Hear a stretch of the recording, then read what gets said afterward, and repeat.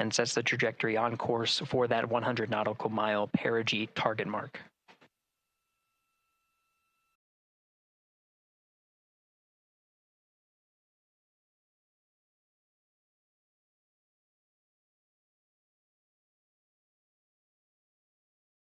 Again, for those sticking with us on NASA Plus and following along on our coverage, we will continue to follow and to cover the mission until,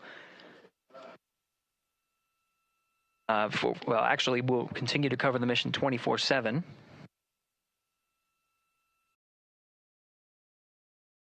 But we'll wrap up our coverage here shortly. And now that solar array wing deployment has occurred on NASA Plus and Amazon Prime. Again, we will continue coverage 24/7 at the NASA YouTube channel. For those that want to see all of the upcoming milestones, there are select times where we will be coming back to NASA Plus and other streaming platforms. You can go to nasa.gov to find the latest on when to find those activities. Given that this is an operational mission, we do want to make sure that we are maintaining transparency in the mission and providing you all the information on what's happening in space as Reed Wiseman, Victor Glover, Christina Cook, and Jeremy Hansen head on their mission around the moon.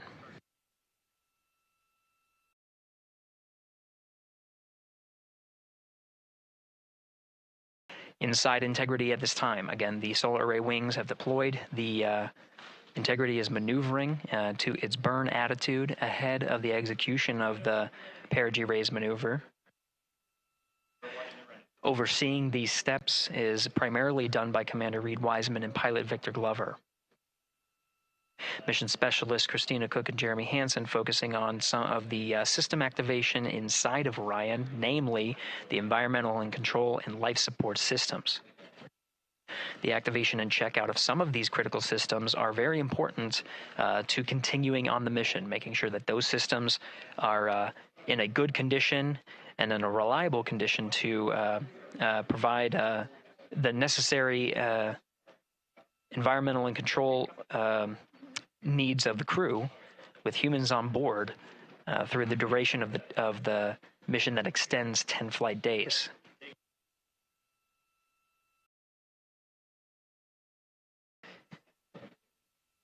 Standing by for an update to the perigee raise maneuver time of ignition. Should be right up to the crew very shortly. Integrity Houston, updated PRM numbers when you're ready to copy. All right, Houston, we are ready to copy. TIG is 2 seconds earlier at 4 minutes 48 seconds. TIGO unchanged at 26 seconds. 49:48, TIGO 26.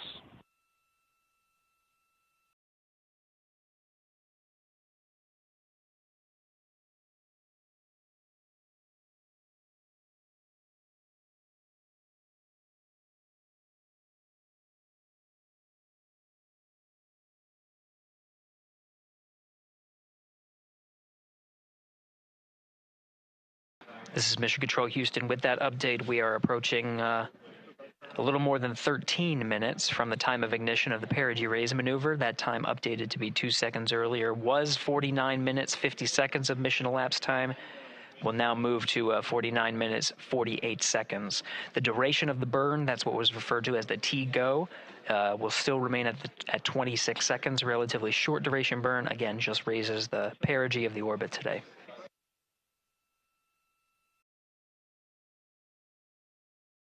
Making sure they hit the mark on that time of ignition is the primary concern of Commander Reed Wiseman and pilot Victor Glover.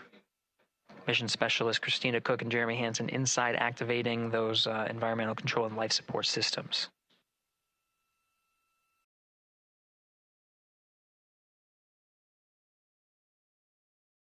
At this time, all 4 crew members are wearing the launch and entry suits.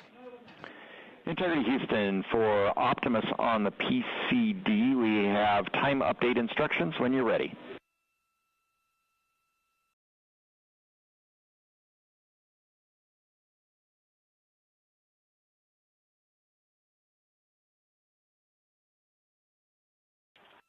And Houston, Integrity, we copy. Hands are pretty busy at this time. I think we will call you back when we're ready for that. All right, that one is not urgent. 2 minutes to maneuver to PRM attitude. We are watching and concurred. 90 seconds-ish, maybe. Pilot Victor Glover confirming that that maneuver less than 2 minutes. Again, that the point of that maneuver is to point the main engine of the ICPS, the RL-10 engine, in the proper orientation to execute that 26-second burn. It needs to point in the correct position to achieve the goal of raising the perigee to 100 nautical miles.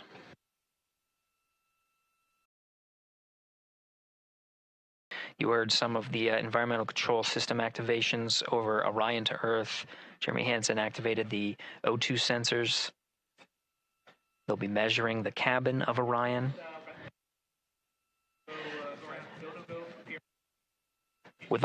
During all of the activations, here on the ground in Mission Control Houston, Flight Director Judd Freeling is doing a poll with all flight controllers in the room to see if we are in a go position to go ahead and execute the perigee raise maneuver.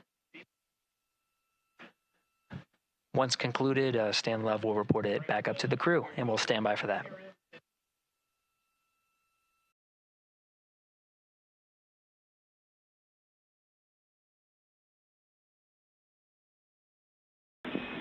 Integrity Houston, MCC polls go for PRM pending attitude and saws.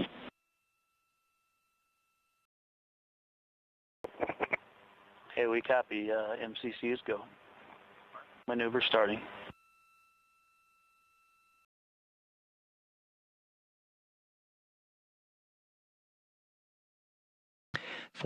Minutes of mission elapsed time. The maneuver to the burn attitude has begun. The maneuver also is paired with reorientation of the solar array wings that have been deployed. They will have various positions throughout the duration of the flight. Of course, solar array is meant to maximize the draw of power from the sun. So when deployed, we're in a biased solar array wing configuration that was called solar normal. This allows for the greatest surface area of the solar array wings to be drawing power and powering up those batteries of Integrity, of which a cross-tie was enabled between the four batteries, the four battery buses that are inside of Orion.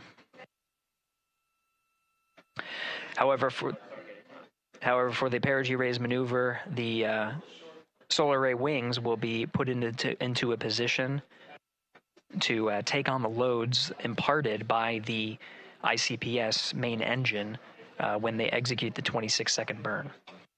You can see in the animation here, the solar array wings are in motion, and the attitude is being reconfigured to point the engine in the correct direction, those solar array wings being pointed forward.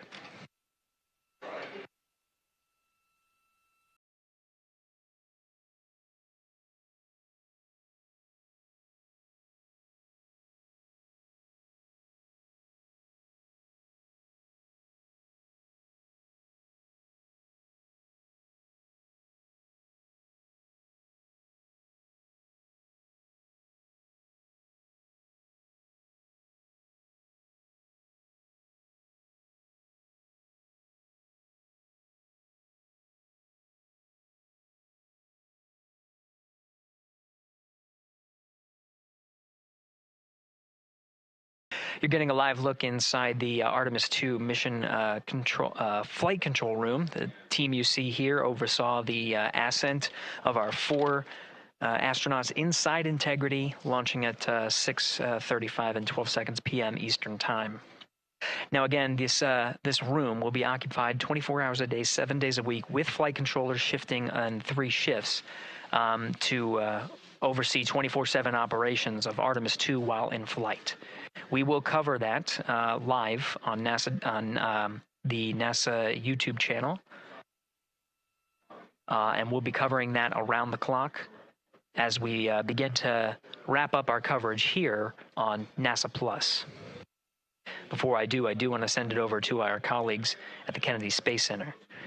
And to my colleagues, it was a pleasure to join the teams at the Kennedy Space Center and be a part of such a historic launch. Here in Houston, again, we're turning our attention to the mission. And for now, we'll say farewell and thank you to our colleagues there for today's launch coverage. We'll see you again soon for Splashdown. This is Mission Control Houston, sending it back over to Megan and Nicole at the host desk. Thank you, Gary. And yes, it was such a pleasure to be a part of this historic mission that started right here at Kennedy Space Center. It was such an amazing sight to be a part of. And now, as Reed Wiseman, Victor Glover, Christina Cook, and Jeremy Hansen begin their journey, we here at the Kennedy Space Center are about to wrap our broadcast. We'll, of course, though, have 24/7 coverage with our colleagues at Johnson Space Center starting as soon as we sign off, so don't worry. You can follow along our 4 astronauts every minute of their nearly 10-day journey to the moon and back. Nicole, I'll definitely be watching it, and I'm sure you will, too. Yes, of course. You know, they just started, right?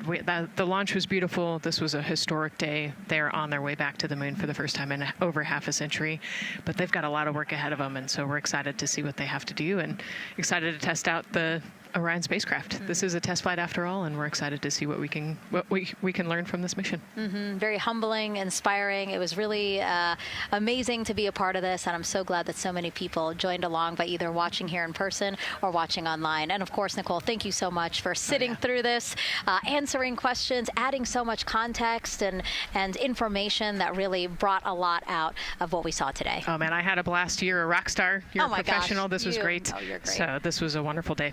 Well, again, thank you so much, and thank you to you for watching at home. You know, tonight we didn't just launch a rocket, we launched the next chapter of human exploration. Our Artemis II crew now on their way back to the moon, and we're taking you with us. So thank you again for watching, and go Artemis II.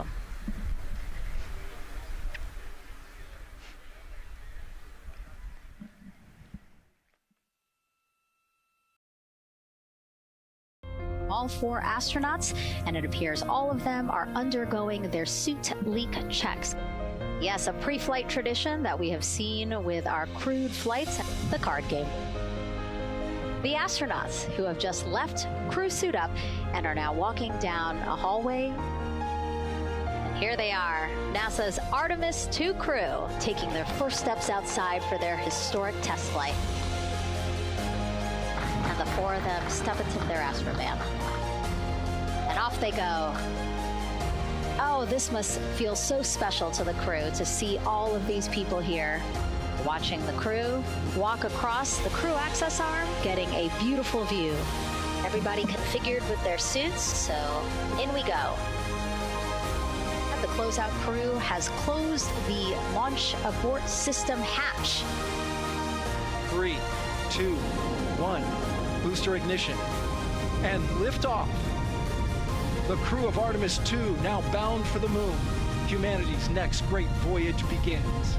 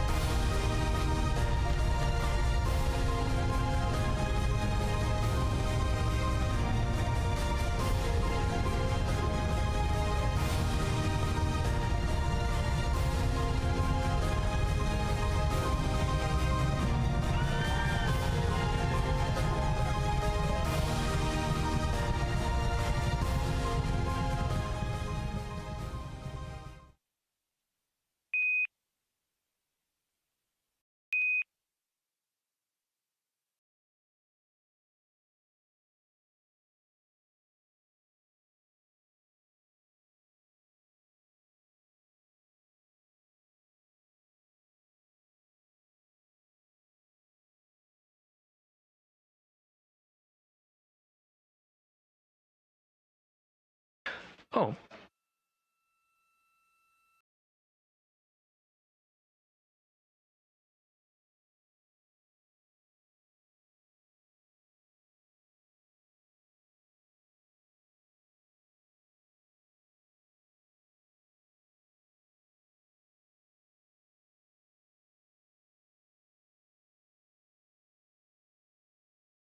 All right, this is Mission Control Houston. Welcome back for our 24/7 coverage of the Artemis II mission.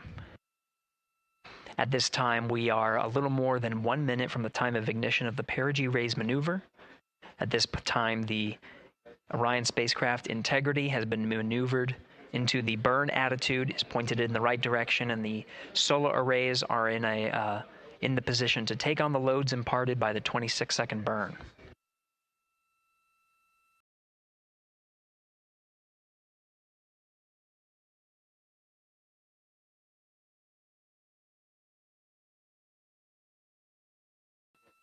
Now at 1 minute to the perigee raise maneuver. The teams here are part of the ascent team of the Artemis II mission. Now getting our first views from one of the solar array wing cameras over the tracking and data relay satellites. We are in a night pass as we are about a little more than 1,300 statute miles above the Earth, just east off the coast of Madagascar. So we have, you can see the Terminator line right just west of the Philippines and the west coast of Australia, where we'll start to get some sunlight again. Now we're just seconds away from the time of ignition. We have ignition.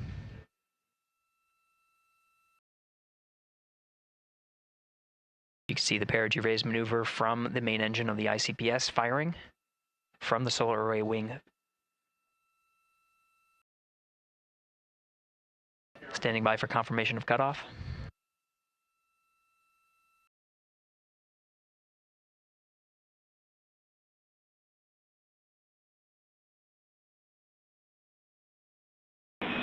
Integrity good, PRM, and 1 minute to Teeter's handover.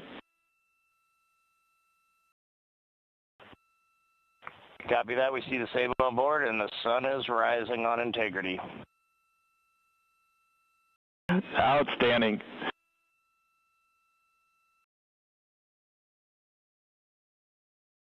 And with that, the first burn of the interim cryogenic propulsion system has been completed and put the crew on the right trajectory to get them to the moon. Houston, there are integrity for toilet setup, step 2.5. Go ahead. Yes, there was not an installed oxon inlet filter, even with empty oxone, in the hose when I opened up the filter.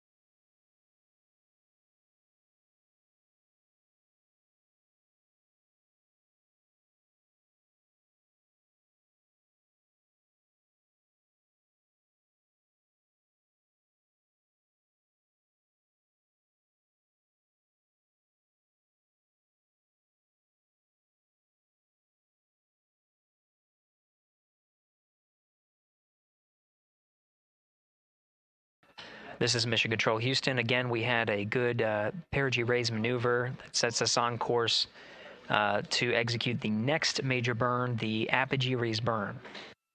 Now, the perigee raise maneuver just adjusts the orbit while we are in low Earth orbit, but the apogee raise burn is quite a significant burn, just shy of 18 minutes long.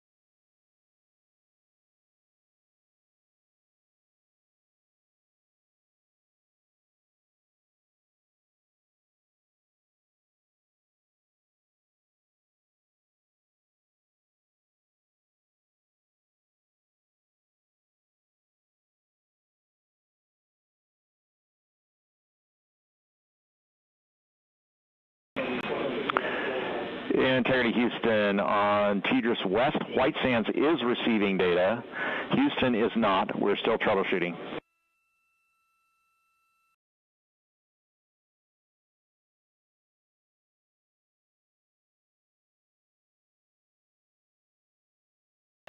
That was Capcom Stan Love, part of the Ascent team here in Mission Control Houston.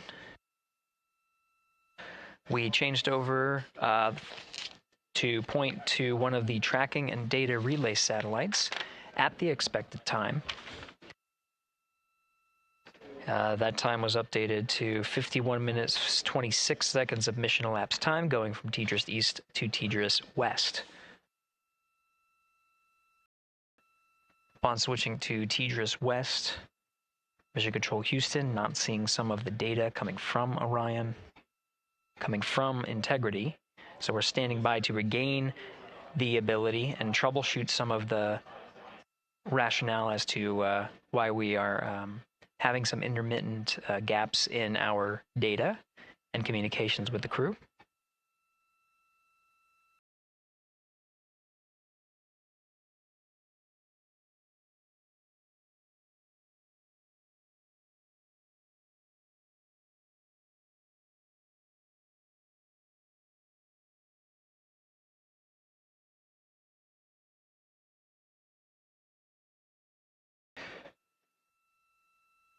Now again, as the teams are troubleshooting. Integrity Houston in the blind.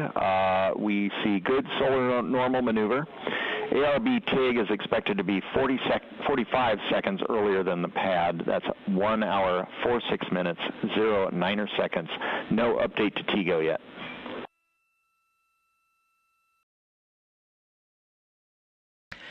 That was Capcom Stan Love here in Mission Control Houston. He used the term "in the blind." That refers to as part of the data that we are not getting from the Tidris West satellite, noting that we understand that we may not be receiving communications from the crew, though they may be able to hear us. So Stan Love reporting what status is known on our end. We do know that from the data we are receiving that the upper stage and Integrity have maneuvered to solar normal, meaning that the orientation, the attitude of the spacecraft is such that the solar rays can draw the maximum amount of power.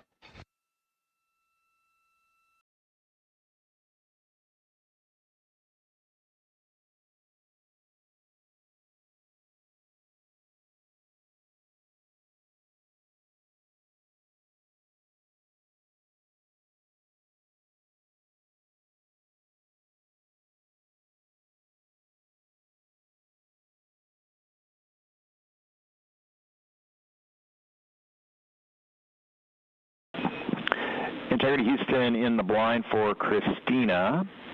Just before the Tidris handover, we heard your report about the lack of an oxone inlet filter. We copy that there is not one installed as expected, but please put in a new one.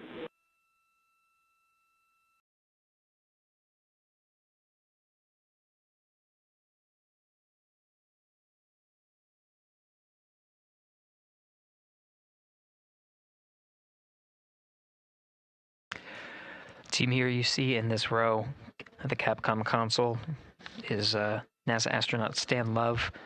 The voice that you're hearing from the teams here in Mission Control Houston up to the crew of Integrity. A Capcom voice that you'll hear throughout the mission as well. Next to Dr. Love, to his right, is Jackie Mahaffey, the Chief Training Officer for the Artemis II crew, and a voice that you'll hear from here in Mission Control Houston. Flight Director Judd Freeling is to Stan Love's left. The Ascent Flight Director and leading the teams through the ascent that happened today. And to the left of Judd Freeling is Flight Director Rick Henfling, part of the entry teams here on console to oversee the ascent portion. He'll be returning to console on Flight Day 9 to prepare for the splashdown on a nominal timeline for flight day 10. Houston in the blind. We're rebooting some ground equipment to try to recover the link. Expect 10 minutes.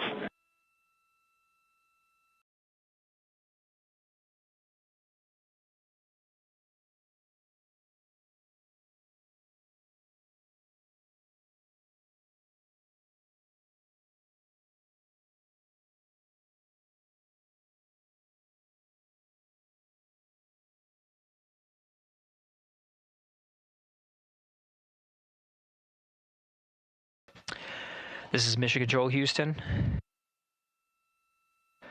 Again, the teams here are troubleshooting the lack of a forward link, the inability to communicate with the crew aboard Orion.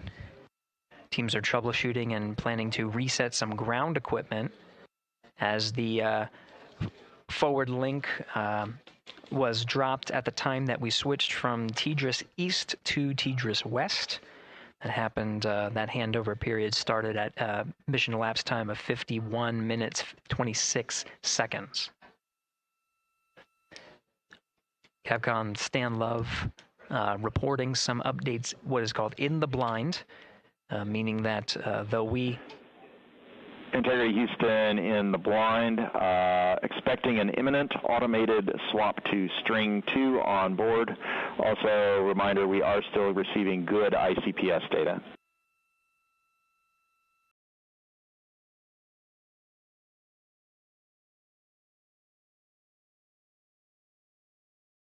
Again, Capcom Stan Love reporting to the crew in the blind, meaning there may be an ability for the crew to hear the calls from the ground.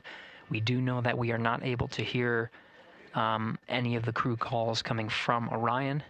We did just confirm that we are receiving data from the upper stage, and that allows us to understand and confirm the attitude and orientation of both spacecraft, knowing that they are at solar normal. And with the reboot, we're starting to get some data here. We'll confirm that the data we are receiving is good.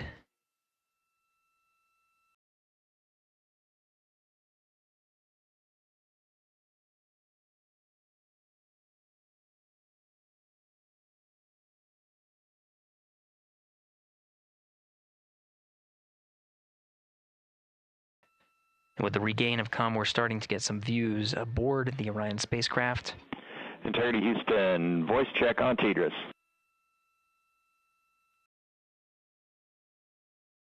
Loud and clear, Stan Hollis. And we now have you the same. Good to hear your voice. And good to hear yours as well. All right, we are still trying to understand whether the automated swap to S-band string 2 recovered comm for us or what was going on the ground.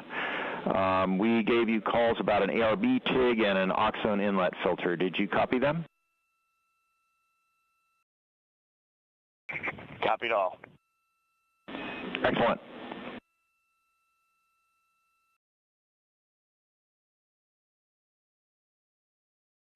This is Mission Control Houston, though the solutions that were applied to regain the communications from Integrity is not known which one worked. We do know that we are receiving data.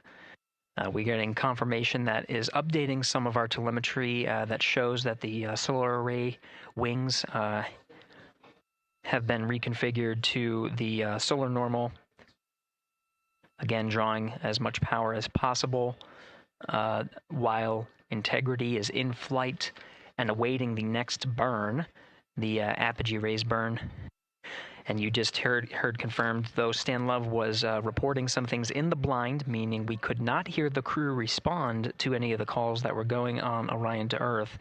We did confirm from Reed Wiseman aboard Integrity that they did hear all of the calls that Capcom Stan Love was reporting. And Integrity for comm, while we are sorting out the earlier comm loss, we plan to remain on S-band string 2. Copy S-band string 2, and quid 19 has been inhibited for right CCD. Copy quid 19.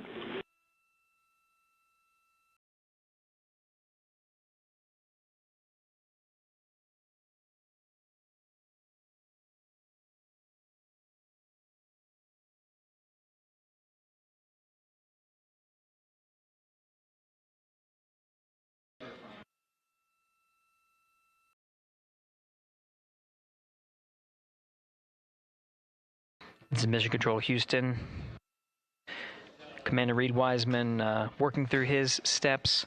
At this time in the timeline, mission specialists Christina Cook and Jeremy Hansen should be closing out some of the procedures that were activating some of the environmental control and life support systems. And again, those steps relayed from Capcom Stan Lev were received by the crew, so they did copy them and address any of the feedback that was provided by Capcom Stan Lev.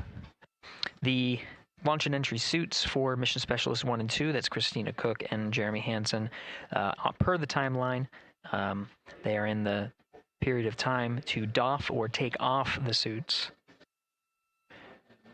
The launch and entry suits for Commander Reed Wiseman and pilot Victor Glover will remain on until after a successful apogee raise burn. Their role is to oversee the successful burn there. In the meantime, they're configuring some of their equipment and configuration that's needed ahead of the day's activities, starting with covering a CCD cursor control device. And they're well on their way to a nominal timeline, of course, addressing the communication link by resetting some ground equipment and changing the string of communications, which addressed the issue, and now we're getting full data from the ICPS as well as the Orion spacecraft.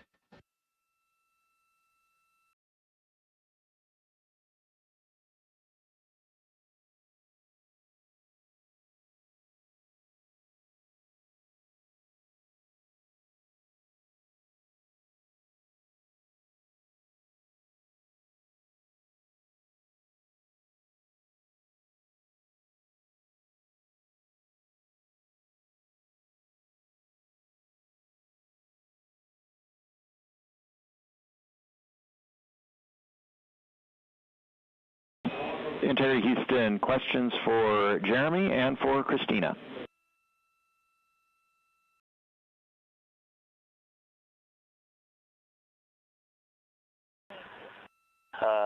Stan, can you power on the toilet, and then we'll stand by for your words for Jeremy and Christina.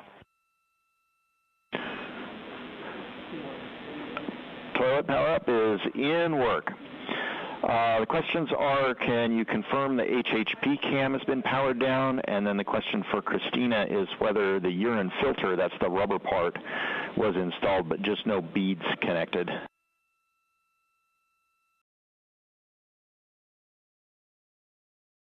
And that's affirmative. The filter was installed, no beads. Thank you. And Stan, we are wrapping up PWD right now. Jeremy will get the HHB cameras after that. There was a tremendous amount of back pressure on all those settings, so it's taken a little bit of all the connectors, so it's taken a little bit of time. Copy. Thank you.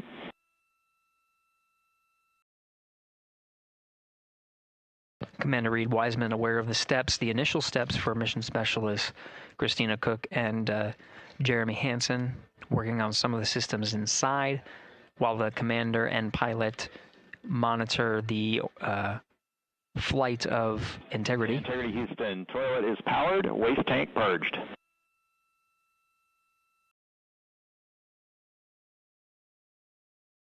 We copy that, Stan. Thank you.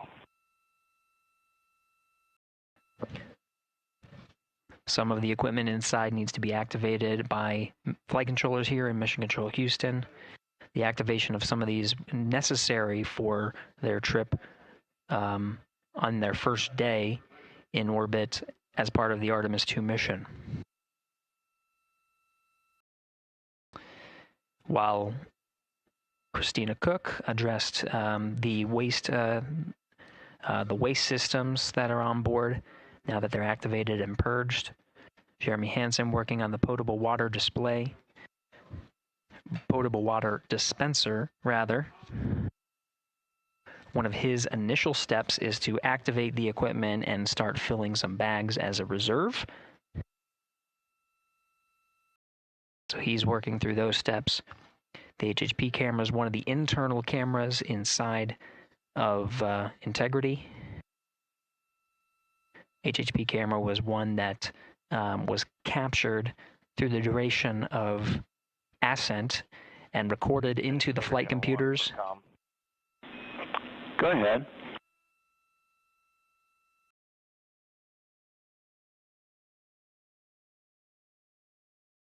Yeah, doubt it helps you at all, Stan. But that whole time that you all had, it seemed like you had a good forward link. We just had no return. We saw a good frame lock, and everything looked good. The only thing we did not have was a good ping. I don't know if that helps you. That helps a lot, Reed. Thank you for that report.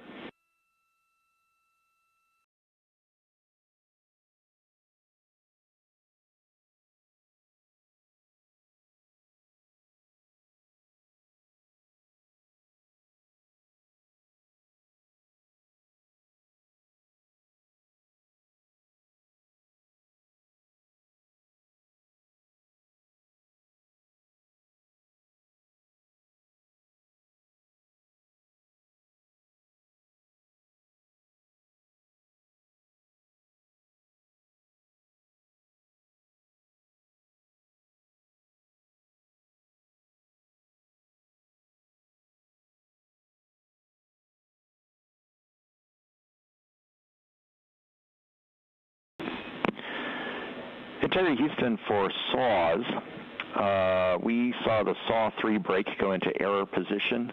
We're confident it engaged, but we saw more motion than we expected during the burn. We are cycling the brake on that SAW.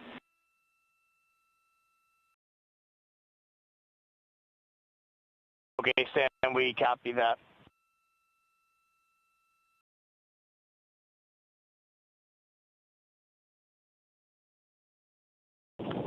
HHP cameras are off, PUP 1 switches are off, Stan.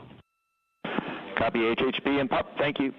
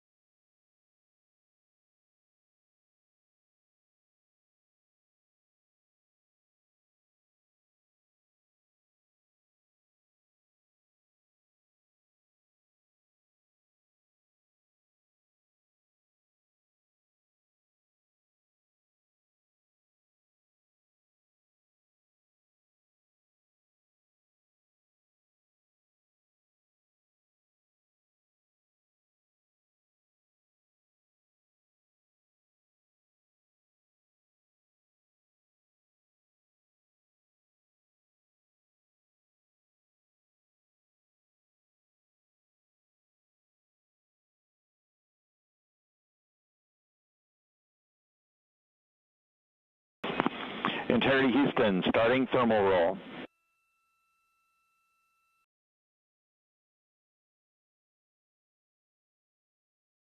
Houston, integrity on toilet, step 6.7.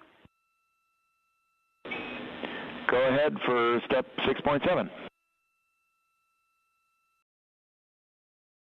Yes, during 6.7, about 20 seconds after starting the water into the funnel, after a nominal startup, the toilet shut down on its own, and I have a blinking amber fault light. Copy, talking about it.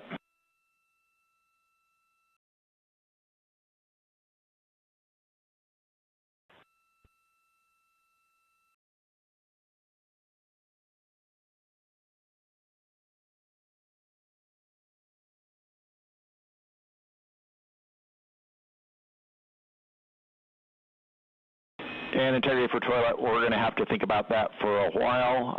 In the meantime, CCUs are available in Alpha 2.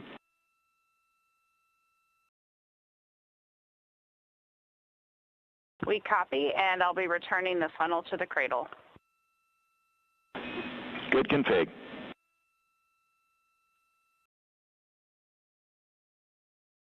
This is Mission Control Houston, a readback of some of the communications that occurred on Orion to Earth. We're now at 1 hour, 17 minutes of mission elapsed time. We got confirmation that the upper stage and Integrity began a thermal roll. They are on the illuminated side of the Earth right now at an altitude of just a little more than 1,000 statute miles. The thermal roll allows for even distribution of heating from the sun at that altitude. Distributes it a little more evenly ahead of the apogee rays burn. In the meantime, Mission Specialist Christina Cook working on the activation of some environmental control life support systems and waste management systems. Currently, as teams on the ground analyze some troubleshooting of the activation steps that she was going through, she'll gather some of the backup waste management capabilities that they have aboard Integrity, just as a precaution while the teams assess how to address what was reported down from Mission Specialist Christina Cook on the fault light.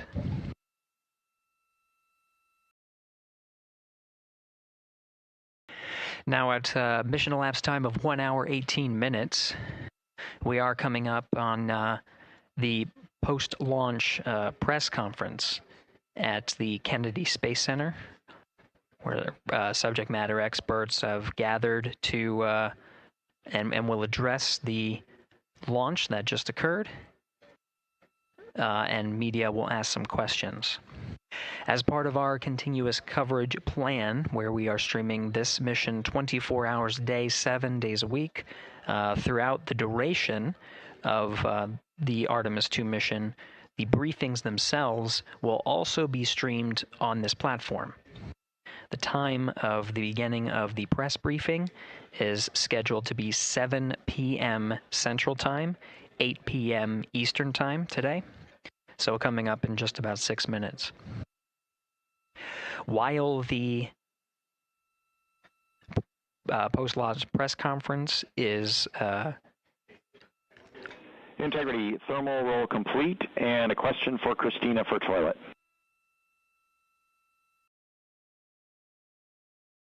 All right, Stan, just give us a minute, and the view of Australia was epic just now. It's amazing to be at this altitude, and Christina's working hard. Roger.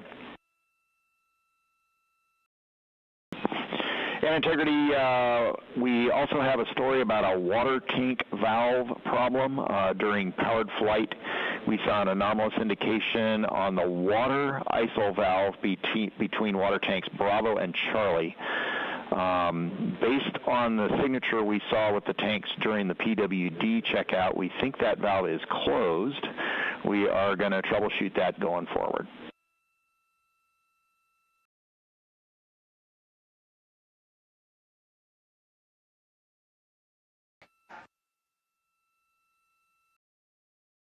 Quick recap, the thermal roll is complete, distributing. Dan, when you got Equus.N2H2O up, give me a call. I'm looking at it. Tab stop 17, we show that valve closed, if that helps you. That is also what we see, and that's exactly the valve we're looking at. Related to that, question for Jeremy. For the PWD checkout, did you check out the primary first or the secondary first?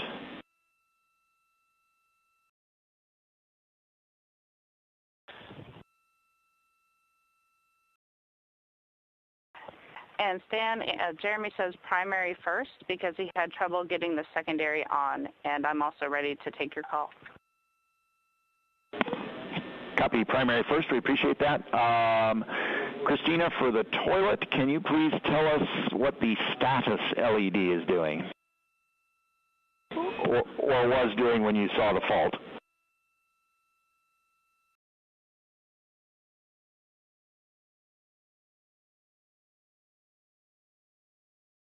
It had been on per normal, and there was good suction, and then it turned off when the fault started blinking.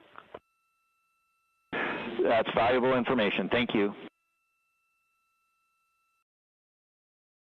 Teams on the ground continuing to troubleshoot the waste management systems aboard Integrity.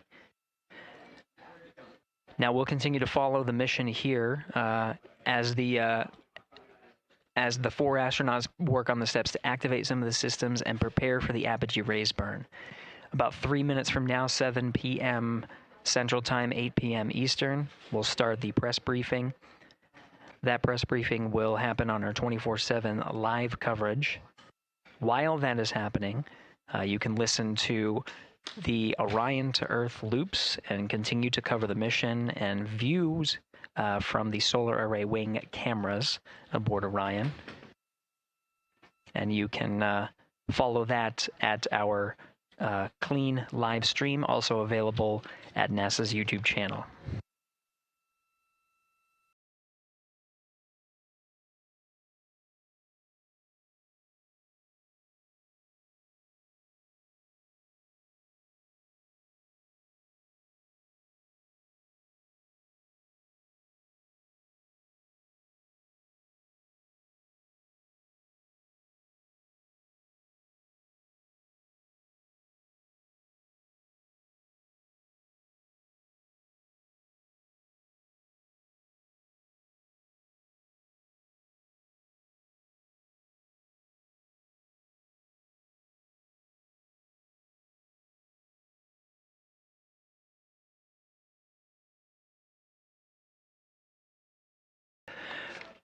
This is Mission Control Houston, passing 1 hour and 23 minutes of mission elapsed time into the Artemis II mission. The Integrity crew, about 800 statute miles over the Earth, currently passing over Australia. Commander Reed Wiseman confirmed that pass over Australia, they were able to peek out the windows and see that view from an altitude that is higher than any of them are used to. Jeremy. Integrity Houston for GNC, we are taking channel 1 to unfiltered and BFS. Also for the solar array indication we saw earlier, we think that when the brake originally set, it was like on a tooth, and that when the engine lit for PRM, it slipped one tooth. That brake is now showing nominally.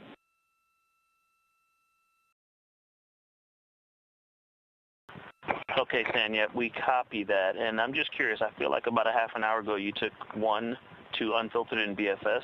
Is this nominal or did something happen? Victor, this is nominal. Okay, thanks. Copy.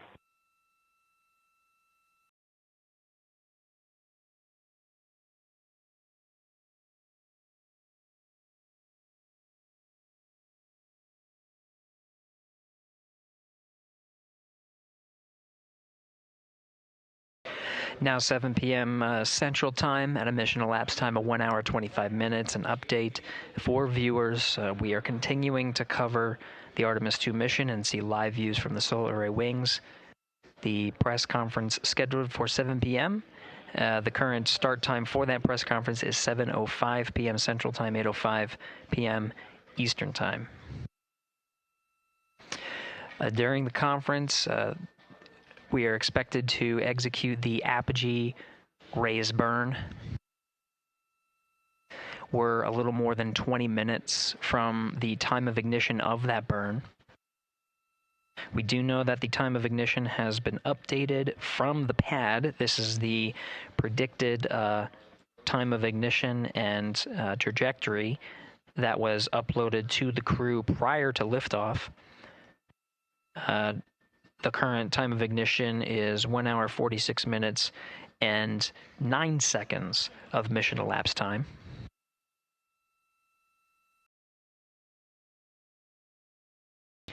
The duration of the burn at the pad was 17 minutes 52 seconds. Ahead of the execution of the burn, any changes in that duration will be reported to the crew and uploaded to ensure that the apogee raise burn goes as expected and puts them on the predicted trajectory. That trajectory being 43,730 miles by 0 statute mile orbit. This high Earth orbit will take the crew of Integrity past the tracking and data relay satellites that are positioned about 23,000 miles away from the Earth. Again, they're currently on TDRS West. And they will transition to the Deep Space Network. The apogee raise burn time of ignition again at 1 hour 46 minutes and 9 seconds of mission elapsed time. That is expected and will occur during the post-launch press briefing. So as part of our 24/7 coverage, the briefing itself will overlap with that particular milestone. To follow along on our 24/7 coverage, we won't necessarily stop our coverage. The clean Orion to Earth loops will be available on our clean feed. That will show a view similar to what you're seeing now. This is a view from the solar array wings, and you'll also hear the communications between Capcom's Stan Love here and the crew aboard Integrity, and you can listen as they confirm the execution of the burn and any changes of the burn. When we come back from the press conference, expected about around 8:05 p.m. Central Time, 9:05 p.m. Eastern, we'll go ahead and recap any of the milestones that occurred while we transitioned to the press briefing to answer the questions that come from the press, and continue along on our 24/7 coverage.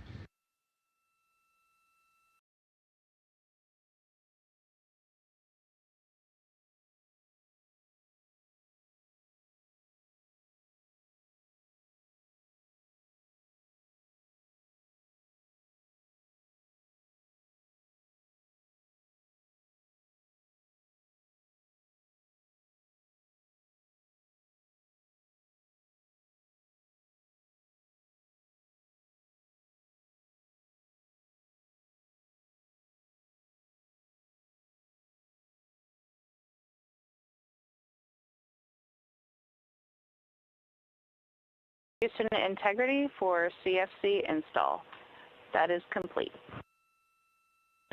Copy CFC, thank you.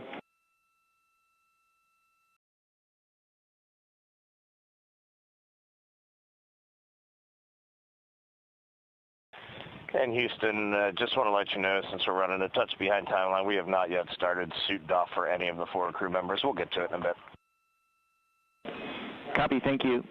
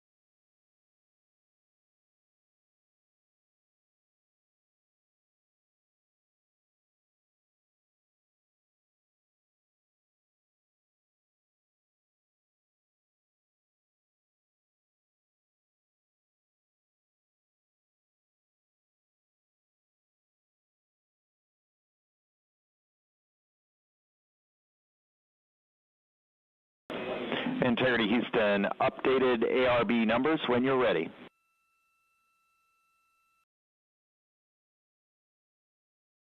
Stan, we are ready. And sorry, false alarm. Still integrating on the ground. We'll be back with you shortly.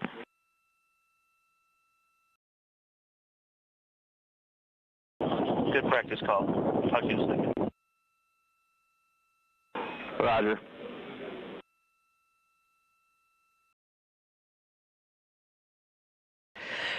This is Mission Control Houston. For those still with us, the press briefing that was scheduled to begin at 7:05 will begin shortly. They're just getting set up, and just stay tuned until we are able to transition to beginning. Activity on Jeremy's timeline is complete. To the beginning of the press briefing. Copy docking camera. Thank you. Teams on the ground are analyzing the time of ignition and what's called T-GO, the duration of the burn. At the time ahead of liftoff, the duration of the burn was 17 minutes 52 seconds. There might be some changes. The flight dynamics officer and his support in the back rooms are analyzing to make sure that what they are about to report to the crew is rock solid.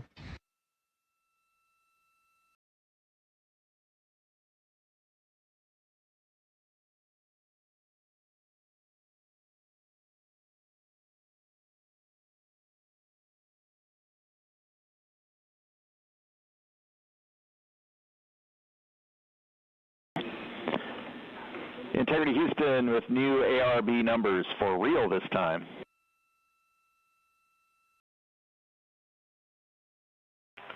Okay, Stan, we're listening. Go ahead. ARB TIG, 1 hour, 46 minutes, 07 seconds. TGO is 18 minutes, 06 seconds.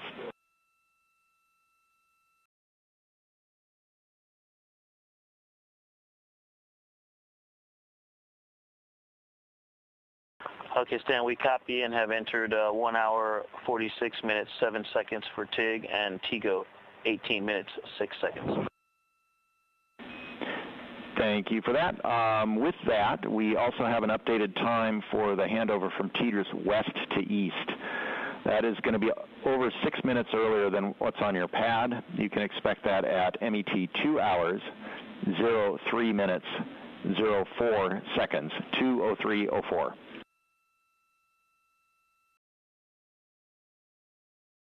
2, 3, 4. For handover west to east. Thanks, Dan. You're welcome.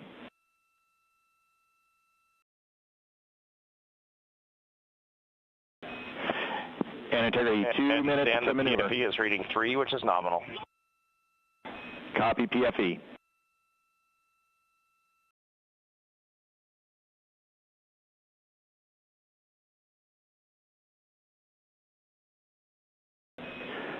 And Integrity, we are ready for the Eclipse power down per your execute note.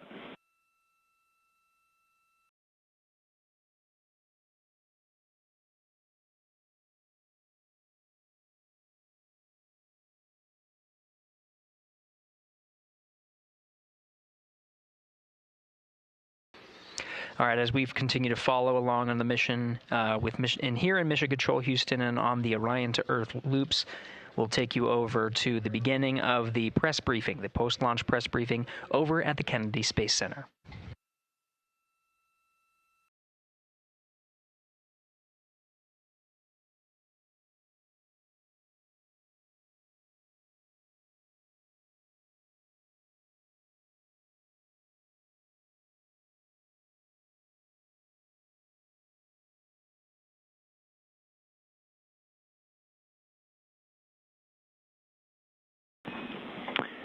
Integrity, MCC polls go for ARB pending attitude and saws. Integrity.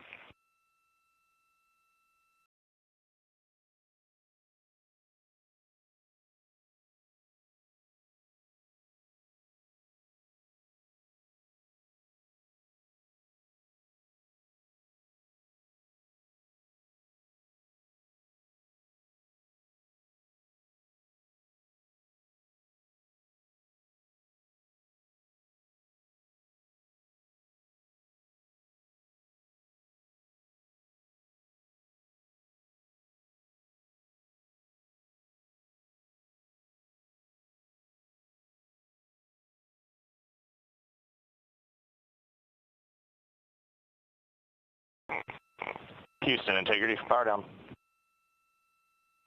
Go ahead.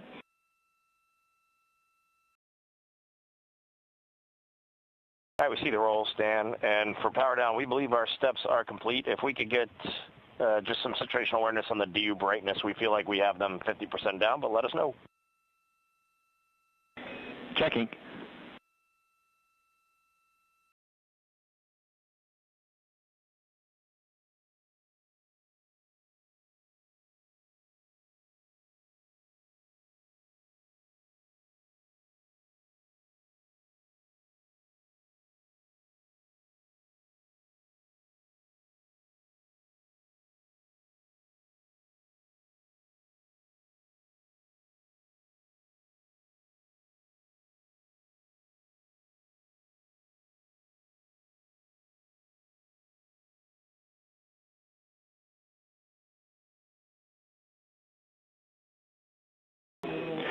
Integrity, we see DU3 right at center. We see DUs 1 and 2, a couple of clicks above center. We're checking power draw now.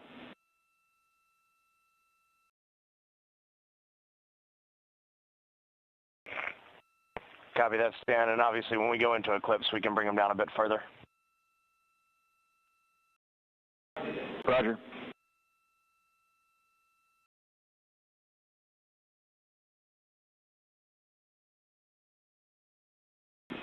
And Reed, when we get into eclipse, we would like those extra clicks on DUs 1 and 2.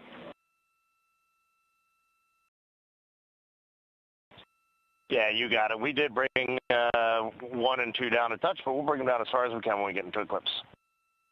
That's perfect. Thank you.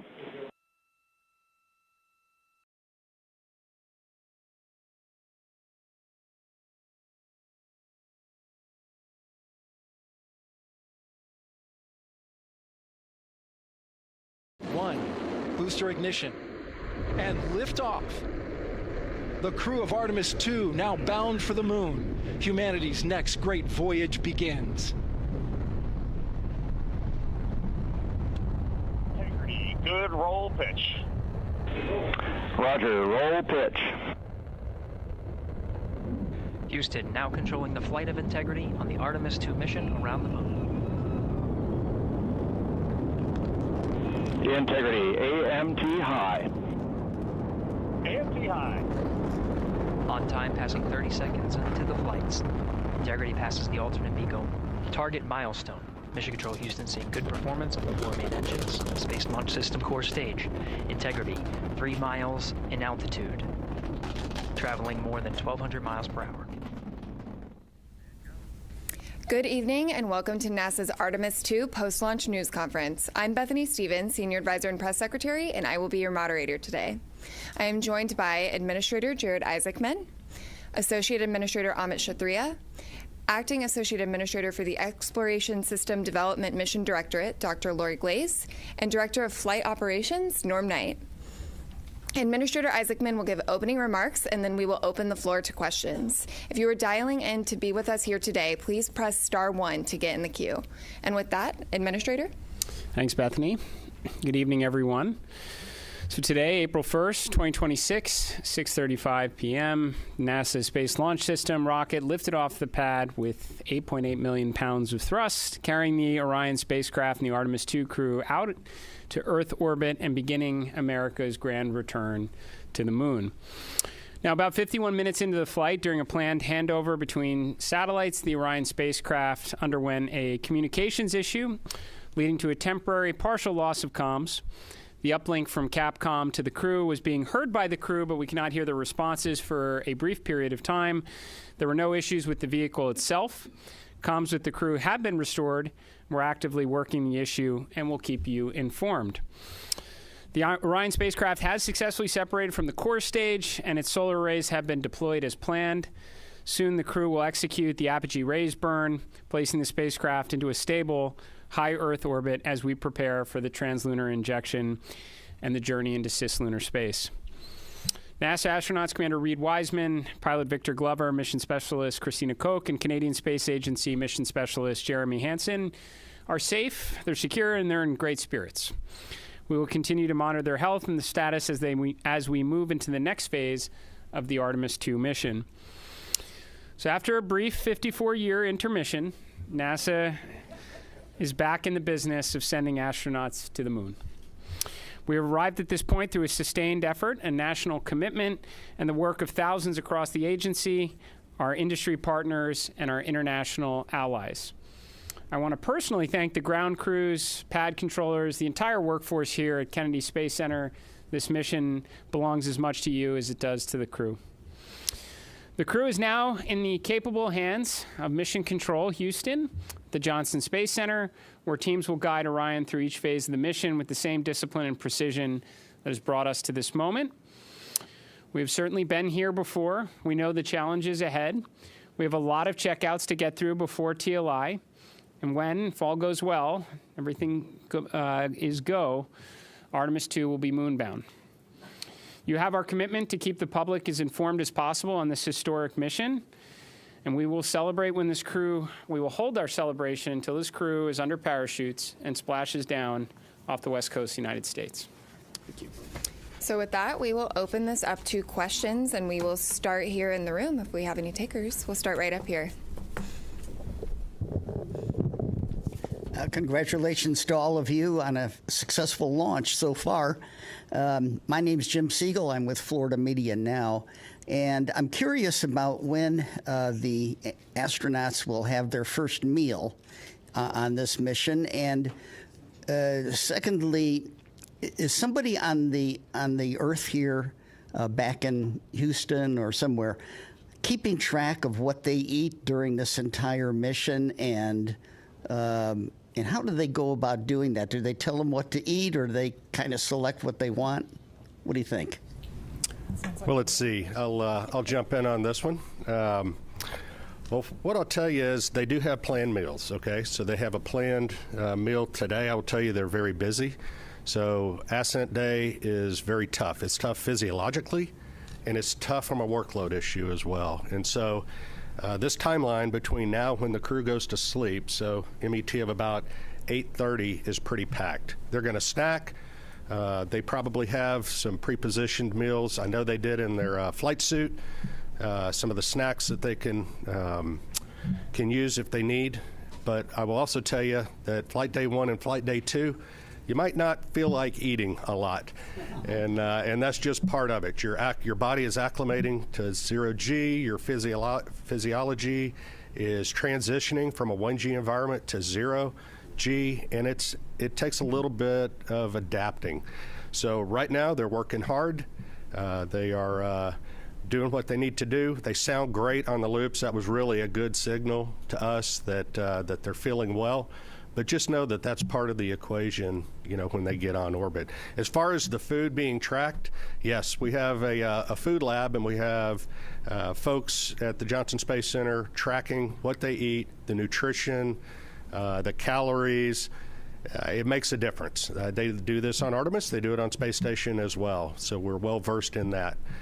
We want to make sure that they're healthy, and we also want to make sure we know what they're doing, what they're eating, so we can also track that and make sure that they don't need any supplements or anything additional.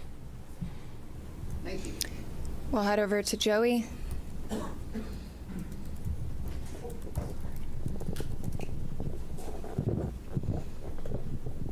Thanks, guys, and congrats on a clean launch so far. Jared, or whoever wants to answer, how were you able to resolve the communications issue, and do you have any guesses as to what might have caused that? And was there any part of the mission so far that appeared off nominal, or is everything looking good? Just curious to hear how things are going on that. Thanks. Well, on the comms issue, and I don't know, there may be someone here that has a little more detail than I do of having to run around quite a bit, but I think they're still looking into trying to really understand exactly what was going on there. But it's restored, which is important. I think it just... It was during handover to Tedros West. Sometimes that's squirrely ground configuration. You gotta get that right. So hopefully that's what it is. But we'll chase it down. But they were able to recover. They had intermittent forward and return links, so the burns that they needed on board it was never an issue. It was unusual for it to be dropped out for a couple minutes. So that's what we're telling you. We had a controller issue with the toilet when they spun it up, so we got to work through that. That's going to take maybe a few hours to troubleshoot. So there was also a water tank valve. There's 4 water tanks on Orion. There's a crossover valve that connects the 2 gangs of tanks. It's supposed to be open to ensure maximum flow. It was closed during ascent. You know, when you shake the thing, things like that happen. So they're going to reset the valve. And then they had a recurrence of on Artemis 1, we had a latching current limiter failure on a piece of electronics, a transient failure when it gets exposed to radiation. They took 1 hit of those. We took about 24, 25 of those during Artemis 1. Again, normal, the onboard fault detection cleans that up, but we're just getting started, Joey. Clear, right? This is a flight test, and a lot of what we're doing here is exactly this, trying to test out all of the things that require the crew interaction, right? And so we anticipate to have a lot of these. Well, that's what we're here for, work through them. Sawyer. Importantly, apogee rays burn. We're go. So they're going to stay in space. Sawyer. Thank you, Sawyer Rosenstein, NSF. I noticed that the slide wire baskets happened to deploy during launch. Was that something that was expected? And can you give any initial reports, at least what you've seen from the cameras, of how the mobile launcher is doing, given the hope to be able to quickly turn it around? Yeah, you have something on the baskets. I can talk about the turnaround. The baskets they're supposed to get out of the way. That's part of the plan. So otherwise they take plume loads, and we don't like that. So I can tell you on the mobile launcher, our team has already been looking at a lot of the imagery that we have that was taken both during and after and assessing that, trying to get the condition. We've got teams, I believe, going out there. They might already be out on their way to take a real look. Some of the good things that we've seen relative to Artemis 1, one of the issues we had was that the water that was supposed to be spraying down the launch pad, so that there were some issues there that didn't happen. We saw a lot of corrosion. The water was working, so things were getting washed down. We're still also going to remove some of the parts so that we can do some of that cleaning to make sure we don't have those corrosion issues. We haven't seen evidence of things like after Artemis 1, like the elevator doors were blown off. We haven't seen that. So we're optimistic, but we got to get out to the pad. We got to look.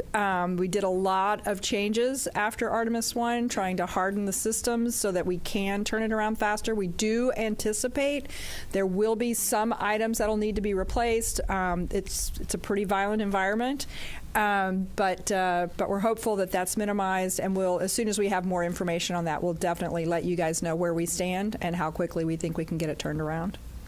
Thanks. Lauren.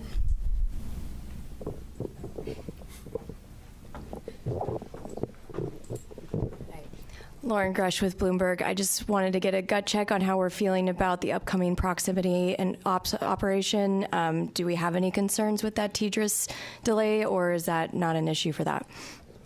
I would say right now we're on for the proximity operations demo. Haven't heard anything that's keeping us from that, Norm? No. On track, ready to go. Victor Glover's going to be flying it. Reed's going to be working the procedure with him. And cross-checking, and Jeremy and Christina are going to be looking out the windows, also spotting, cross-checking, using cameras and imagery, and it should be beautiful, so we can't wait. We'll go right over here. Yes, Bert Dicht from Ad Astra Magazine, National Space Society. Just wondering if the astronauts reported what the ride was like to orbit. I know with the space shuttle, it was a pretty rough ride until there was SRB SEP. Was this similar? Have you heard? I have not heard a report yet. I know we will get a report. Again, yes. when MECO happened, immediately they were getting prepped to do their perigee raise maneuver. That's critical. Otherwise, they come back to Earth, which we don't want them to. So they got that. They are working to get their spacesuits off. They just got the ARB burn, which was very important. So now they're working to get their suits off. So they are very busy. Now, later today, I anticipate they will call down and give us a full brief as to, how the Proxox demo went, how the ride uphill went, and I personally can't wait to hear the comparison between this massive rocket and the shuttle. Sounds great. Thank you. Micah.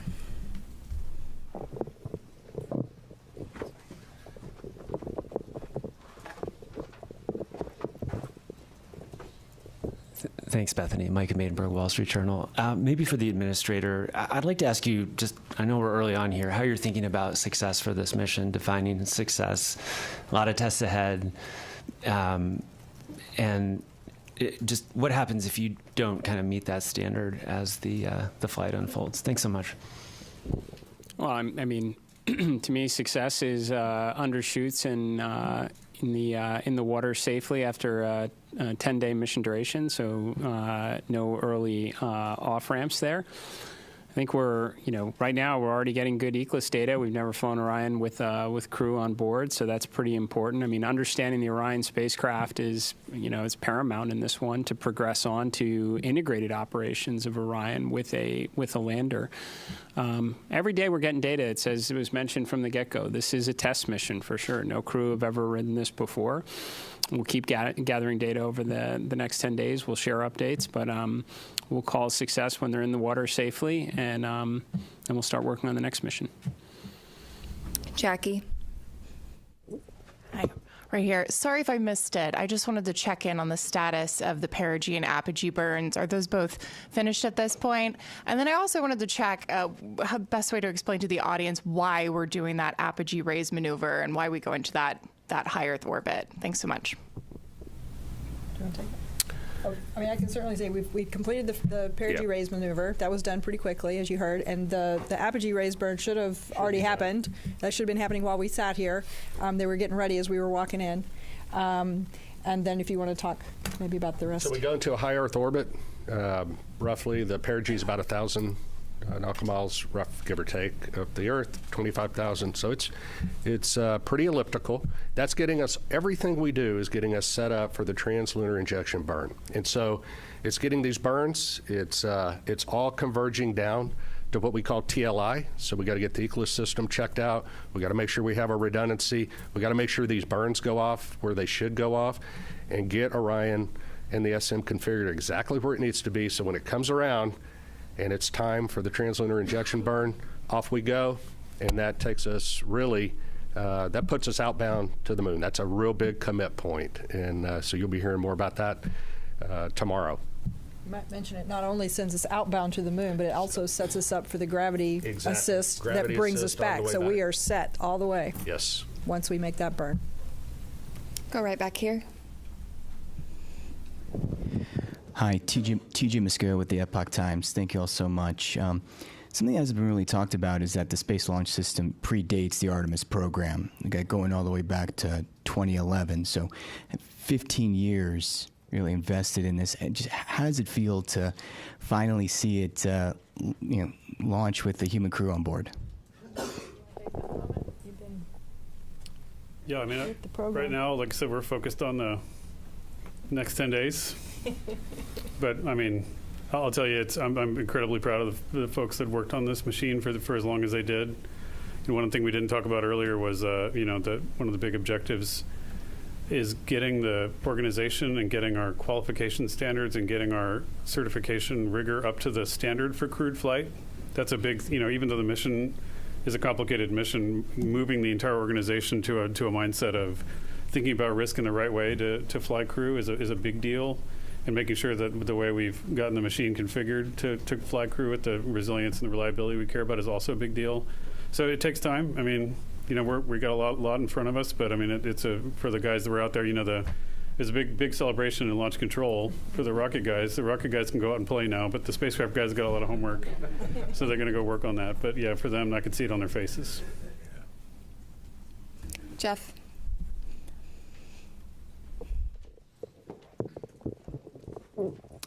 Jeff Faust of Space News.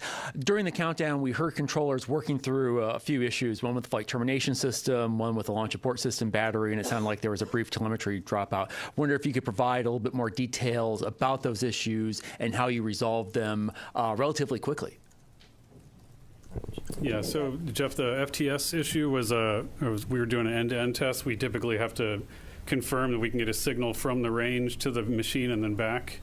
We weren't able to close that entire end-to-end loop.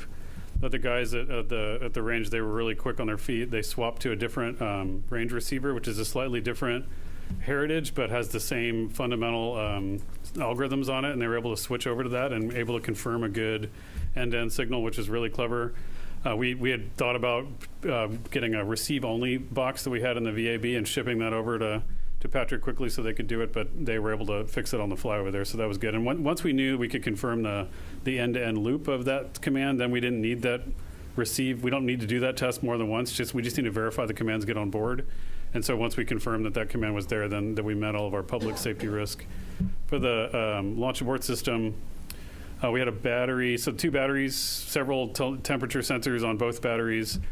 We had one poke out of family. We want to make sure all of them are tracking within certain limits, but we could confirm, given the locations of the temperature sensors, where they are on the battery itself, that the reading was instrumentation, because there wasn't a credible physics-based explanation for why that sensor would be that far high. It was an order of magnitude off scale high from the rest, and so we were able to quickly vote that sensor out.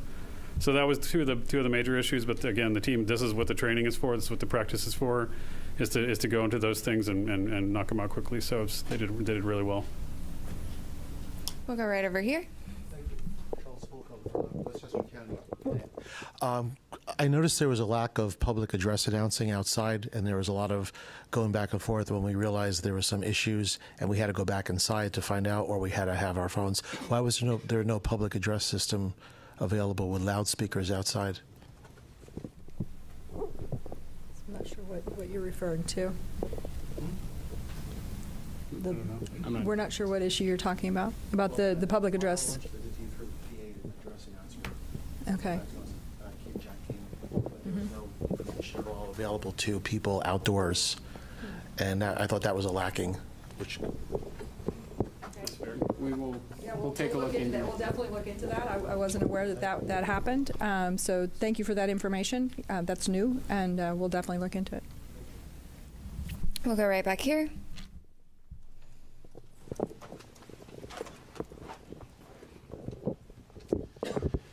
Thomas Moore, Sky News. Administrator Isaacman, as a fellow astronaut, what were your feelings watching your crew rising above Pad 39B? And do you feel that extra sense of responsibility for the crew as they head further into space?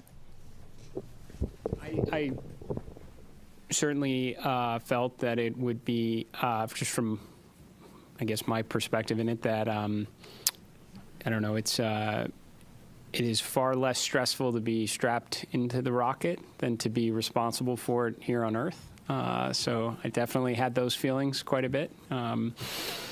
But, you derive a lot of confidence from the process that leads up to this moment. I mean, literally the army of people that came together across NASA, all our contractors, all our partners to prepare for this, every step that leads up to it. This is what I, was really honestly going through my mind through it, is all the testing that goes into it, the integrated testing, the flight readiness review, everything that goes into a flight readiness review. Not to mention you have a truly exceptional crew up there that have been training for years on this. That gives you the confidence to undertake this mission, especially knowing the implications that it is part of a much bigger program. This is America and our partners' return to the moon, and we're trying to do it this time to stay. So, incredibly important mission. Certainly felt the pressure of it, but it was relieved, based on the confidence we have in the team here at NASA and everyone who contributes to it.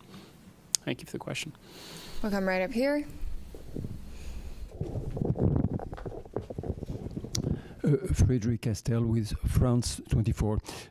First, of course, congratulations to NASA for the grand return to the moon. Mr. Administrator, I have this question that they ask me constantly in Europe and in the States.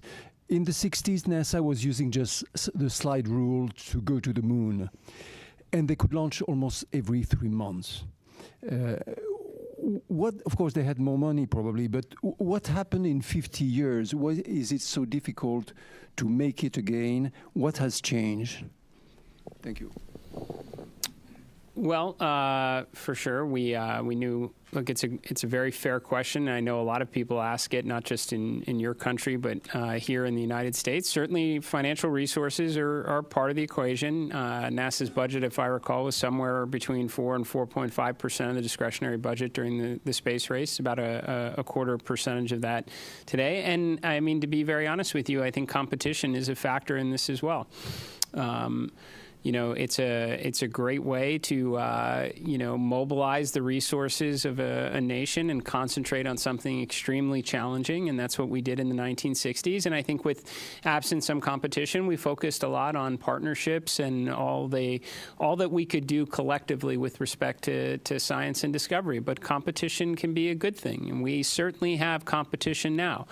I think that's why you're seeing us start to concentrate our resources back to the objective, and do it with a great coalition across the NASA workforce, our contractors, all our partners that have come together, our stakeholders in Congress and the administration who came here to witness this launch, is because they know we have competition, and this one's going to be close. And I think as a result, you're going to see a lot more progress, more so than you have in the, since when this was originally conceived under Constellation. We're going to get back into the business of launching rockets on a regular cadence, and we're going to bring the world along with us. So.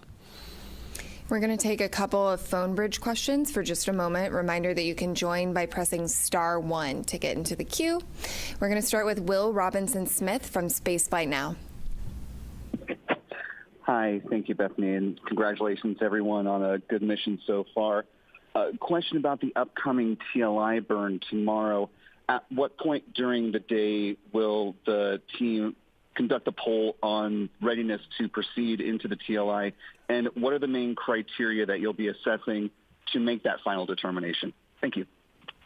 Okay, well, the TLI burn actually happens about the time that launch happens, so it's one day into the mission. So tomorrow, Eastern time, would be about 6:35-ish.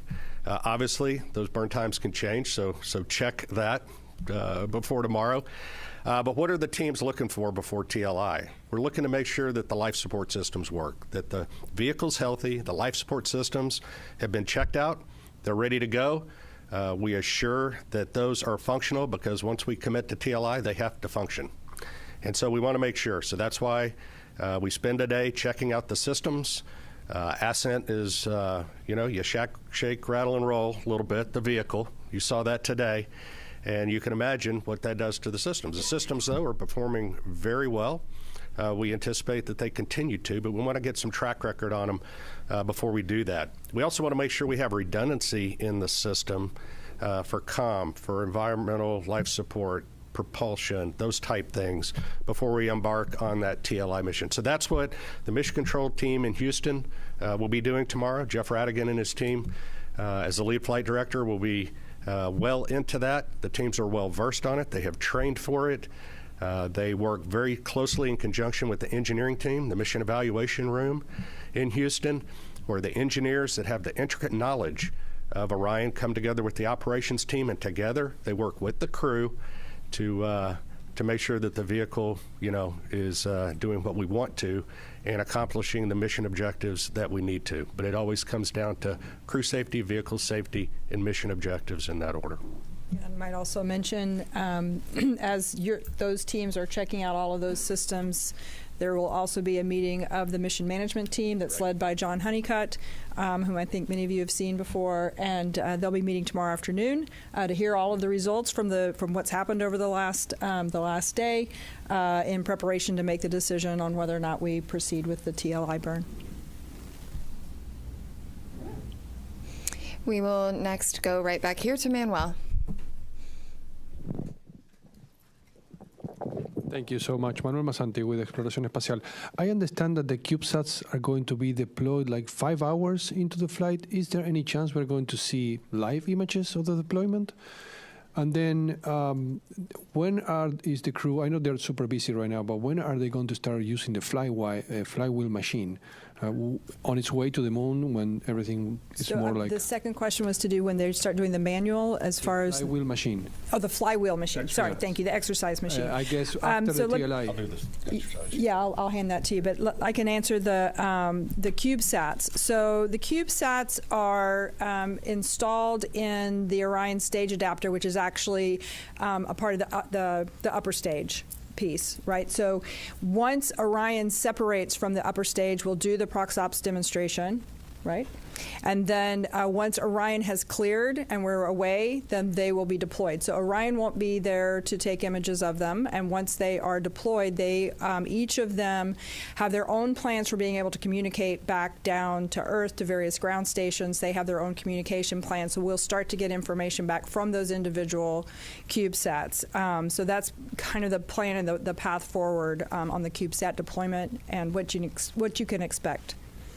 We're going to take one more question from the phone bridge from Christopher Mick of the Hudson Star Observer. Thank you very much. Congratulations to all the teams thus far. I had a question from an earlier media availability with Jeremy Hansen. He made mention of if the mission launched on April 1st, they would be experiencing a lunar eclipse. And I just want to follow up on that, if that's where that would be happening in the mission timeline, and if there would be any video perchance of that happening, or is that just going to be on the astronauts' photography at the time? So you may have to answer the question on whether or not there'll be the availability of the what kind of real time. I'm not sure what we'll have there, but the crew will get to observe the eclipse. This is pretty unique. It's kind of interesting. It actually doesn't happen when they're out of comm, so they will be having communication during that eclipse time. But during the eclipse, the moon will be blocking the sun. They will be able to see the sun's corona, which is kind of cool. So they've been having a lot of science lessons over the last couple of days to learn about that and the eventuality that we actually launched today. So they're prepared to make those solar observations. It'll be a pretty cool and unique opportunity. I'm sure we'll get some images down at some point. I just don't know if they'll be live. Tarek. Thank you very much. Tarek Malik with Space.com for the administrator. There have been a lot of comparisons of Artemis 2 to Apollo 8, a pioneering mission, daring, that sent astronauts on an untested crewed vehicle around the moon. And I'm very curious, given last week's ignition event and how that really laid out an audacious and ambitious plan to really explore the moon in a stepping stone approach way, where you see Artemis 2 in that plan, and basically the importance of riding on this mission before you can make that next step for next year. So, I mean, no matter, I guess, how you slice it, it's the opening act for sure. I think there are areas where we're clearly combining, Apollo 7, Apollo 8 into a single mission. Which we should be able to do. There has been, to your question earlier, there's been substantial progress, over the last half century. We have tools. We've certainly been there before, so I would expect us to be able to get some, mission efficiencies through. But I would say that what we learn from this, for sure, will inform how we think about Artemis 3. Now, there's certainly big picture objectives in that. We'd like to get the lander together. We'd like to test that out in Earth orbit before we go to the moon with it. But if there are things that we don't see, maybe it is comm-related issues, then we're going to try and fix those. And then we're going to want to validate that on the next mission as well. So, and that should be the idea, right, as we progress forward. I suspect when Artemis 3 comes around, we're going to learn a lot about the integrated operations that we'll want to validate and ensure is rolled into the subsequent missions. But yes, this should be a philosophy that we take across all of the grand efforts that we are pursuing right now, to not necessarily jump to the ultimate desired state, but to build up to it. I'm going to jump right up here.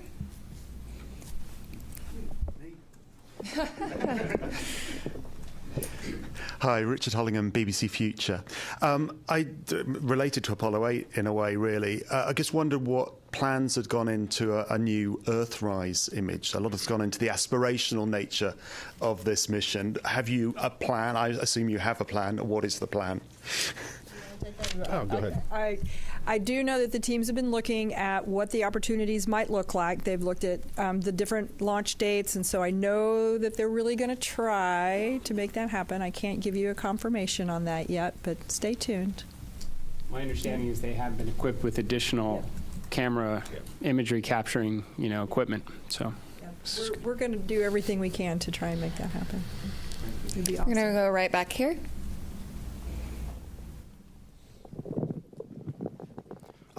Thank you. I'm from a Japanese news agency, Kyodo News. My question is to the administrator. The United States and China are competing over moon development. What significance does today's launch have for the U.S. and NASA? Thank you.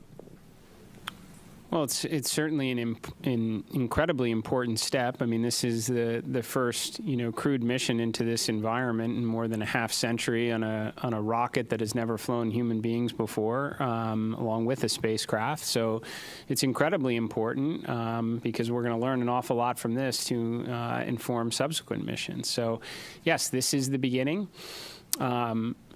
I can tell you, having had an opportunity to speak with the Artemis II crew after the State of the Union address, we talked a lot about what we wound up sharing with the world at the Ignition event about adding additional missions, accelerating production, building out a moon base.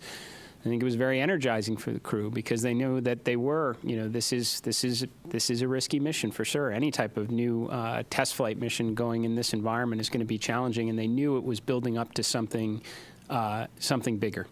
And I think that it was very helpful for them in that regard. So, and certainly it was very helpful for me to hear their feedback as well. I would suspect a point or two wound up in the Ignition event from them. So,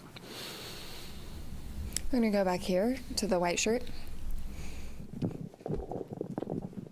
Thanks, Denise Chow with NBC News. I think for Lori or Norm, I'm curious what you anticipate could be some of the biggest challenges over the next few days, whether that's from a spacecraft or system standpoint or crew workload. I'll jump in. Flight day 1 from a crew workload is pretty tough. Between now and TLI, we're working the crew really hard.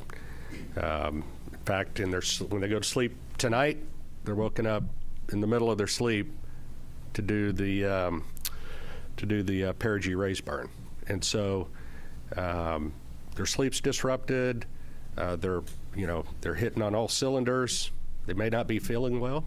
On top of that, so we know that flight day 1 and flight day 2 up to TLI is really good. We know it drops off then, and so going into this, we trained for that. We did simulations for this. We put the crew in exactly that state. Now, they weren't on orbit. They probably were feeling great. But we got a good gauge, hey, are we working them too hard? And the mission control team is great because they're watching the crew constantly. They're watching their performance. And we also have a crew that's very good at saying, hey, enough's enough. And so together, we will make certain that, that we're doing everything in the best interest of meeting the mission objectives, making sure that we're not working the crew so hard that, they make mistakes or something of that nature. And again, we work as a collective team going forward. So this is our best opportunity, and they may add more stuff to the timeline before it's all done, and they may take some stuff out if we need to, but we adjust all the time on those things. So that's leading up to TLI. That's probably one of the bigger challenges, making sure we get those done. I'm going to go right up here. Hi, Robert Perlman with CollectSpace.com. For the administrator, you mentioned the 53-year hiatus, and in that time, now most of the world's population wasn't alive for Apollo, like I think you and me. And I wonder if you have a sense of, if even this early in the mission, that this has captured the imagination of those people that have never seen anyone go to the moon before on a world level, on a national level, and how important is it to NASA to capture that support from the public? Yeah, I've said it many times. I think it's foundational for what we do here at NASA to inspire. It should be a component of every one of our missions. I've talked about, I think after Artemis II, you're going to have more kids that are going to dress up as astronauts for Halloween. We want to inspire and create interest in the next generation to grow up and contribute to this endeavor. Now, how have we done so far in captivating the world's interest in America's return to the moon? I don't know. You have to tell me. We've been rather busy the last couple hours. I would say, and I felt this way going into it, that when we got down to T0, a lot of people would be paying attention.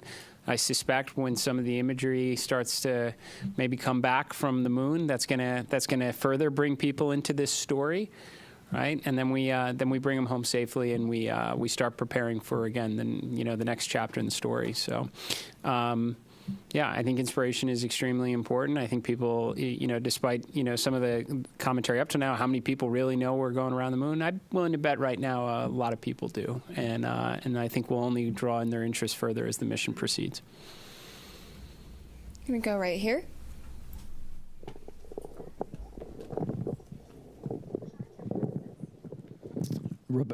Robert Coppinger, British Interplanetary Society Spaceflight Magazine. Commander Wiseman said during the crew news conference in September last year that when they get off the planet, they may only spend 3 or 4 days going around the Earth. What sequence of events would need to happen for that to occur? I was quite surprised to hear him be so specific about such a scenario. I know you all talk about it being a test flight.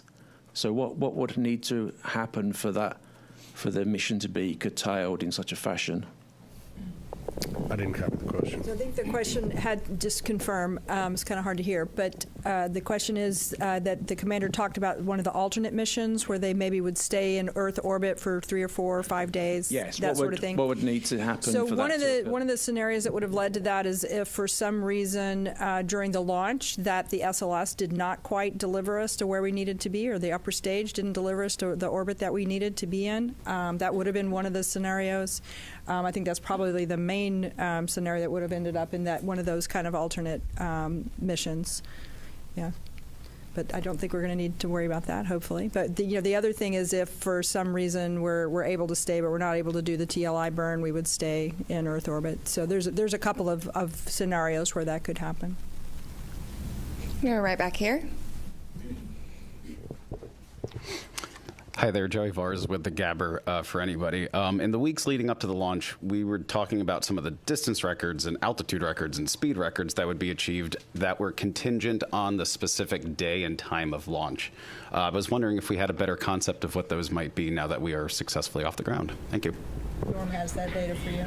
Well, based on the predicts right now, assuming all the burns go as planned and the timeline is executed as we think it's going to be, it'll be on flight day 6. At an MET of about, 18 hours, 18 and a half hours. And again, check that as we get closer because burn durations and things like that matter. But that's where we will exceed or beat the Apollo distance record, or at least that's where we believe that's going to happen. So that'll be an exciting day, and we'll stand by to see what transpires. You're right here.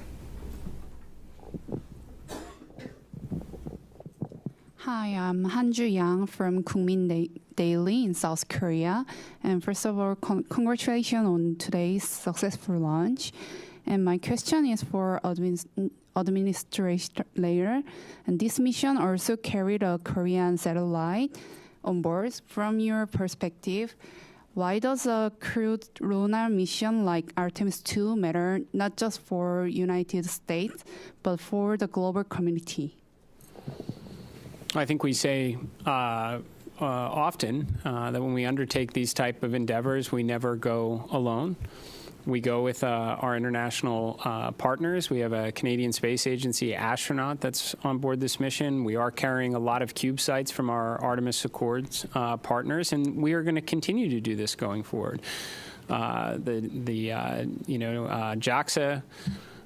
is contributing a pressurized rover, a major contribution to our efforts of having an enduring presence on the lunar surface itself. The Italian Space Agency, just a few days ago, we signed a memorandum of understanding for a habitation module on the surface of the moon, a component of the moon base. And to be honest, it was also a key component to the ignition event from last week. Half of the Artemis Accord partners were present. We spent a good portion of the second day talking together, recognizing that some of our partners can make contributions like a pressurized rover or a habitation module, and many others are going to work with their academic institutions and universities for science instruments that could wind up on the Phase 1 component to the moon base itself, or interesting tech demonstrations. This is something that NASA is extremely proud of and will continue to do so as we as we continue to press forward under this program.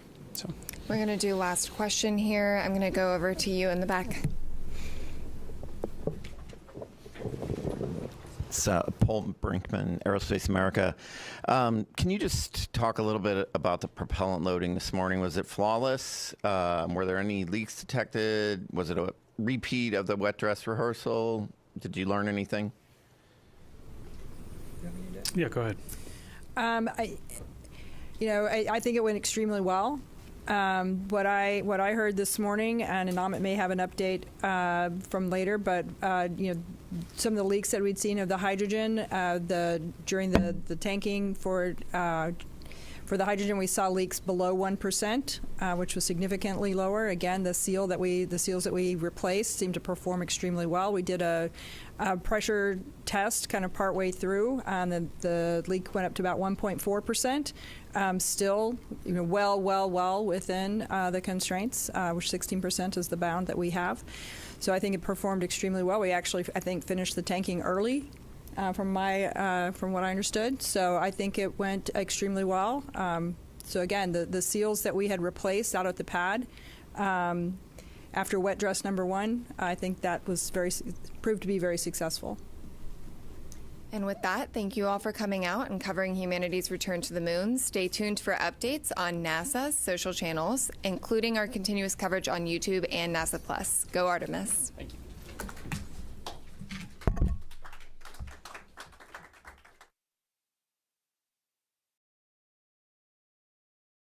This is Mission Control Houston. Thanks for coming back to us. We are here in the Artemis II flight control room, the White Flight Control Room here in Mission Control Center in Houston, Texas, following along with the mission and 4 Artemis II crew members who are making their way to the moon.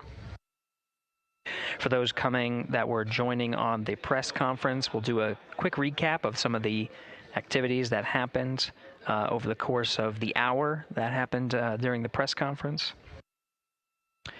We did have a successful thermal roll ahead of executing the apogee raise burn.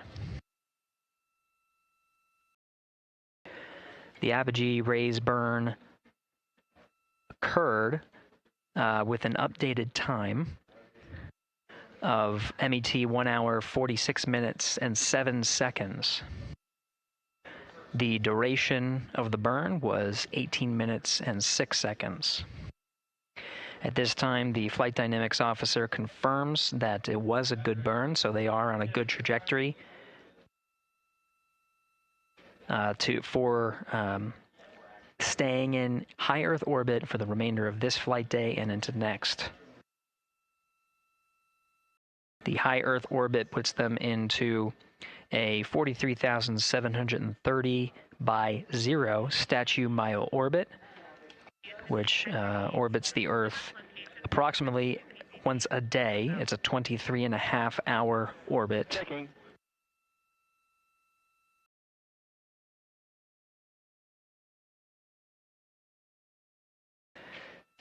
At this point, the crew is working through a number of steps to prepare for their first day in orbit, their first night.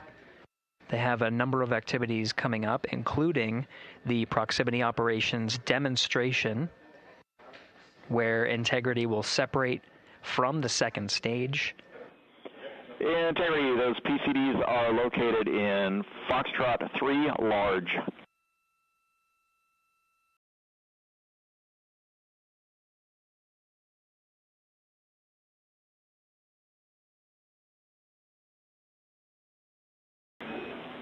Integrity, good. String 1, helium clearing.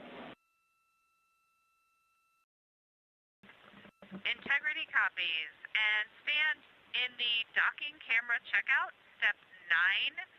Would you like me to go ahead and configure for our pod at this time? Checking.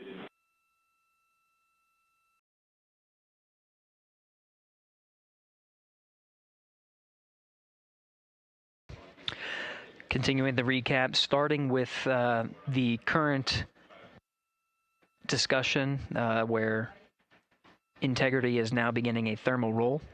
Integrity for docking cam, yes, please configure for RPOD. Copy.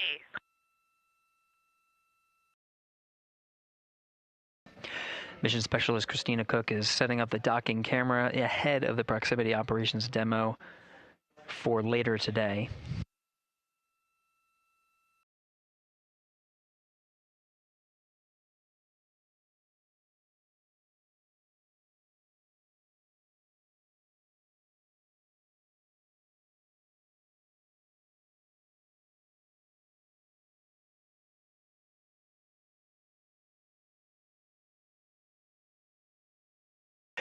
Right now, the crew is in the middle of executing a thermal roll.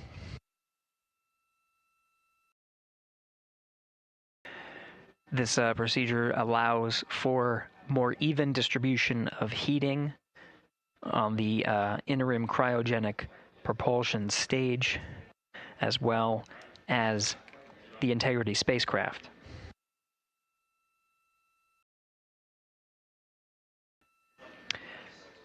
NASA astronaut Christina Cook is also working through troubleshooting steps of the waste management system that's aboard the Integrity spacecraft.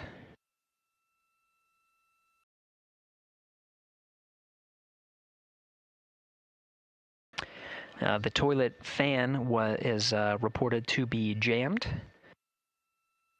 Now the ground teams are coming up with instructions on how to get into the fan and clear that area to revive the toilet for the mission. In the meantime, they're getting their contingency, their backup waste management capabilities, specifically for urine.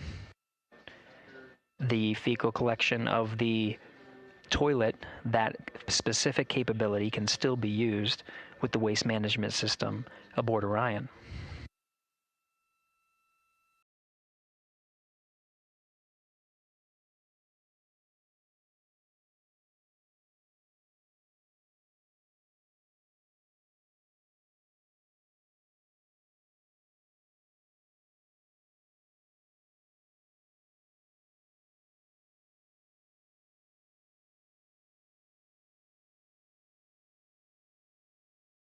At this time here in the Artemis II flight control room, we're beginning the first handover of the mission.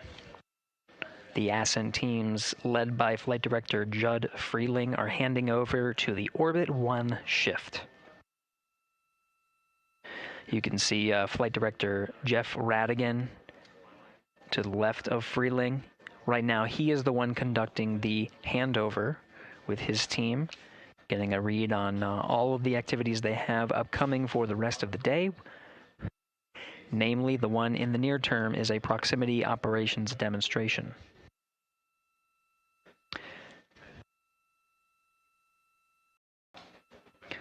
We are also anticipating a crossover of the tracking and data relay satellites. Integrity Houston for GNC. System is still performing nominally, but we are updating unfiltered and BFS with channel 1 again.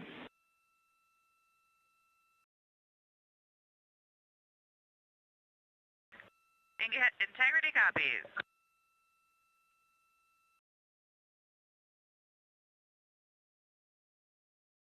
That call from Capcom Stan Love addressing the guidance, navigation, and control system navigation source, specifically channel 1. Now, as part of handover to Flight Director Jeff Radigan to begin the Orbit 1 shift on Flight Day 1, they're preparing for the proximity operations demonstration. Ahead of that, there's an expected handover from the tracking and data relay satellites to the Deep Space Network.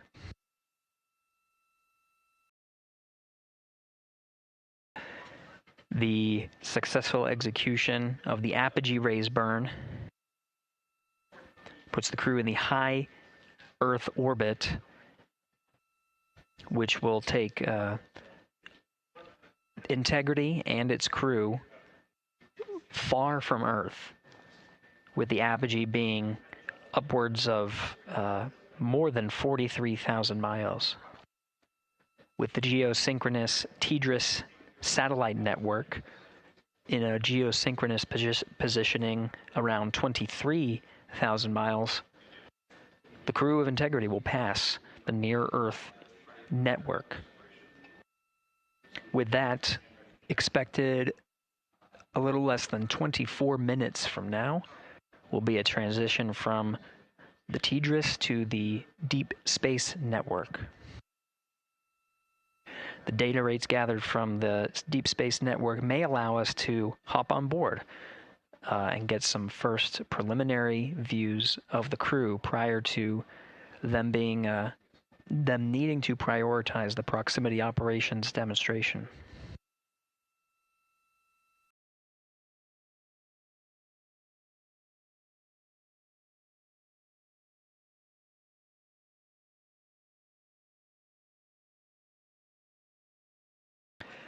We'll take a pause here and listen for some Orion to Earth communications as the team goes through their handover procedures, so we can listen in on the next steps for the Orbit 1 team.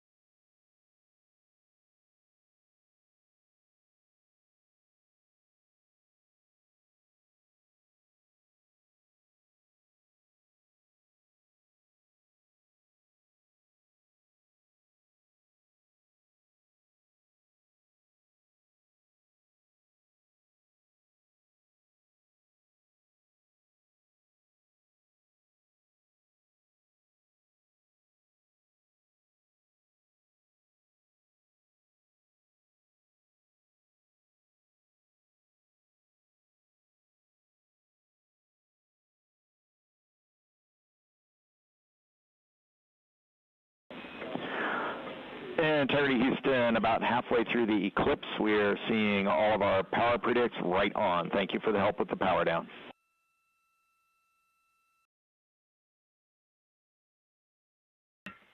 Integrity copies.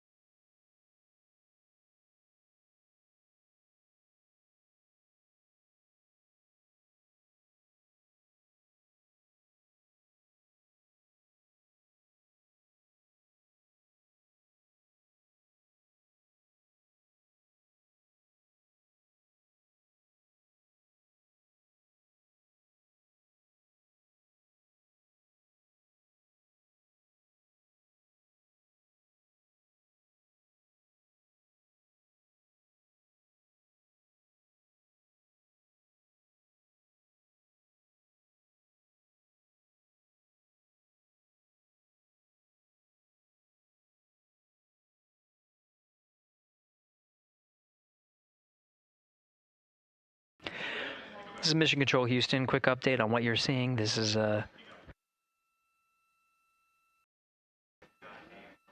this display is brought up onto the front screen by the control officer here in Mission Control Houston. It's called the Ascent PFD and is available at the first phases of flight. It includes toggled settings between tanking, the ascent phase on the core stage, and now the ICPS phase. As you can note from the display here, we're in a post-apogee raise burn coast. Right now, the attitude for integrity is... Integrity Houston, 1 minute to string 2 helium clearing. Also, your PCL Rev 1 HEO deorbit burn plan is on board. That's in slot 2. The name is HEO D/O Rev 1. Copy helium clearing, and we see the burn plan. Thanks. Outstanding.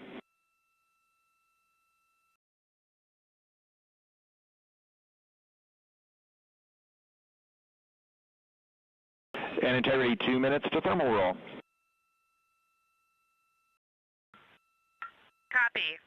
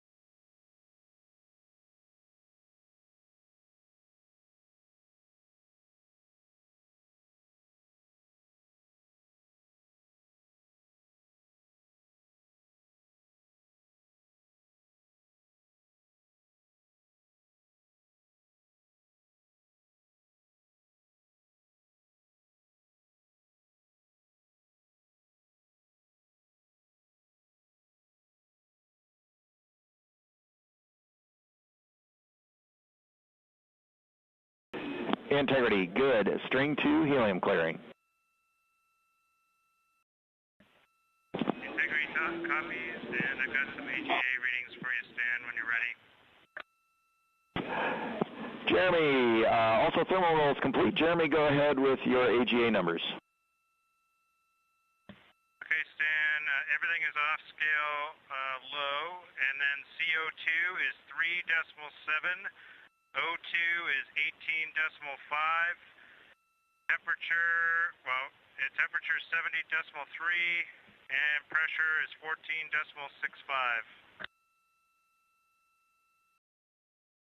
14.65. We copy all those numbers. Thank you.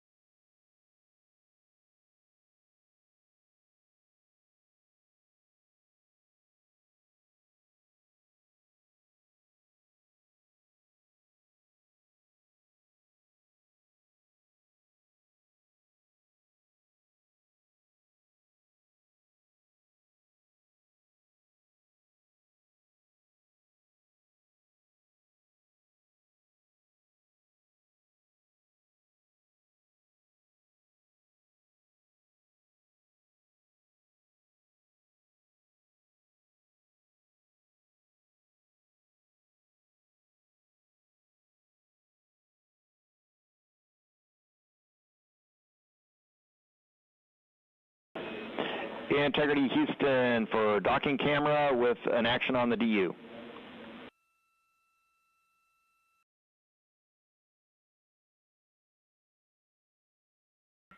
Go. For the docking cam, we see exposure set to 1 instead of 3. We think that'll be too dark. You can set that back to 3 on rpod.doccam, HKey L4. Copy. Thank you.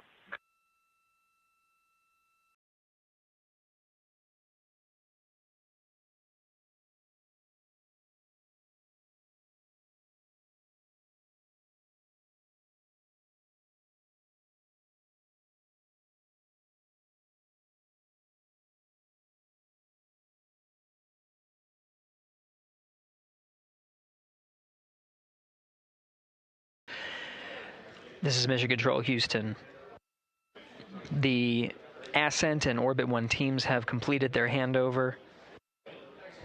Flight Director Judd Freeling sent some parting farewell words to the teams here, congratulating them on the milestone of getting the 4-member crew of Artemis II where they are now, at a mission elapsed time of 2 hours and 45 minutes.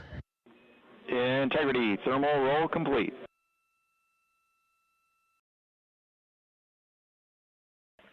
Integrity copies.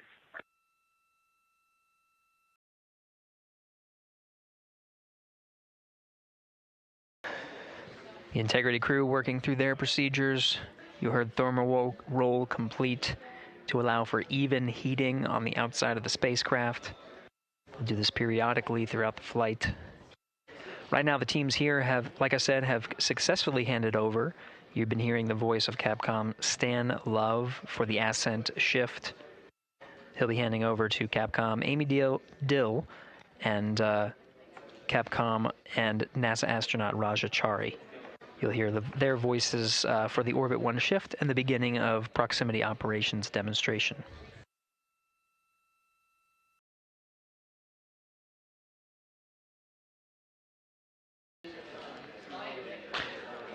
From here, Mission Control Houston, that will conclude the Ascent shift. We'll hand over here at the PAO console to your Orbit 1 commentator, Leah Cheshire Mustachio.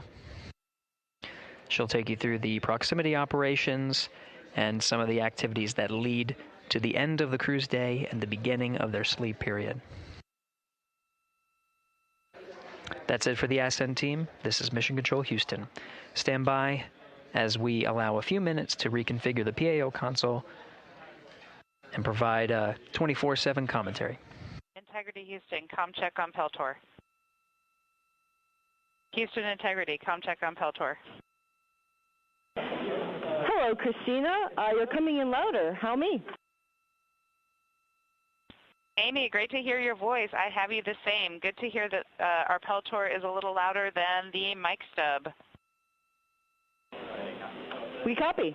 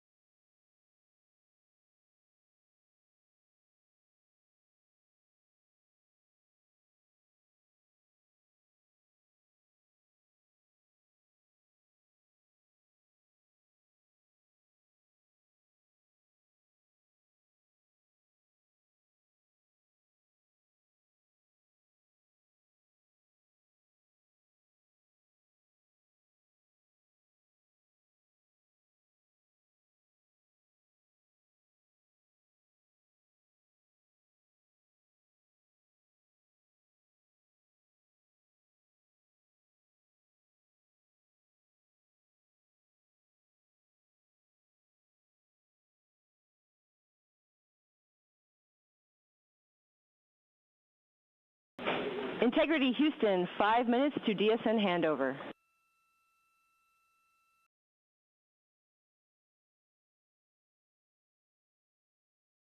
Integrity.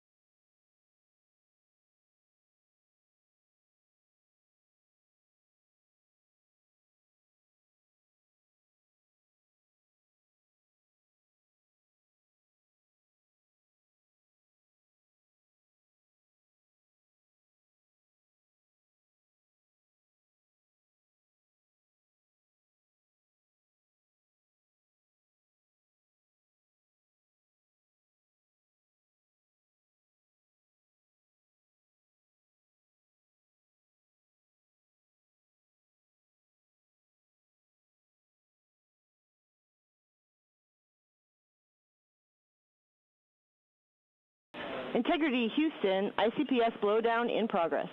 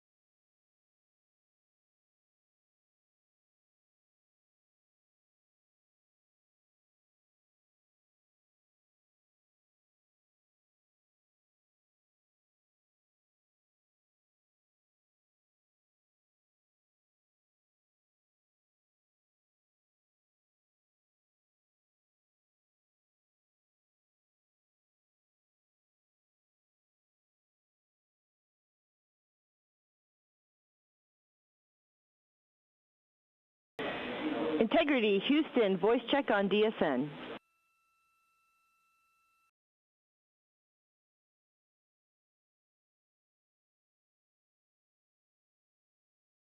Houston, Integrity has you loud and clear on DSN. Copy. And we have you loud and clear as well, and while we were handing over, ICPS was in blowdown.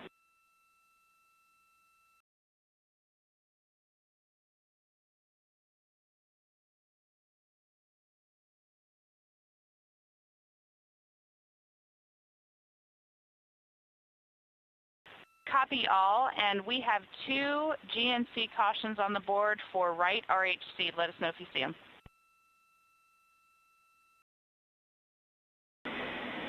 Copy, Christina. We're seeing the same. We think we might have a channel failure. We are taking a look.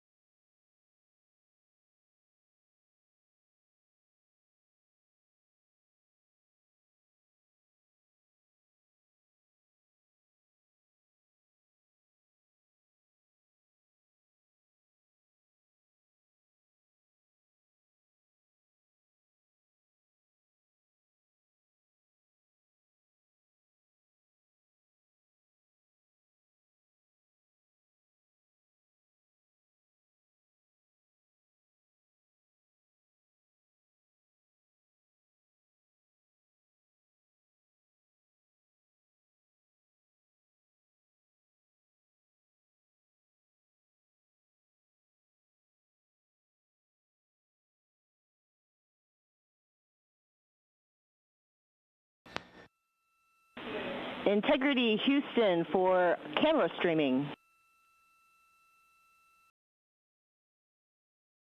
Go ahead. All right, we are ready to join you on board if you're ready for us.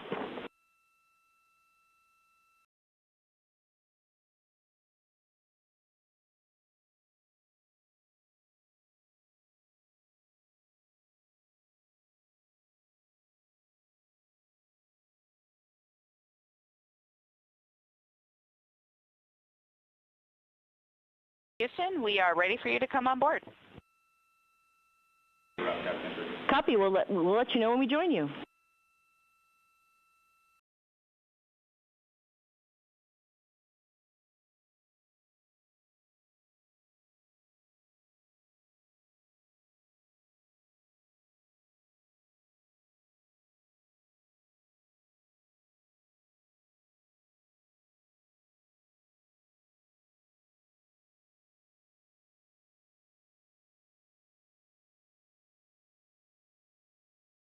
For the first time since they arrived in space, you're looking at a live view of the Artemis II crew in the Orion spacecraft.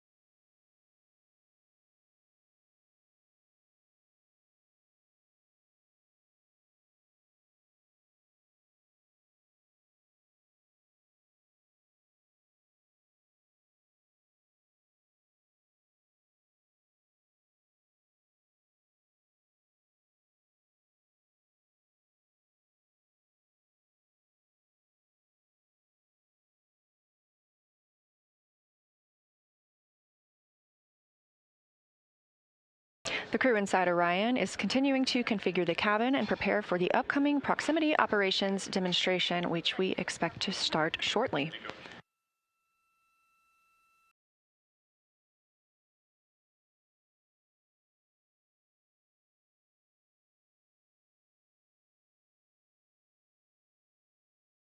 And as you can see, it's pretty dim in the cabin right now. The lights are dimmed as the vehicle is in an eclipse.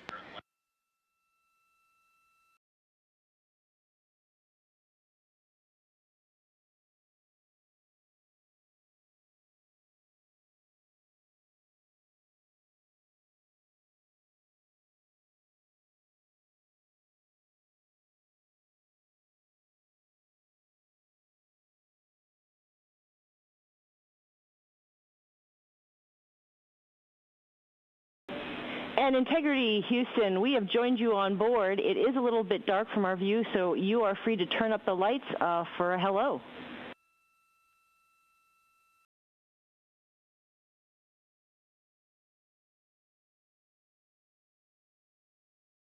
right, Houston, I just want a quick comm check. Can you hear this transmission? Loud and clear, Reed. All right, Amy, welcome on board the Integrity spacecraft. We got, right now, myself and Christina are in seats 1 and 2, getting ready for rendezvous and prox ops demonstration. Victor's just finishing up getting out of suits and getting suit drying going, and Jeremy is hard at work in cabin configuration. It was an amazing ride uphill. The views, we've got 2 moon rises that we've had so far, and the views of planet Earth.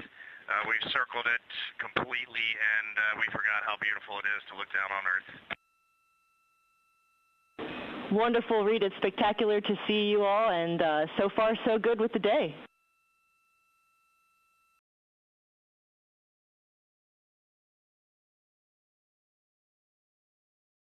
Amy, thanks for welcoming the world on board Integrity, and we're looking forward to a good rendezvous and prox operations here in a few minutes. And on that note, Reed, we have the prox ops pad whenever you're ready to copy.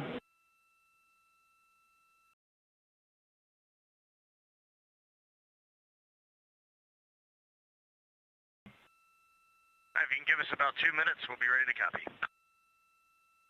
Standing by.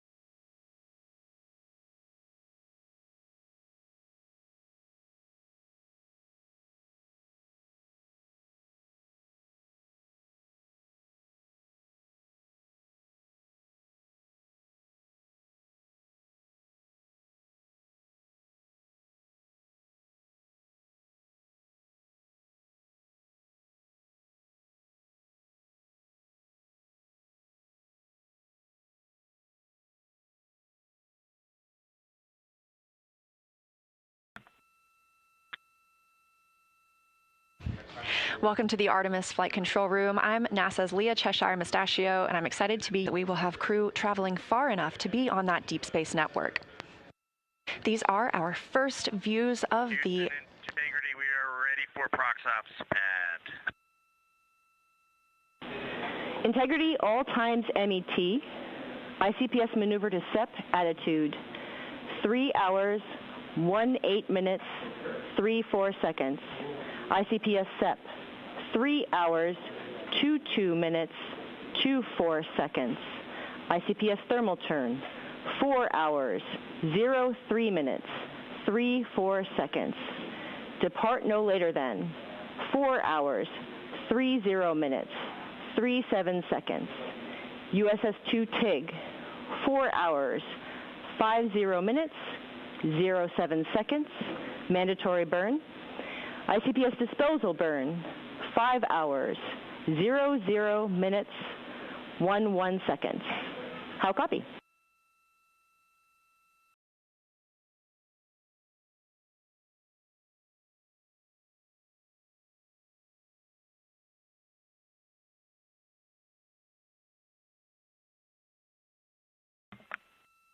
Okay, Amy, we copy all, and we are hopping over to 13.1.100 ProxOps FTO, and confirm you hear this transmitter loud and clear. Confirmed loud and clear.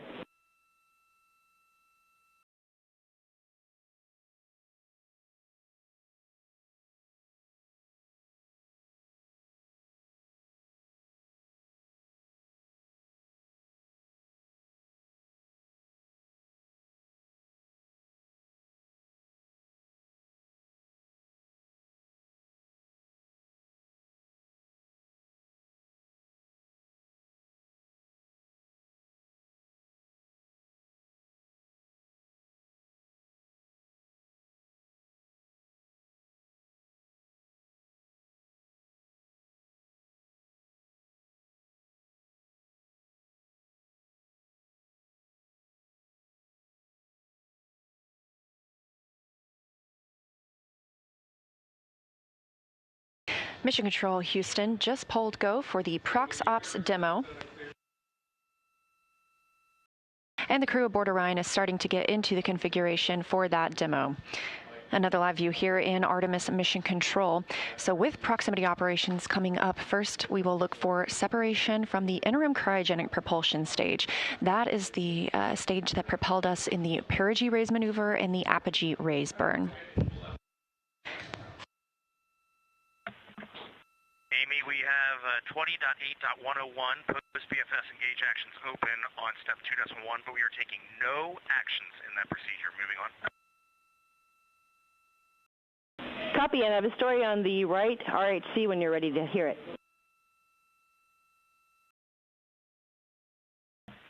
We'll call you in 2 minutes. Standing by.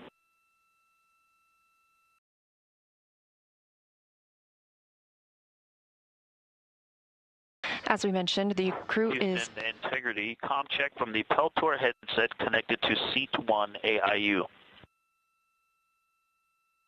Loud and clear, Victor. How me? Heavy the same, thank you.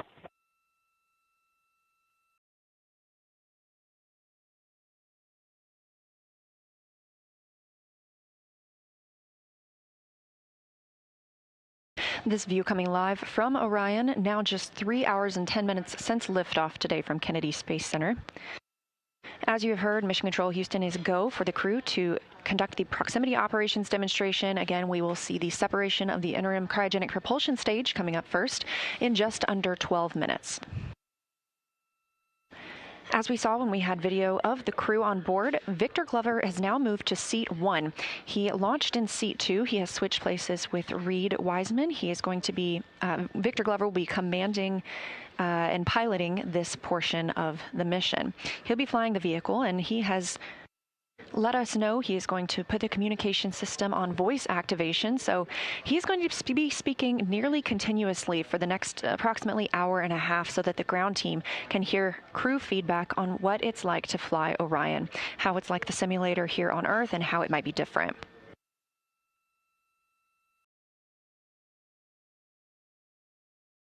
During the proximity operations demonstration, Glover will use the translational and rotational hand controllers to command Orion, first doing a translation control checkout and roll control checkout. He will get a read of Orion's roll, pitch, and yaw from this commanding. We'll hear calls about targets and degrees of width. There is no rangefinder available between Orion and the interim cryogenic propulsion stage, so this crew is using other data, like how big the upper stage looks outside of the window or through a camera. So the degrees that you'll hear him call out are the width of the target on the screen that he is monitoring. That screen is going to be fed by the docking camera that was set up after launch. The target that he'll be reading initially is the entire ICPS itself. We'll be about 100 meters or 300 feet away from the ICPS. Those degrees are going to be reported as greater on the screen because it's a larger target. Houston, can you just confirm that we have a gas introduction of some sort, nitrogen, I'm guessing? Checking.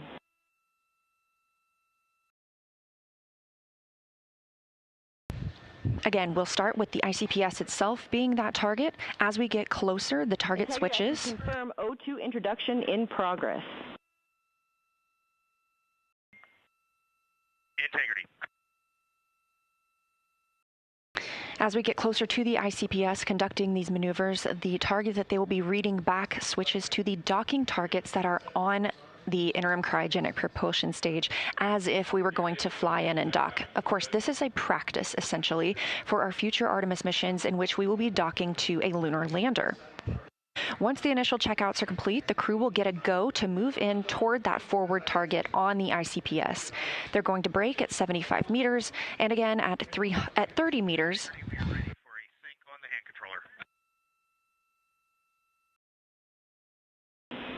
Okay, Reed, for the right RHC, it looks like it was a single event upset. We are now seeing all good channels. We did command a fitter reset from the ground. We do have a quick checkout that you could perform if you feel that you have time. We are showing on right-hand controller, RHC pitch, channel 3, deselected.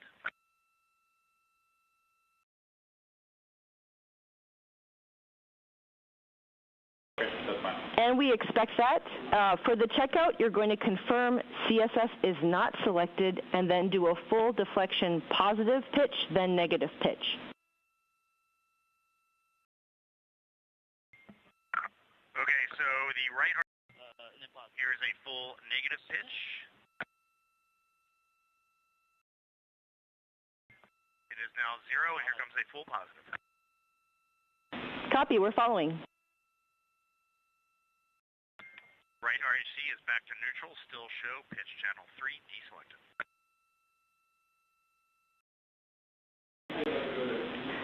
Copy, that's a good checkout, and we'll do the reselection of the channel from the ground, and you are go for Orion 180 pitch ATP and Prox Ops FTO after set.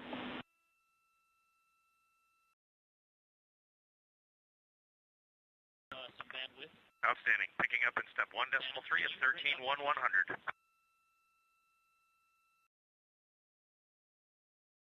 The crew just did a couple of tests with their hand controllers that they'll be using to command the spacecraft. Again, we expect to hear quite a lot of communication from them during this time period, so I'm going to front load you with a lot of information of what you can expect to hear. So initially, again, that target that they will be monitoring is the ICPS itself once we have undocked. And then as we move in closer, it becomes the docking target.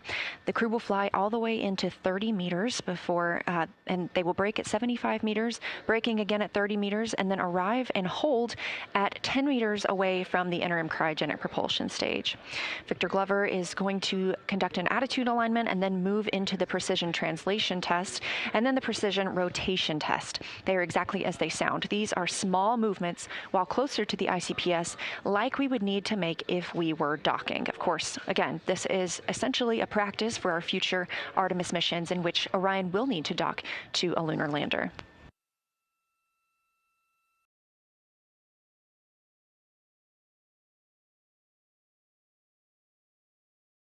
Orion will then back away 20 meters from the ICPS for the ICPS to complete a thermal turn, setting it up for the next portion of the proximity operations, where the crew... Less than 2 minutes for maneuver to SEP attitude.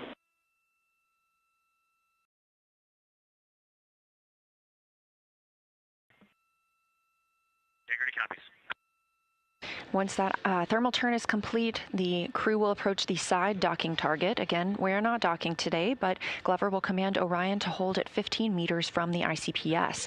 He'll then move into the precision translation test again, but this time with the side target, conducting multi-axis tests of Orion's yaw before maneuvering the spacecraft to its tail-to-sun configuration, which helps generate power through its solar arrays. Finally, the proximity operations demonstration will be complete, and Glover will initiate Orion's departure from the interim cryogenic propulsion stage. This is the upper stage separation burn and provides the separation we need between Orion and the ICPS. ICPS will then have its own deorbit burn over the Pacific Ocean following Orion's departure.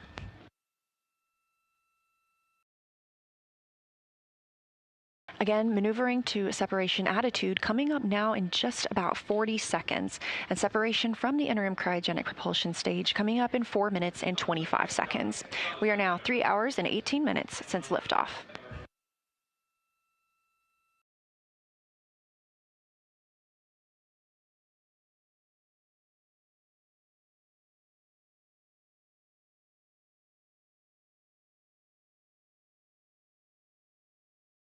We expect to have views from the docking camera. This is new hardware on Artemis II, and testing it out here helps us reduce the risk in using it for future missions.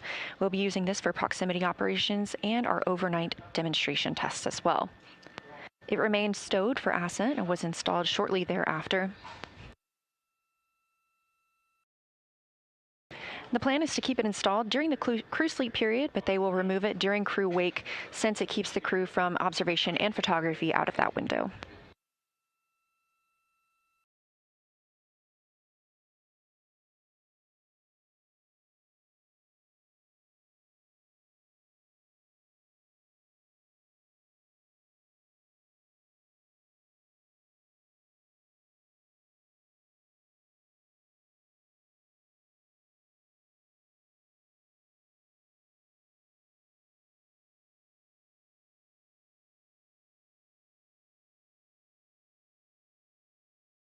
Houston integrity Vox check from seat 1 on the Peltor headset. Loud and clear. Okay, I have you the same. Calls requesting a response will be prefaced with Houston. All other comm, no response required. Houston, how do you copy that? We copy, we're ready.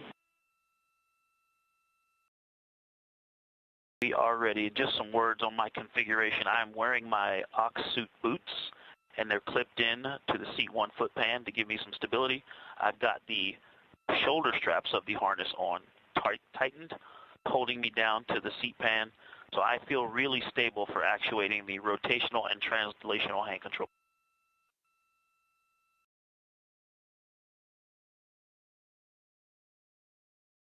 Glover letting the teams here on the ground know that he doesn't expect a response from them. We're currently ICPS, next phase 245. Our next action is in about 2 minutes.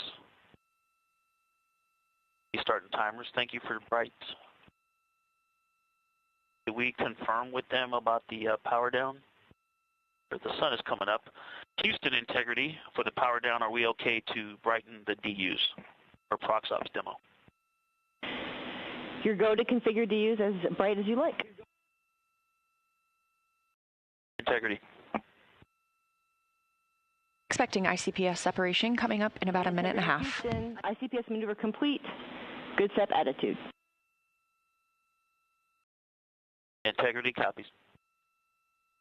Reed shared just before launch. This is a crew activity. We will be hearing Victor's voice. But also the sun's coming up, so that could be it.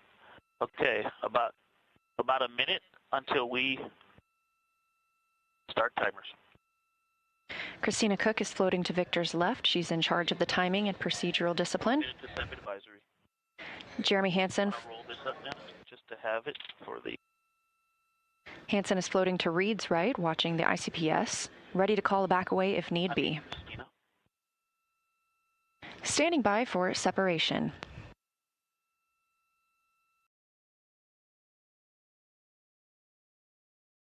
"30 seconds to timer start."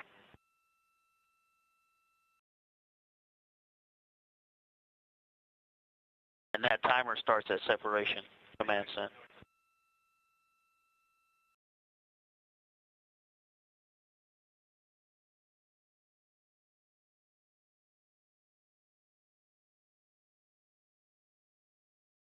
Stand by for separation.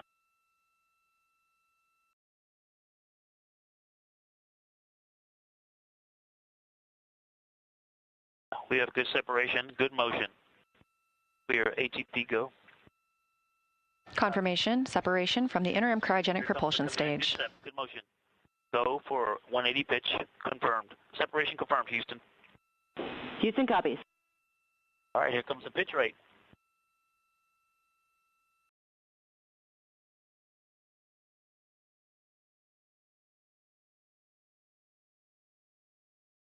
Video. I have no stop stream option. Straight out. .cam selected.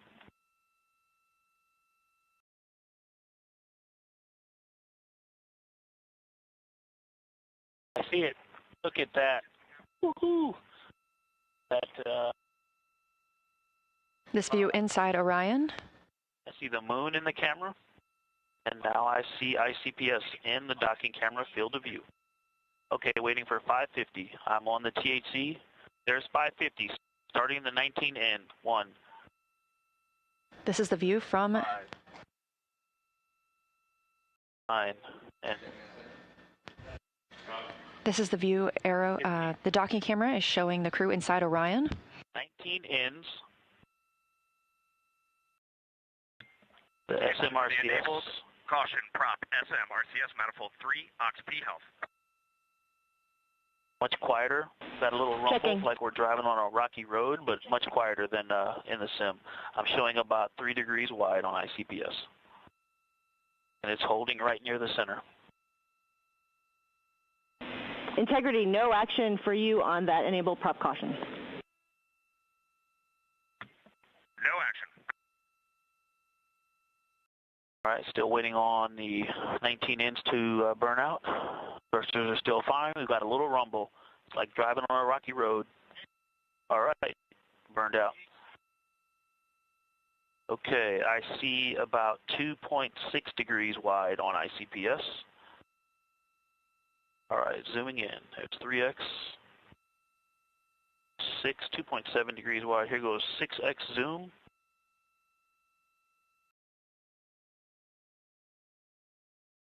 Looks to me like we might have even slight closure. I definitely don't think we're opening. Anybody else? Okay, 2.6.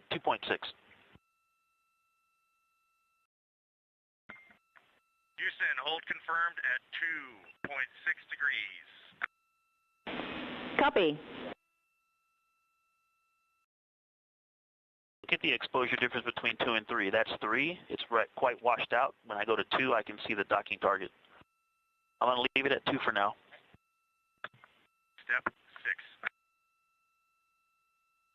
The degrees Glover is reporting. Okay, here come 3 outpulses. 1, 2, 3. And it again is that rumble, a little bit of a rumble from the service module. I hear them still burning. It looks like they just burned out. And I'm seeing opening. We definitely have opening. 1, 2, 3, 4 impulses. And so far, what I can tell you about this is it's much tighter than the sim. There's not a lot of lateral movement, not a lot of rotational movement as these are burning out. ICPS is nice and stable in the camera field of view. It is 2.5 degrees wide, and we should have a slight closing rate. It's a half a degree below the center of the docking cam. It is 2.5 degrees wide.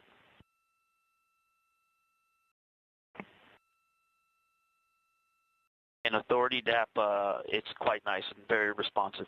And the camera is also better than what we were flying in the sim. I'm getting very slight movements, so it's making it easier to assess opening and closing. This camera is much better than the sim. We will be less than 4 degrees. I'm going to start left since it's just to the left. So here comes 2 left. 1, 2, left. Good motion. Looking for 1 full degree, so I'll start at the center. Pack. ICPS is centered, waiting for 1 degree to the right. Now I'm going to give it 1 down, if that's okay.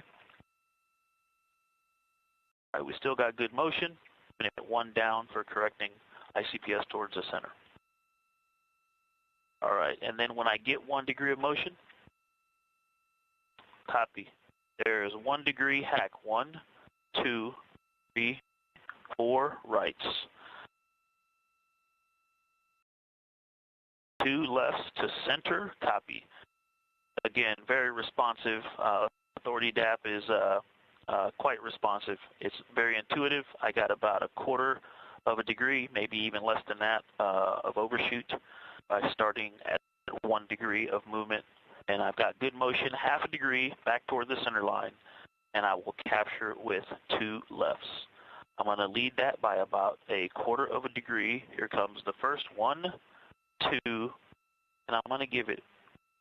I'm going to let those down slowly correct themselves. So, all right. Again, that little rumble, it's like a very slight rumble, like just driving over a little slightly rocky road, and the 2 lefts are in. We've stopped on the center line laterally and vertically, waiting for it to correct back to the center. Here comes 2 downs. 1, 2. Start counting at the center.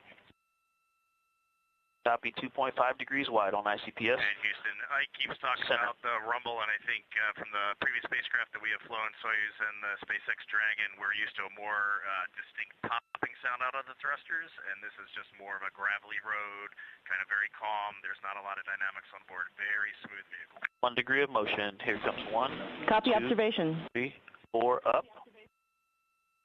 Okay, there's 1/4 of a degree overshoot, maybe 1/3 of a degree, and we've got motion is stopped. Waiting for motion. Yep, this one is taking a little longer. Motion is tracking back the other direction now. We'll go 2 downs to center. We also had an up correction going in, so I think I didn't take that out before we started this. That may have contributed to it overshooting a little bit more than the previous.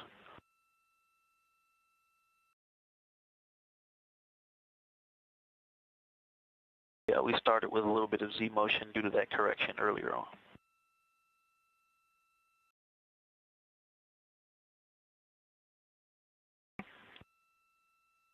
All right, 1/2 degree to go, and then we'll go 2 downs to stop it in the center. Still right at 2.5 degrees wide.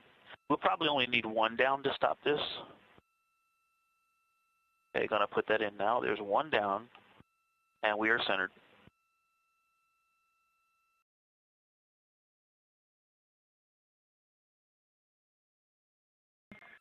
Houston, integrity translation checkout complete. Moving to step 7. 2.5. Copy.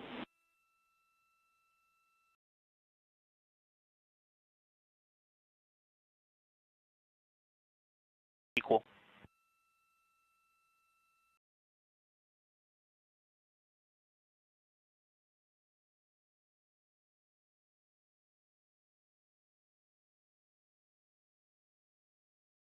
To that step.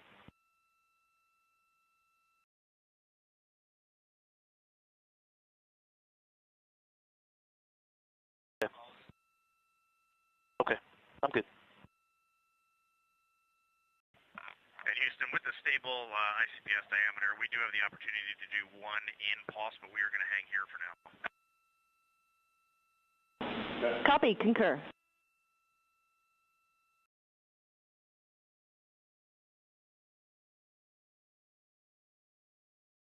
Okay, I don't need to ref. Okay. All right, control stick steering. Engaged. Hold inertial. Diaphragm is ref.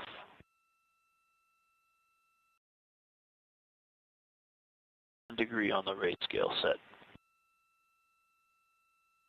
Just trying to get that docking target background, so I'm going down exposure 1 now. I can see the docking target clear. Ready?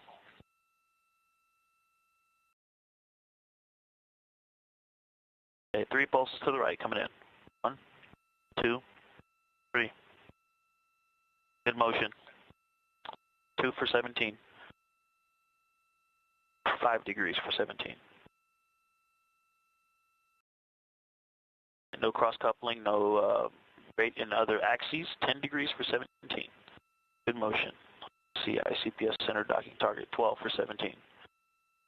The degrees you hear Glover reporting are the amount the ICPS is taking up on the docking camera, which you see in the left side of your screen.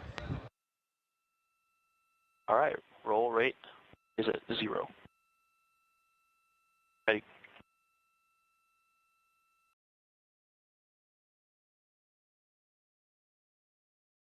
Aligned.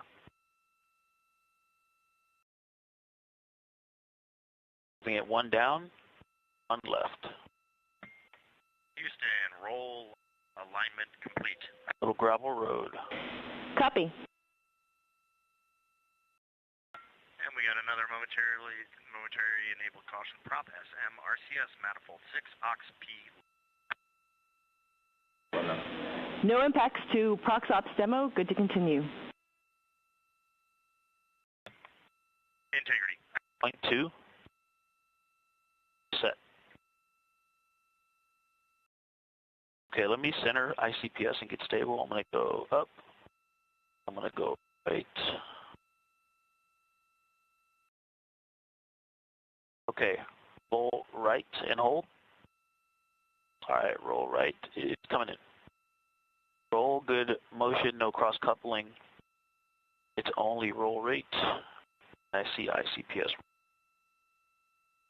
2 for 5.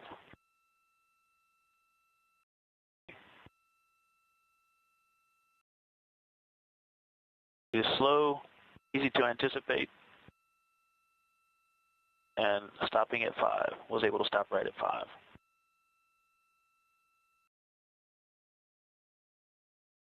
Houston integrity, oh, sorry. Okay, going left. Good motion, it's all roll.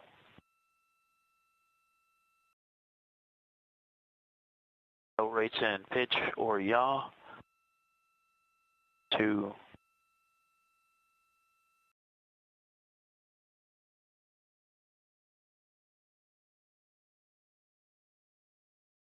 Right, roll, bait released, it's 0. Back to the center. Roll is slow but nice and predictable, easy to anticipate and stop with precision. Houston, roll checkout is complete. Copy. You're 2.6 degrees wide.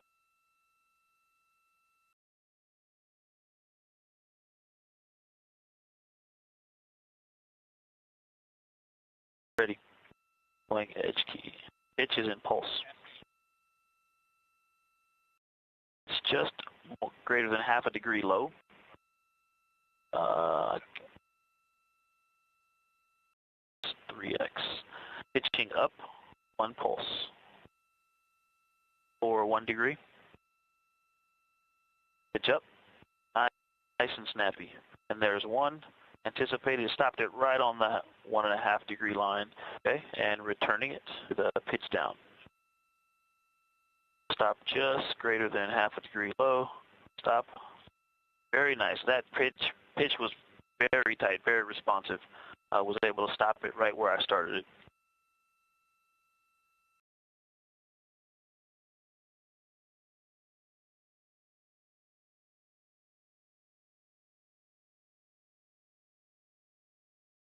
The pitch going back to discrete.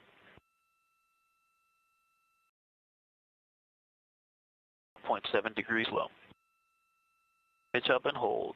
All right, pitch up. Stopping it.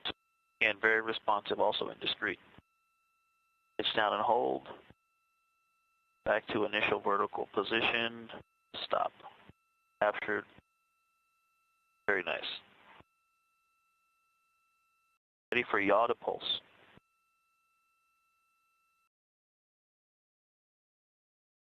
Going right, 1 pulse. A good motion. There's all right, and yaw left, 1 pulse and stopped it right at 1 degree. Very responsive in yaw as well.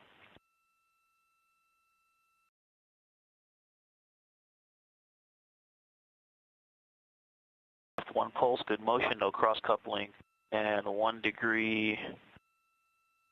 Stopped, overshot about 1/8 of a degree. Back to original position.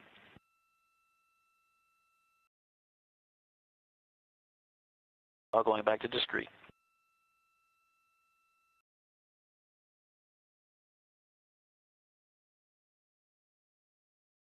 Yawing right and hold. 1 degree. Good motion, no cross coupling. Half a degree. There's 1 degree stopped and overshot about an 1/8 degree, but nice capture.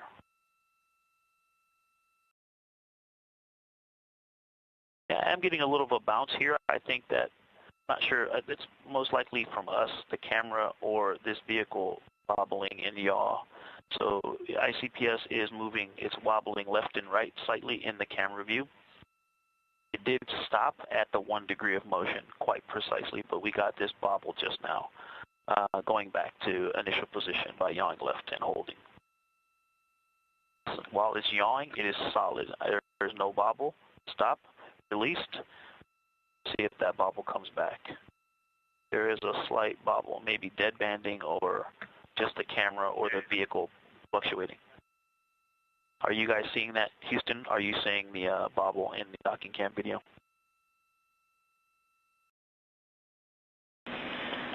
Victor, we are not, but it might be because it's low rate for us. Okay, copy. Had a little bit of a lateral oscillation there.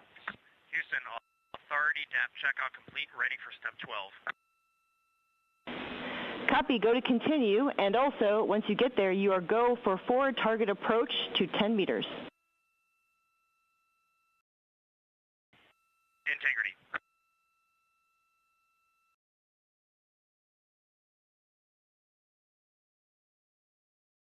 Copy.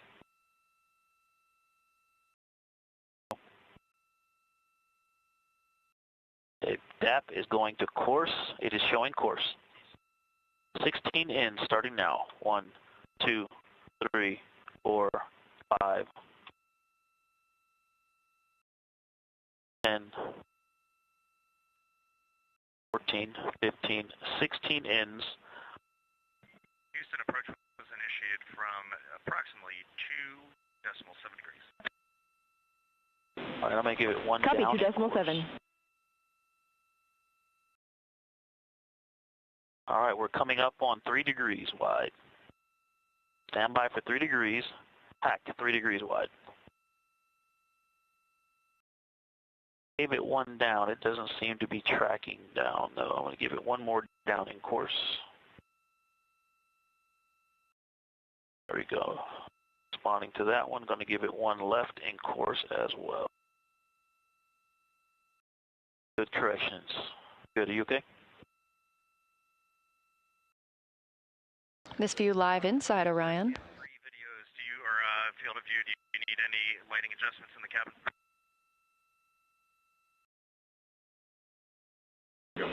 Cab camera looks good to us. Thanks.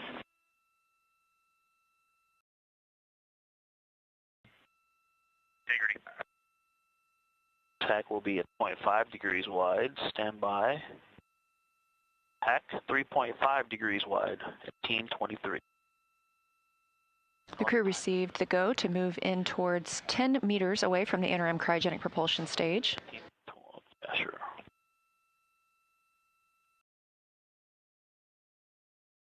Again, pilot Victor Glover flying the Orion spacecraft right now. Tack will be at 4 minutes. I'm sorry, 4 degrees wide.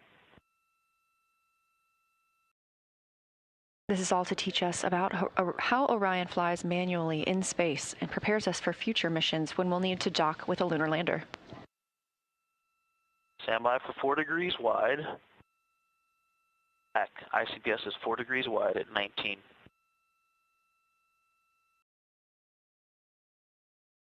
Course, and here comes 10 outs. 2, 5, 10 outs.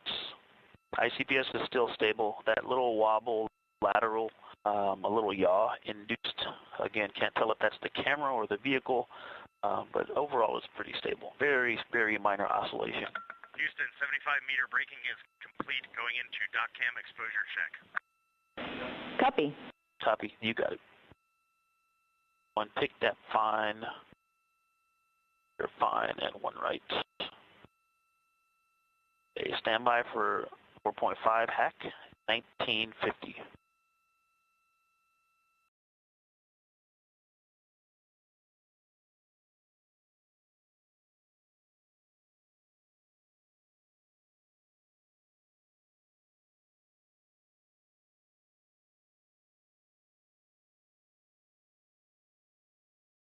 All right, coming up on 5 degrees wide. And back 5 degrees wide, 2020.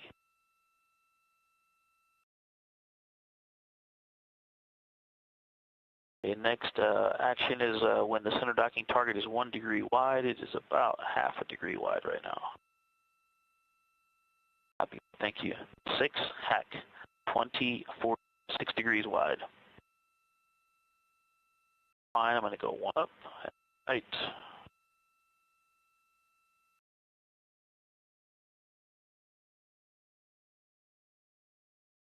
Copy, going course and 1 out. Clear course, 1 out. Back to fine, 1 up. Standby for 6.5 degrees wide. Excuse me, I may have skipped on you, 5.5. Heck, that's 5.5 degrees wide. That may have been the reason we thought I skipped 1 on you. I skipped 5. 1 up, 1 right. Okay. All right, course. We did a mistaken slowdown, so going back course and 1 in. Not as far ahead as we thought we were. Okay.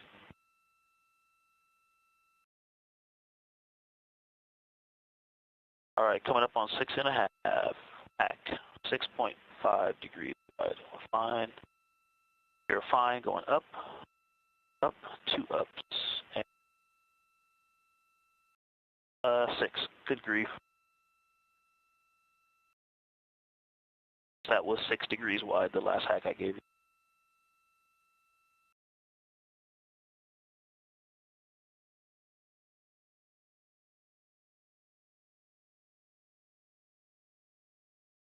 I think I skipped through 6.5. I'll give you 7.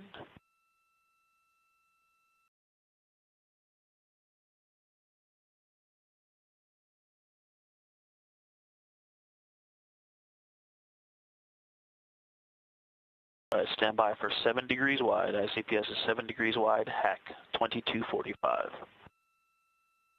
All right, in ICPS, the center docking target is about 0.7 degrees wide. Next hack is 7.5, correct? All right, 7.5, hack.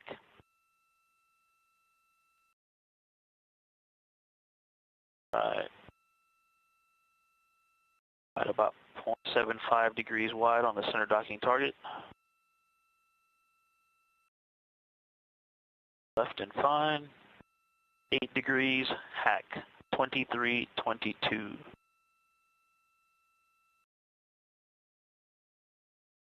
All right, I'm going to transition to center docking target. 0.8 degrees wide. The next action will be course and 6 outs when it's 1 degree wide.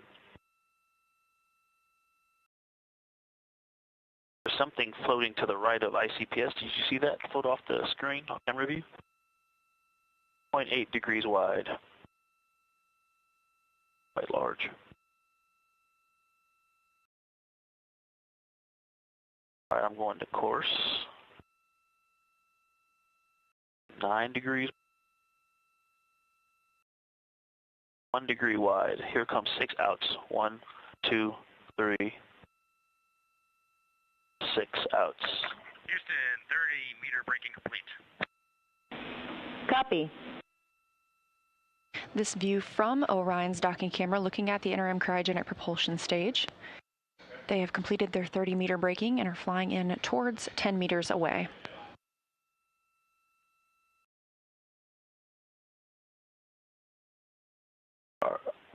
Copy, looking for 2.5 plus or minus 1/4 of a degree.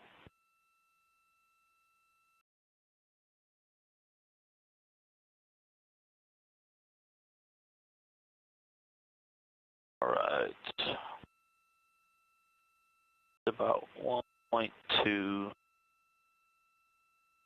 1.1.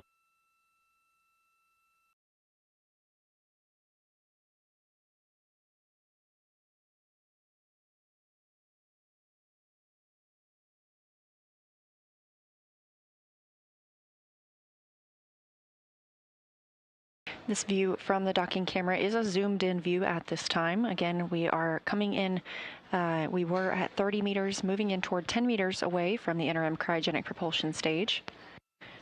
And again, we are seeing a docking target, but this is practice. 5 degrees wide hack. We are not docking to anything today. This is a test of how Orion flies when completed manually by the pilot.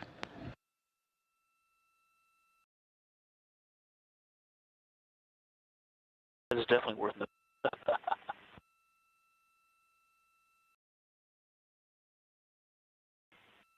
All right, next hack will be at 1.5 degrees wide on the center docking target. Nice and smooth. It is actually holding quite close to the center, so I haven't had to make many corrections. Nice and stable so far. We are at manual exposure 1, which is interesting. I don't know what the sun angle is right now, but that seems to be the best view. Yeah, and you see the shadow of the center cross. It's a little low. Right there. Maybe these seat belts weren't a good idea because now I can't see it. All right, next one will be 1.5. Stand by.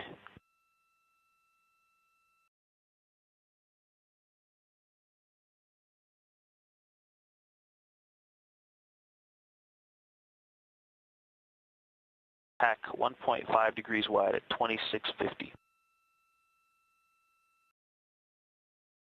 And then at 2.5 plus or minus a quarter of a degree, it'll be course 4 outs.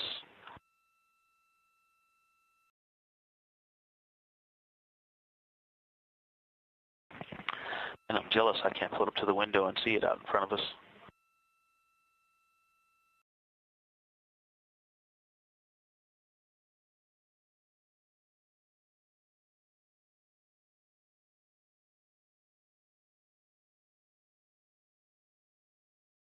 Went up on a 1.75 degrees wide.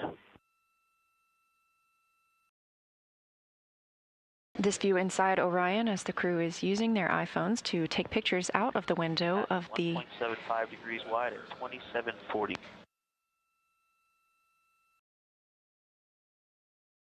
They're able to see the interim cryogenic propulsion stage outside the windows. It'll be 10-meter arrival next, so once we get to 2.25 degrees wide, we're in the window to start braking. Course and 4 outs. Coming up on 2 degrees wide.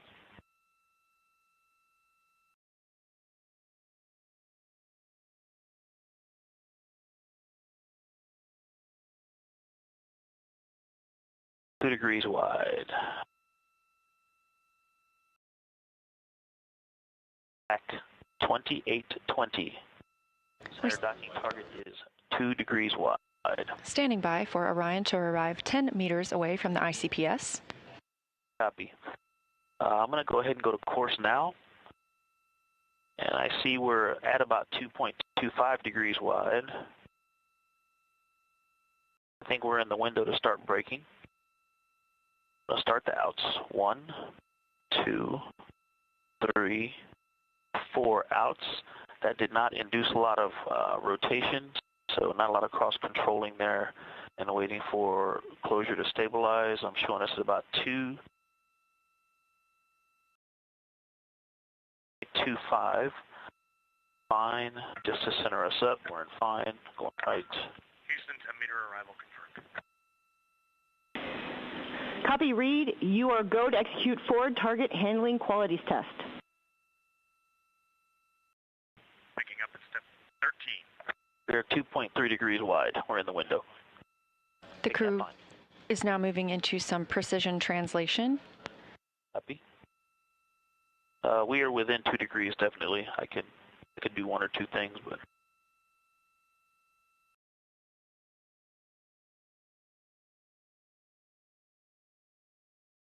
fly out. Okay, yep, I'm going to center it up, so I'm going to go down. I'm going to translate down. Just a little bit. I mean, we're talking about a fraction of a degree. Going to 6x. And I'm waiting for that cross to get centered, and then I will pitch up. Again, Glover is able to... So I'm going to, right there, stop it. Now I'm going to pitch up, center it. Glover is using the docking camera on Orion, looking at the ICPS that you see in the left of your screen. That was very easy to do. and I show us as a flyout complete. Copy. Houston, angular alignment complete, ready to begin fine handling qualities test. Copy. Copy.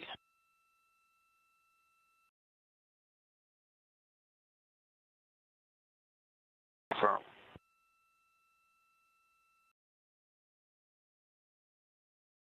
Turn fine. 3x zoom coming. This is a zoom view from the docking camera on Orion. Fine.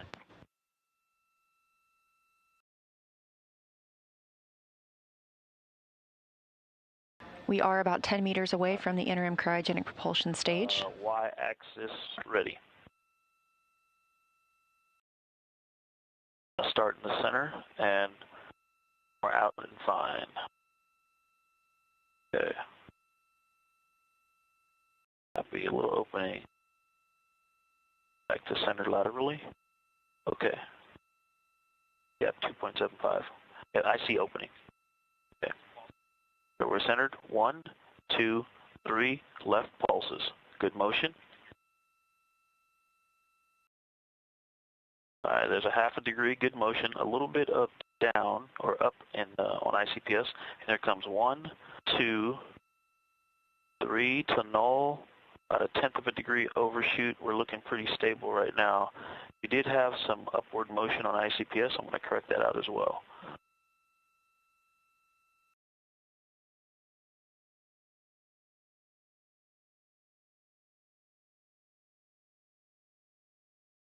Give one more out and fine. Okay, and 3 right. Here comes 3 right. 1, 2, 3 right. Bringing it back to center. Good motion. Picking up a little bit of upward motion. 2.7 stable on the range. Copy.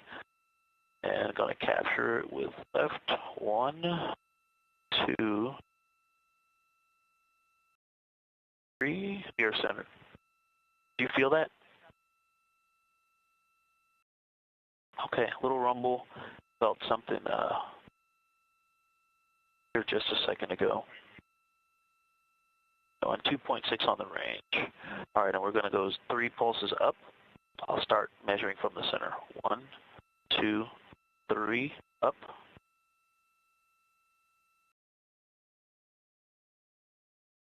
There's center, and we'll null 1 degree low. Overall, the control is very responsive. Not sure if it's the dead banding half a degree good motion, but I am doing a little bit more lateral correcting to keep it centered.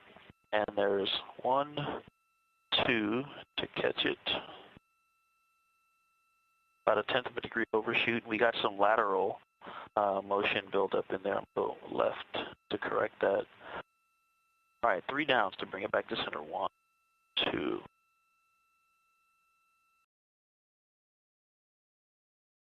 Range is good. We had to do some opening half a degree. Good motion. Starting to take out the 1, 2, 3 downs, and we are centered. And so like that, it does seem to move a little bit more, but it's very responsive in the corrections, and so I was able to stop it right on the center. Holding at 2.6, 6x zoom going in.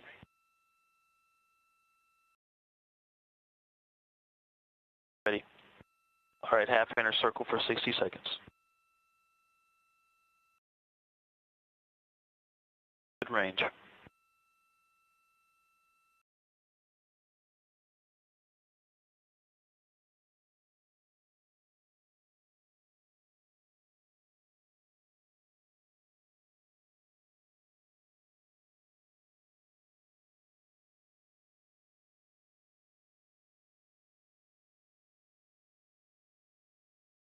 Copy. Minute.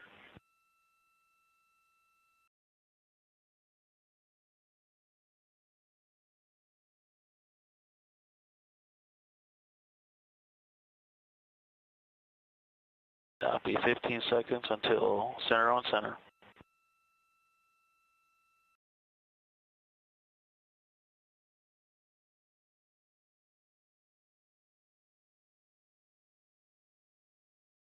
All right, going to on and on.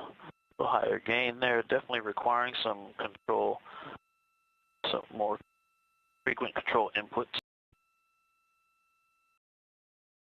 Stable there now, trying to minimize inputs and see if I can hold that stable. Copy.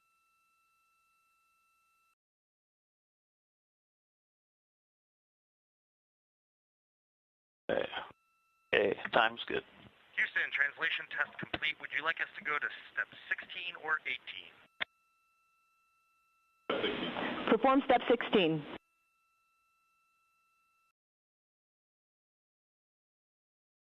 All right, big dab is fine. We're holding at 2.5. Centered.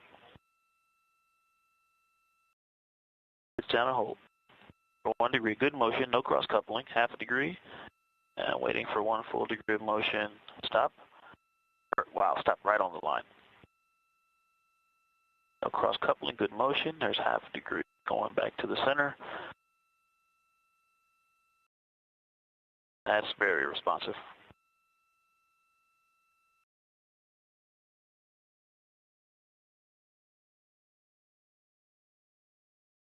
Yawing left.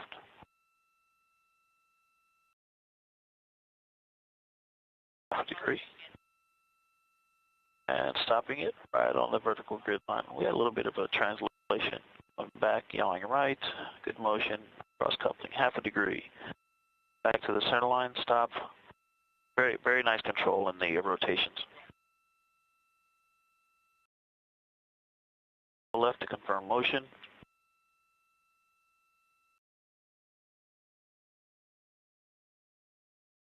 Good motion. And copy that, Dana. Thank you. Going back to center. Dana said looking out the window, she was able to perceive the motion of all of the alignment tests that we just did. Houston, we're in step 18, ready for back away. Concur. Tap is course, showing course. 6 outs, starting now. 1, 2, 3, 6. You're hearing the voice of pilot Victor Glover. He is backing away from the interim cryogenic propulsion stage, having completed this portion of the proximity operations demonstration. Once the interim cryogenic propulsion stage completes its thermal turn, they will begin using the target on this side of the ICPS. 5 or 6.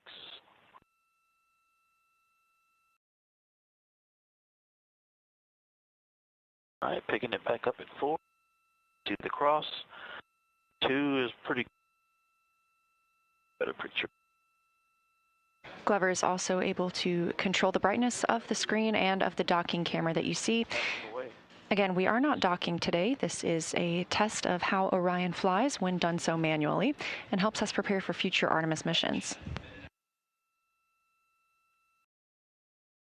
We did see the crew move in all the way to 10 meters from the ICPS. They are now backing away as was planned. The interim cryogenic propulsion stage will make a turn, and then the crew will fly in again and conduct some similar tests with a side docking target. That's about 7. We're just over 4 hours since launch today, a very busy day for the crew. They're coming up on 1.5, going course.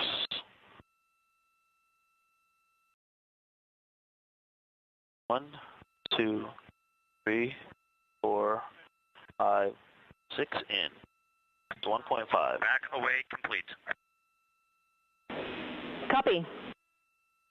Confirmation the crew has completed backing away from the ICPS. We're holding right at 1.5. Expecting that thermal turn to happen in about 1 minute and 20 seconds.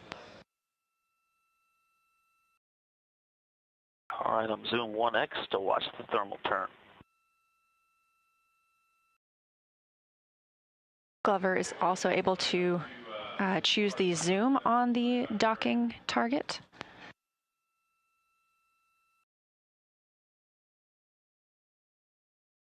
This view on the left will allow us to also see the thermal turn.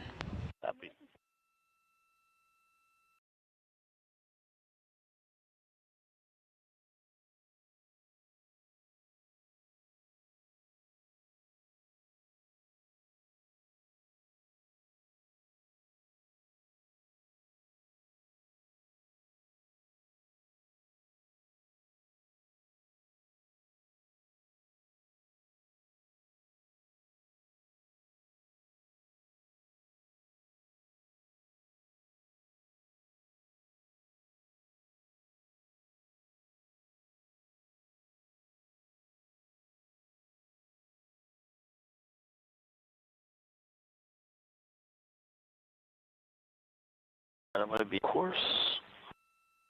Standing by for interim cryogenic propulsion stage to do a thermal turn. 8 pulses down. But I see motion. I see pitch on ICPS.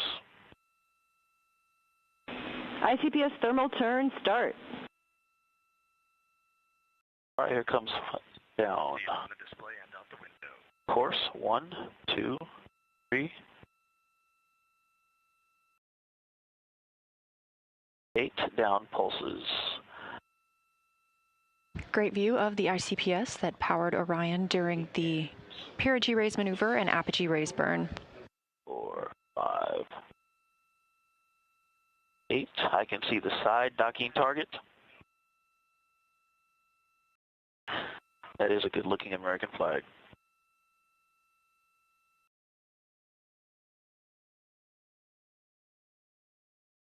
Happy.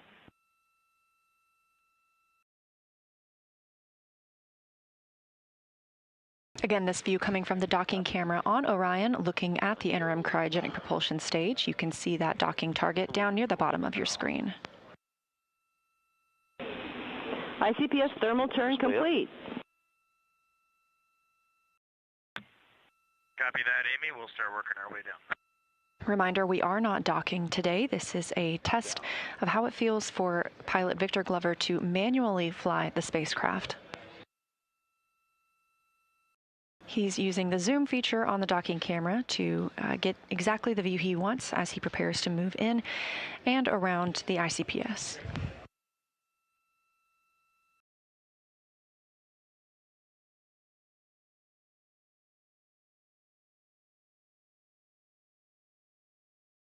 Docking target is about 1.75 degrees. And Houston, we're holding at step 20, waiting for your go. Stand by.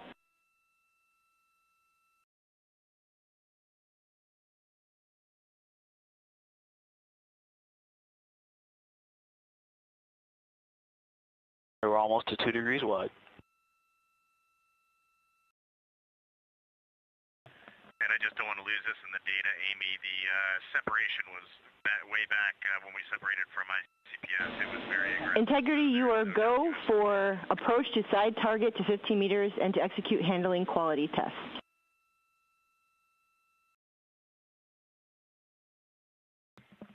Our course. We are picking it up in step 20. I'll copy.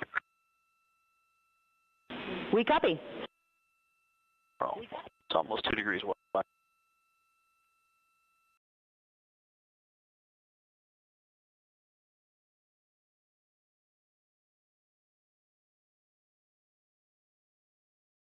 Course, almost to 2 degrees wide, and here comes 4 outs. 1, 2, 4.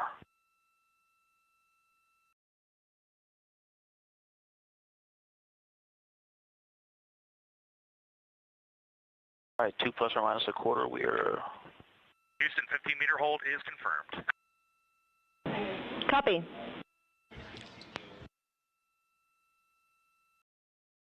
Orion is now 15 meters away from the interim cryogenic propulsion stage. A couple outs. They will not move in any closer. They're going to continue piloting the spacecraft. 3 left coming in now. 1, 2, 3. Good motion. Lateral, we might have a tad bit of closure and coming right to 2. All right. Okay, about a quarter of a degree, less than a quarter of a degree up to 3 rights, 2.1 degrees wide. Good motion. Half a degree. All right, here come the lefts to stop it. 1, 2, 3.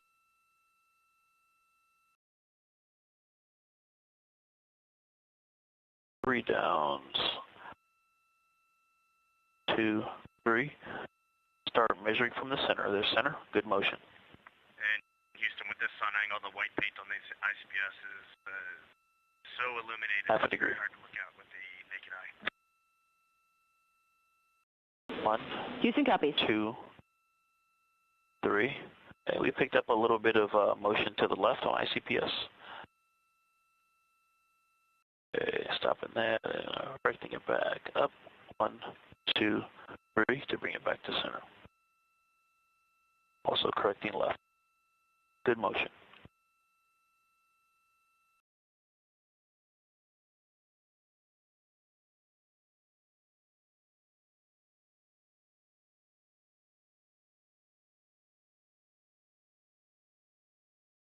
"46 minutes since the start of the proximity operations demonstration. 1, 2. All right. 2.1 degrees wide. The degrees you hear Pilot Victor Glover reporting are the amount of space that the docking target is taking up in his view that you're seeing here on the docking camera.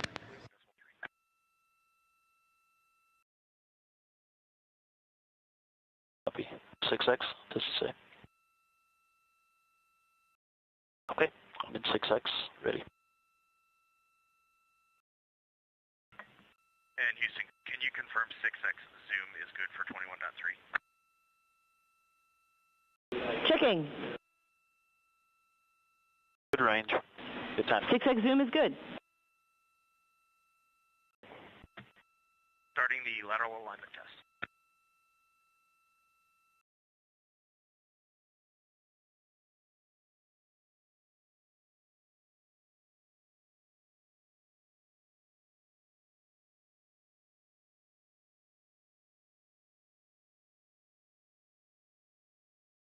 All right, good range. Just inside 2, just inside 15 meters. Gain inputs, not doing a whole lot of commanding. It's holding quite steady. When I'm not doing anything, it's holding nice and steady. The camera and the vehicle are holding steady. It's almost at the center. I will get set up for center on center. Cross over docking hatch cross.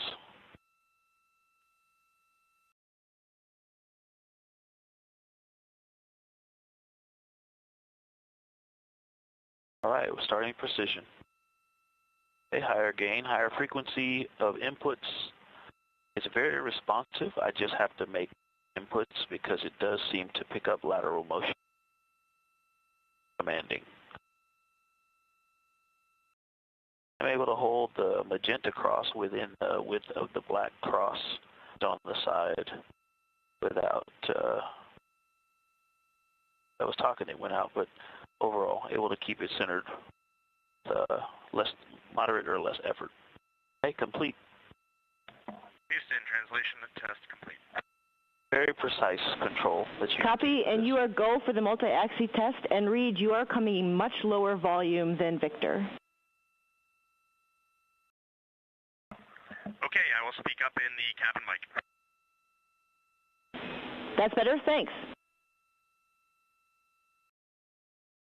Again, Pilot Victor Glover on the left side of your screen is manually piloting the spacecraft, executing the 6 degrees of freedom, translating forward, backward, left, right, up, and down, and rotating the pitch, yaw, and roll of Orion in relation to the interim cryogenic propulsion stage.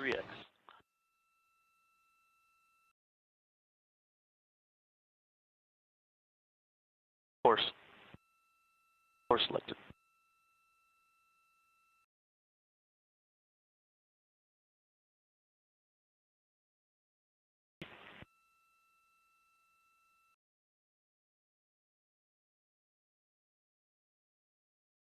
Left RHC, right on THC. Ready?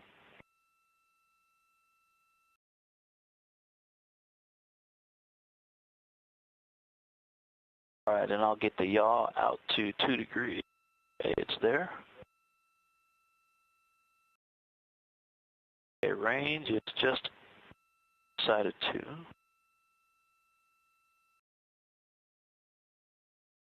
Integrity Houston, no action on the caution warning messages.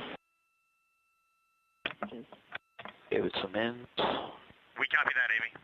All right, lateral motion is held. Okay, 355 for 3.5. All right, nice and stable, focusing on range. Out, got a little opening, some ends to correct.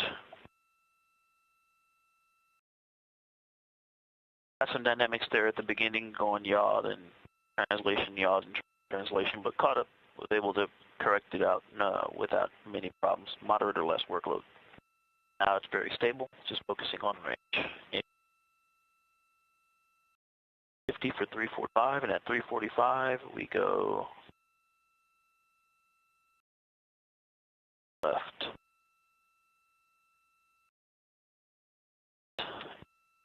$50 for 345.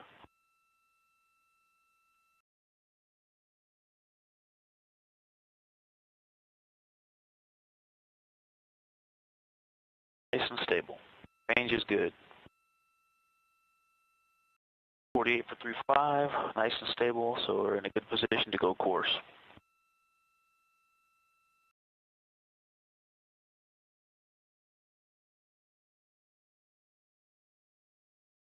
The crew is on the timeline and about 2 minutes away from their multi-degree of freedom yaw test.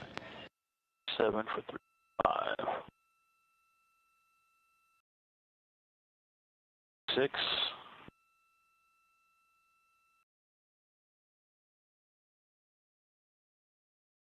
Yeah, that rate has gone down quite a bit. 5, there's pick tap course. Yeah, the yaw rate had dropped off a bit. I put it back in. At 3-4, go discrete.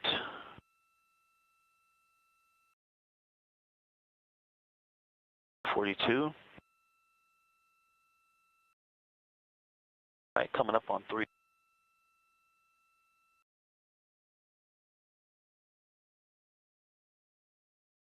Right, left to stabilize. All right, we are just outside. Range has opened a bit. Actually, we're looking nice right at 2. Okay, ready. Course. Stand by. It's nice and stable.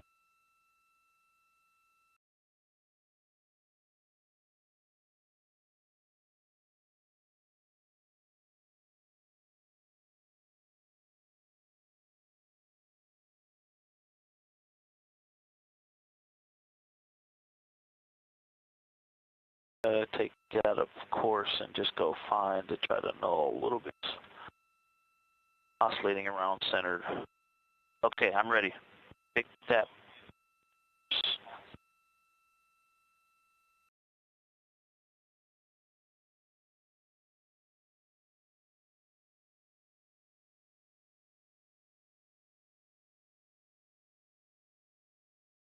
All right, got a good yaw rate. I'll watch the yaw rate closer this time. Fine. And, okay. Too many. I did that in before to fine. Let's see. All right, going out. Of course, out.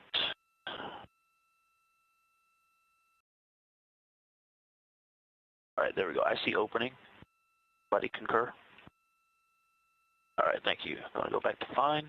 All right, that yaw rate is slightly dropping off. I'm 348. One more out. 355 going to 350 for 35.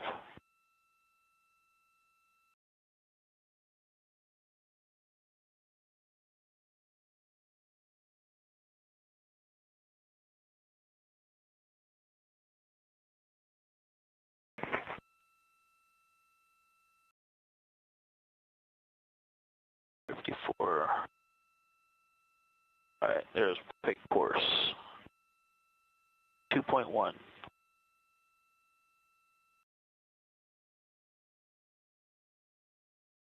Again, a little dynamic at the beginning, but to stabilize all the motion and correct it. Went up on 0.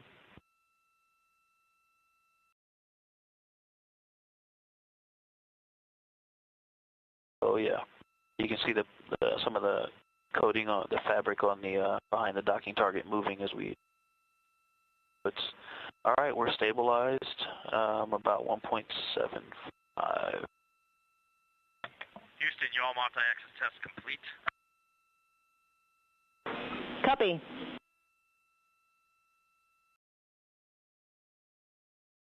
I do.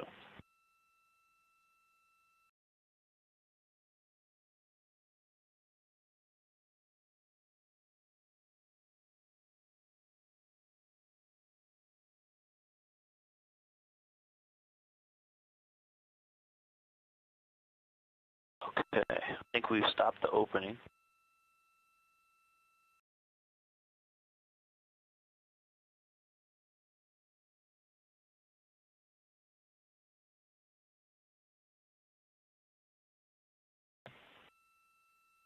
All right, Houston, we're in instruction 167. TTIG is not yet quite within 29. Waiting your instructions.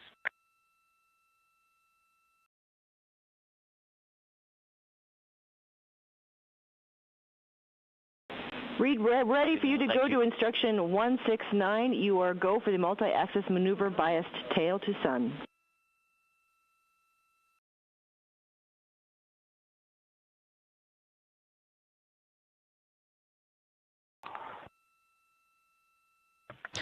Coming up on 1 hour since separation from the interim cryogenic propulsion stage, again almost an hour ago, and now 4 hours and 20 minutes since liftoff. We are getting closer to the tail end of the PROXOPS demonstration.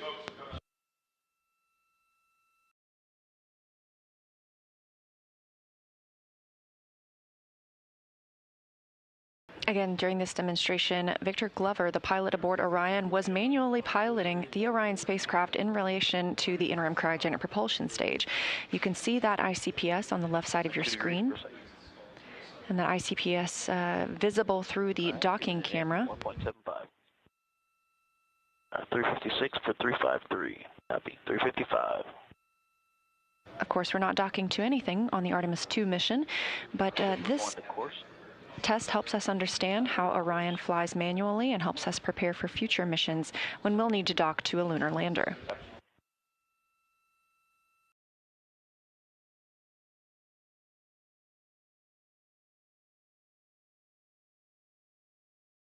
The commands Glover has been sending to... I did have to throw another yaw in there to keep it at 0.2, yeah. Overall, guys, this flies very nicely. Copy. 347 for pulse.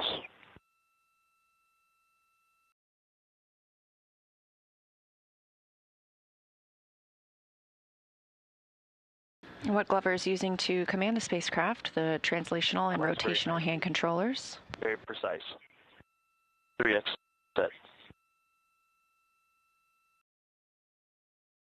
Pitch at 358. Pitch down, going in. Orion is using the 24 reaction control system thrusters on the European service module. 358 set.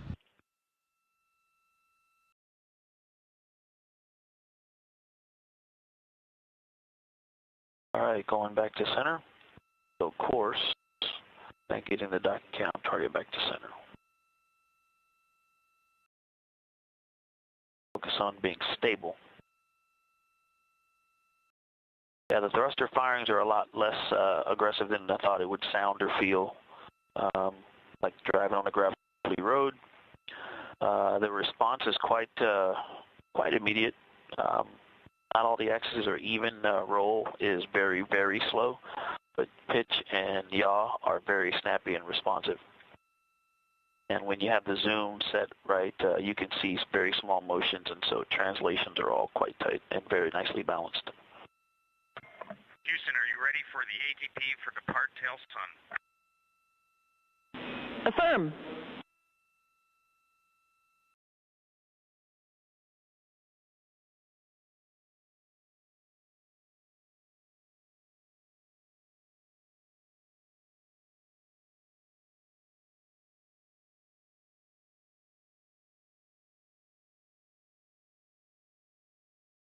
Auto inertial. Just going for stable. And we're stable. Step 25.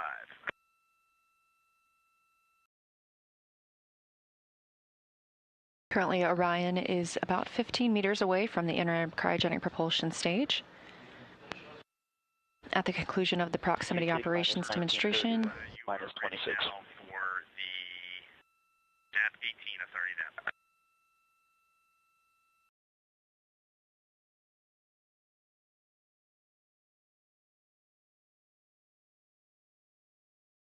And Reed, please repeat. Holding on instruction 185, just want to make sure you are ready for DAP 18 and go for departure. Go for DAP 18 and go for departure. Copy, Houston, that's in word. Capcom Amy Dill calling to the crew. They are go for departure from the interim cryogenic propulsion stage. 3 outs. Houston, integrity departure initiated. Copy. Orion is now backing away from the interim cryogenic propulsion stage. The proximity operations demonstration is complete. Coming up next, we will have the upper stage separation burn, providing distance between Orion and the ICPS. Oh, wow, look at that. Wow.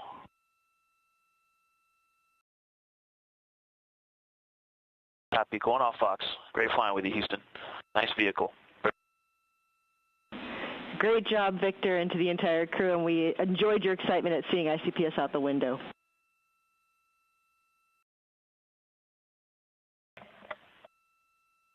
Houston, I am bringing the exposure control down to 1 so that we get some video. Let us know if you want that higher for your bearing test. Setting of 1 is good for us.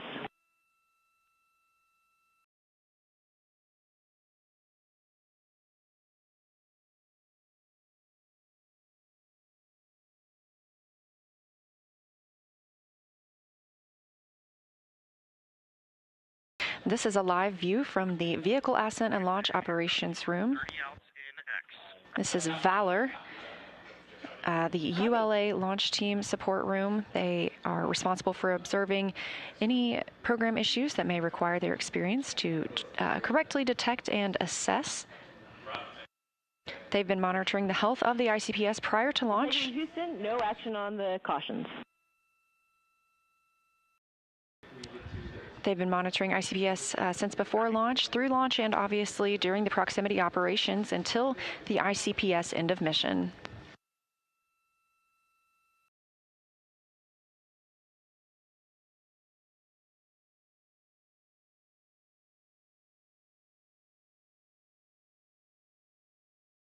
Back inside Orion, we are expecting their upper stage separation burn. Again, that will take them away from the interim cryogenic propulsion stage very shortly.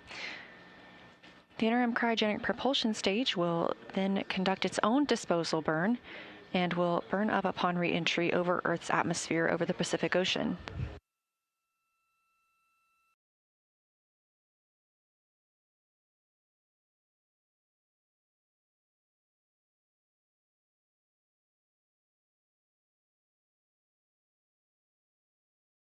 This view of the interim cryogenic propulsion stage. Copy.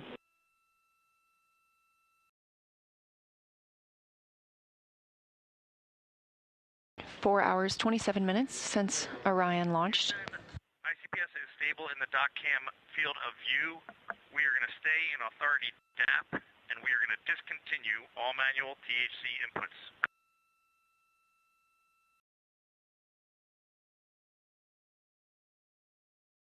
Copy, Reed. Please take dock cam exposure to 0, wait 20 seconds, and then take back to 1.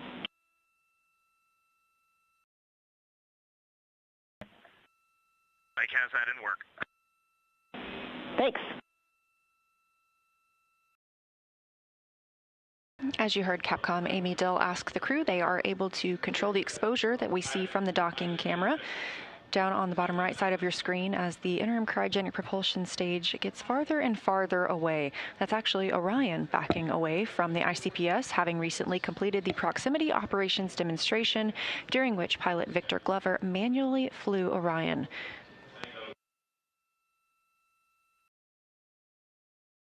On the left side of your screen, you can see Glover in the left. He's currently in seat 1, having conducted those prox ops. And on the right is NASA astronaut and commander of Artemis II, Reed Wiseman. And Houston, here comes the ATP for ARPA to coast. We're ready.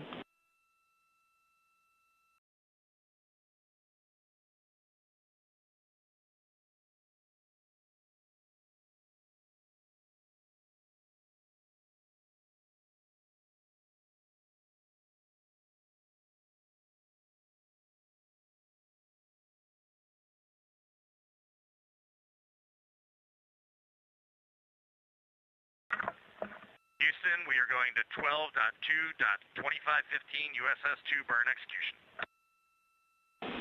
We're with you.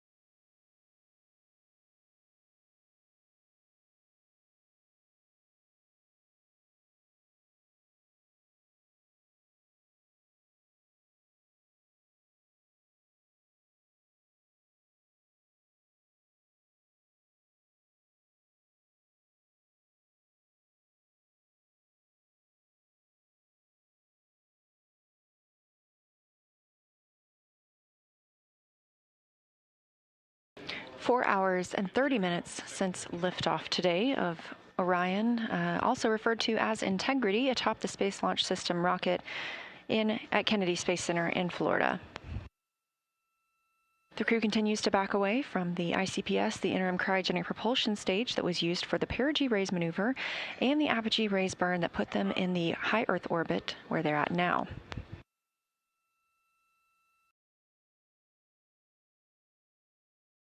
Coming up shortly is the upper stage separation burn.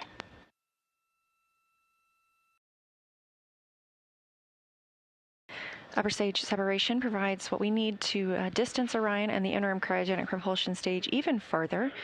The ICPS will have its own disposal burn. Houston, for awareness, 2 minutes until ICPS maneuvers.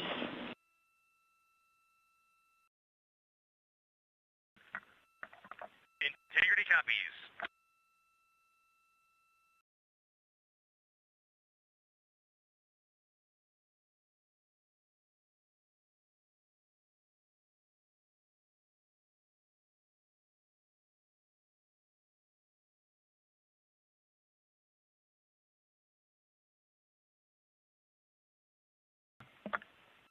Houston, we're checking with you in step 4 burn config ATP.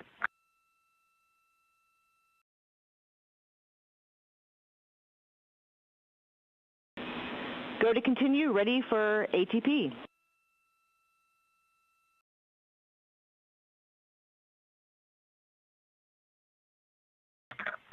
Houston, ATP burn config is go. Copy.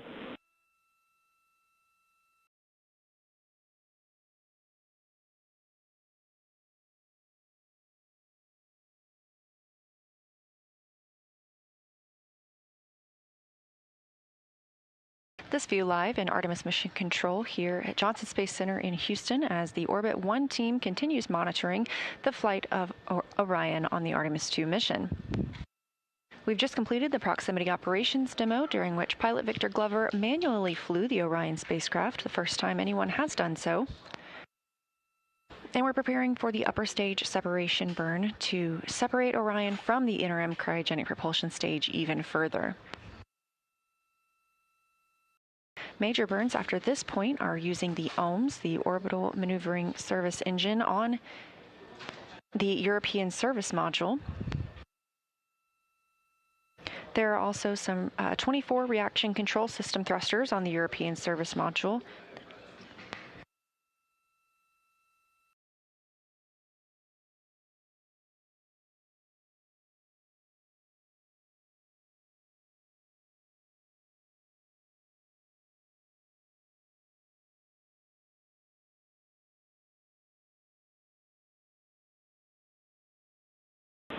Integrity ICPS maneuver in work.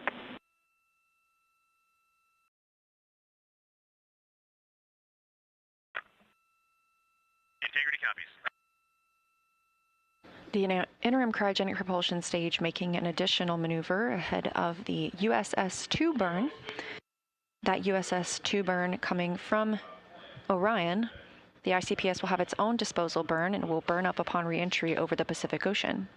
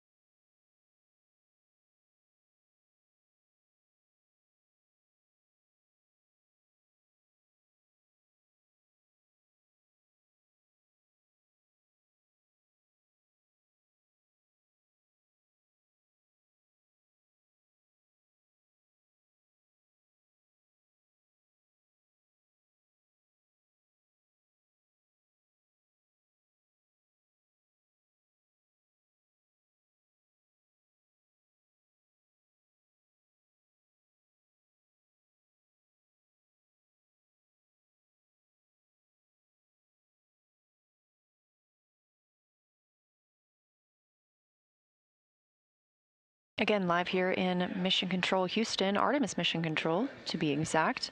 Just down the hall from the International Space Station Mission Control Room, also flying with humans aboard 24 hours a day, 7 days a week. We have completed the proximity operations demonstration aboard Orion, and we are now looking ahead to the upper stage separation burn. This provides distance from between Orion and the ICPS. The ICPS will have its own disposal burn at about 5 hours MET. We are now 4 hours and 37 minutes MET, or time since launch.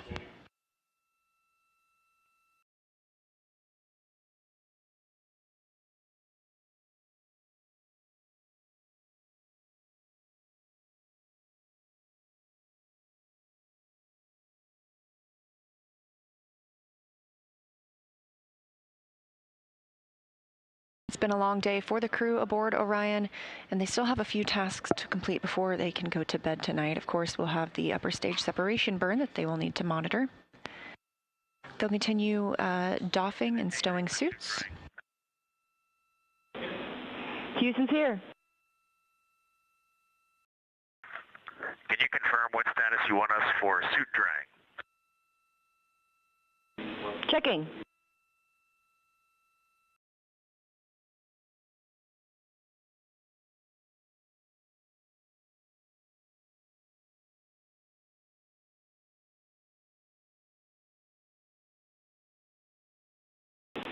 And Integrity, can you confirm that you did the glove swap activity? Negative, we did not do the glove swap activity.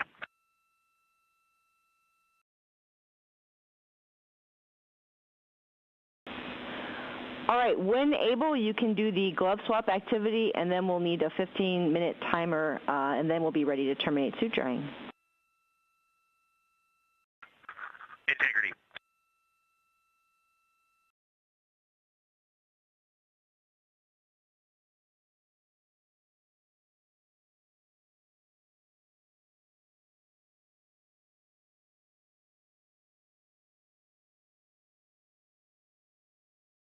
Solar arrays are now in motion ahead of the USS 2 burn, the upper stage separation 2 burn. And with proximity operations complete, we will look forward to hearing from pilot Victor Glover how it felt to fly Orion. But just before his launch, we got to ask him how it felt and how he was looking forward to it. As a test pilot, the opportunity to fly a spaceship is just a dream. It's unreal. The piloting role specifically, I will have an hour and a half or so where I get to fly the spacecraft by hand, and we fly Orion a lot in the simulator to train, but also to build an experience base for how the teams on the ground think Orion's going to work. And then when we fly Orion in space, we're actually going to compare the two to help them make better models. You know, my inner test pilot is like, of course, very excited about that. But really, the point of this is to make sure that Orion is a safe spacecraft so that we can go and do more complicated missions without having to think about, do we need to have a test pilot on every mission to fly this spacecraft? So far, I really like the way Orion flies, but it's only been in the simulator. And so the ability to fly one actually in space on a test mission is just a really unique opportunity.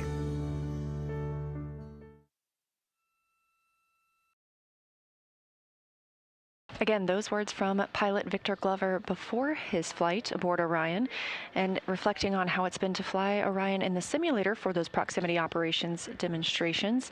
Now he has gotten to do the real thing today, with Prox Ops having just completed about 10 minutes ago. This view live inside Artemis Mission Control at Johnson Space Center in Houston as the crew continues to move away from the ICPS ahead of that upper stage separation burn.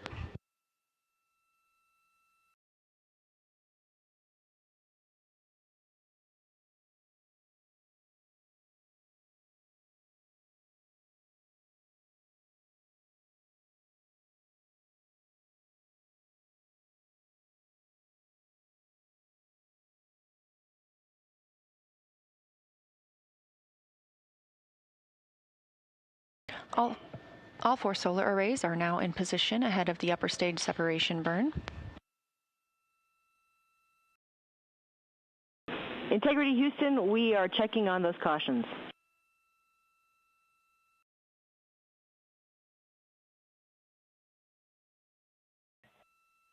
Integrity.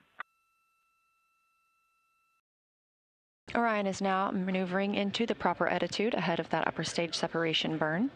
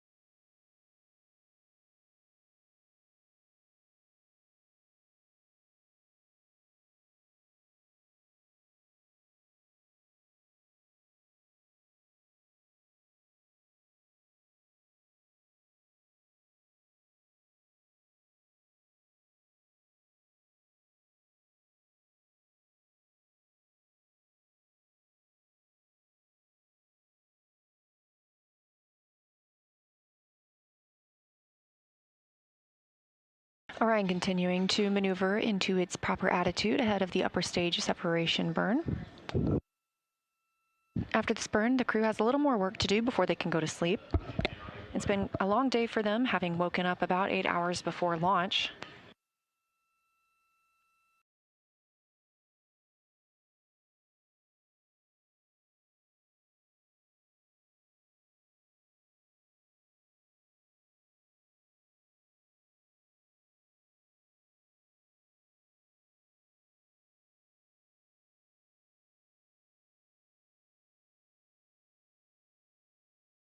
The crew aboard Orion will continue stowing their suits and configuring the cabin as they need it for the duration of the flight.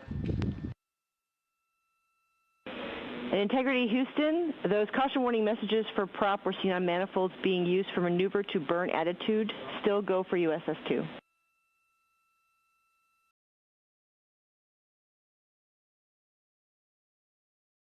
Integrity copy. Still go for USS-2. Thanks for the updates. And the crescent Earth from almost 20,000 miles looks amazing. Thanks for that report.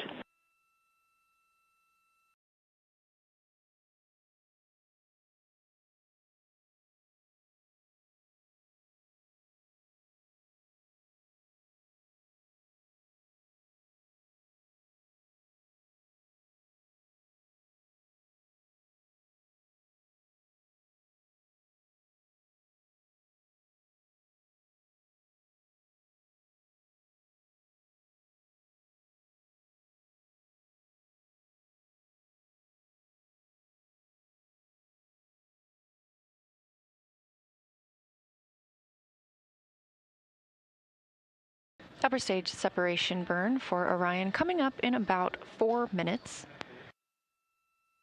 We're now 4 hours and 46 minutes since liftoff. This view coming live from the spacecraft, looking at one of the solar arrays. Those solar arrays are now swept forward, and that protects them from any loads imparted when we conduct this upper stage separation burn.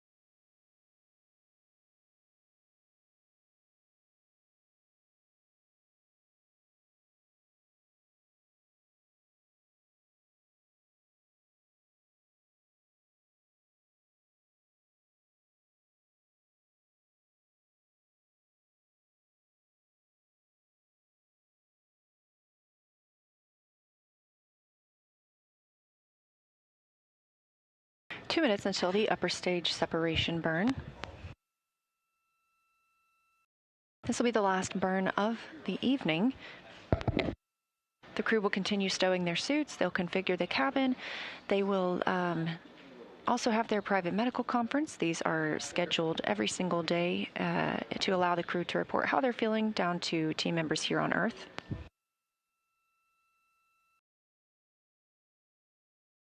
Then they'll get into their pre-sleep and their sleep for the evening. They will only get a few hours of sleep to start. They're going to wake up essentially in the middle of this nap for the perigee raise burn. That burn will set us up for translunar injection tomorrow. A translunar injection burn is what will commit us to flying by the moon and also serves as our deorbit burn.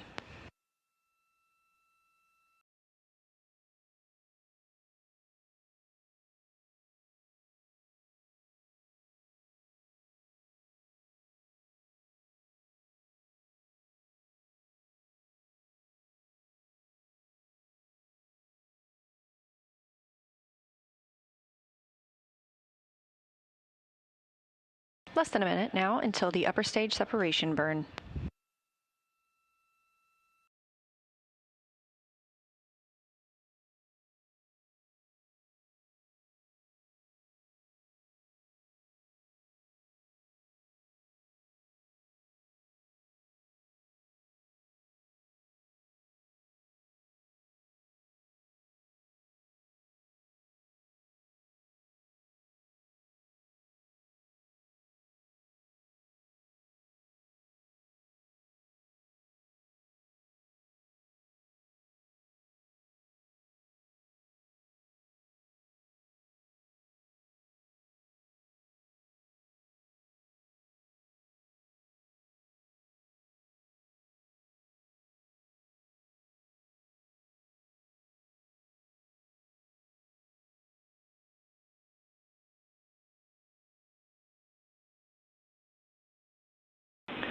Integrity Houston, no action on the ohms caution.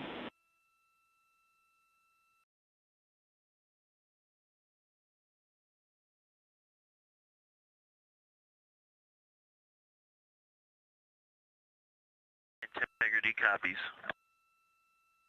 And we have confirmation of the upper stage segment burn start and complete. Very short burn. And Integrity Houston, no action on the RCS prop cautions. We're taking a look. Okay, copy. And we show about 10 seconds to go on a trim burn, and that is looking good. Attitude is stable. Copy.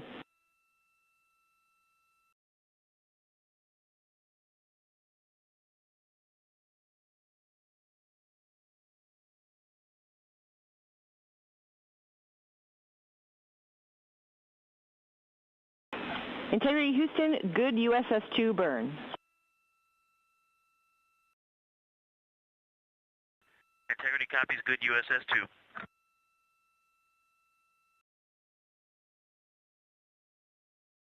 Confirmation of a successful USS-2 burn, upper stage separation. This view live from Orion. You can see on the right the solar array. You also heard some calls from Capcom Amy Dill to the crew about some cautions that they will see aboard the spacecraft that they're looking into on the reaction control system thrusters, and no action is needed from the crew at this time.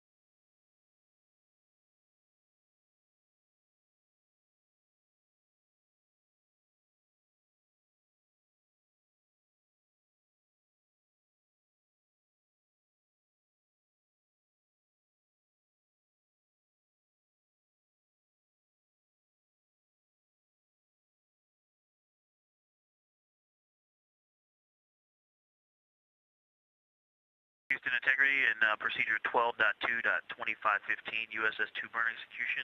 Confirm you will complete remaining post-burn reconfig, and we will exit the procedure.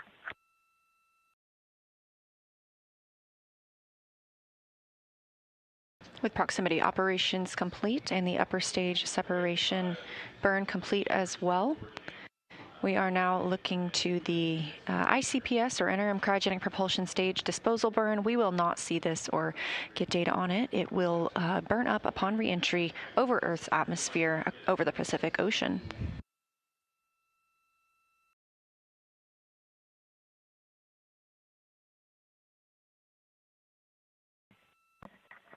Houston Integrity, I'm going to request to suppress the CMIS 300. Copy and checking. And Reed, we will suppress from the ground the CMS 300 caution.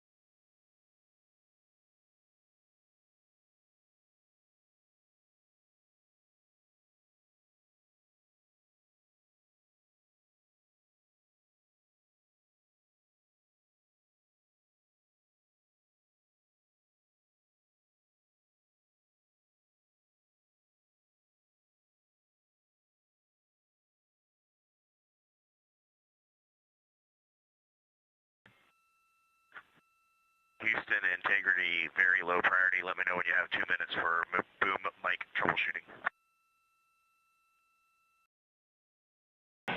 We have the time. Okay, Amy, as we're learning how to use this mic, I'm talking in a conversational level with the mic about a half a centimeter from my mouth. How do you hear me right now?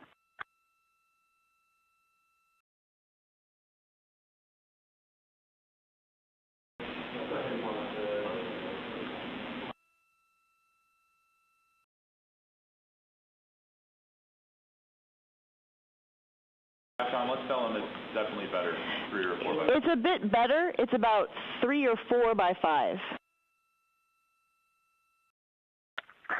Okay, Amy, and now I am talking to you with the tip of the boom mic pressed against my upper lip, so I have lip contact on the mic. How's this now?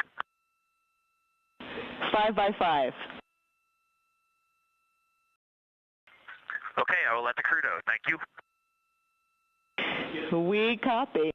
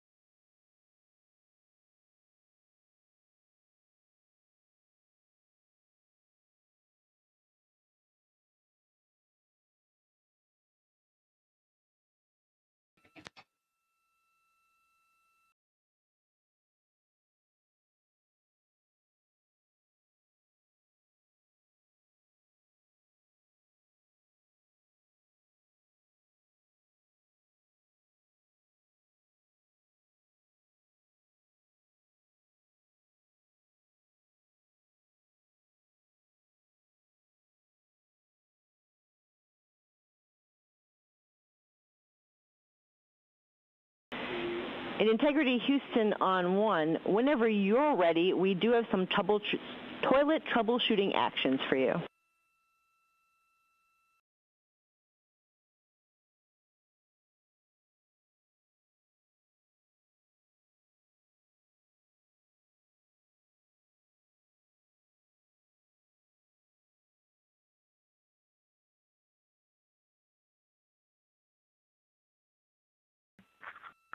Okay, Houston, we copy on toilet.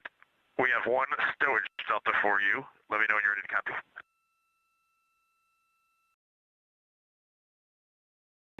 We're ready for stowage delta. Very, very simple. The PWD cover is in Foxtrot 2, not Foxtrot 3. We copy. Okay, Amy, just give us about 2 minutes and we'll be ready for the toilet orders. Standing by.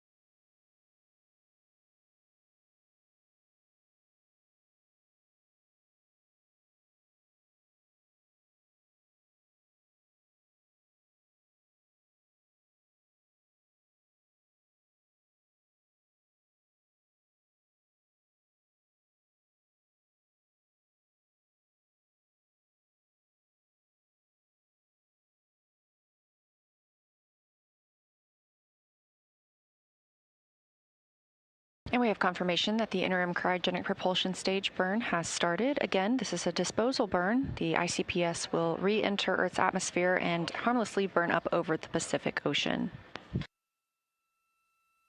Additionally, we are expecting the CubeSats to be released soon. These will be released from the Orion stage adapter on the Space Launch System upper stage into a high Earth orbit, where they will conduct an orbital maneuver to reach their own desired orbit. These are 5 CubeSats from space agencies including Germany, South Korea, Saudi Arabia, and Argentina.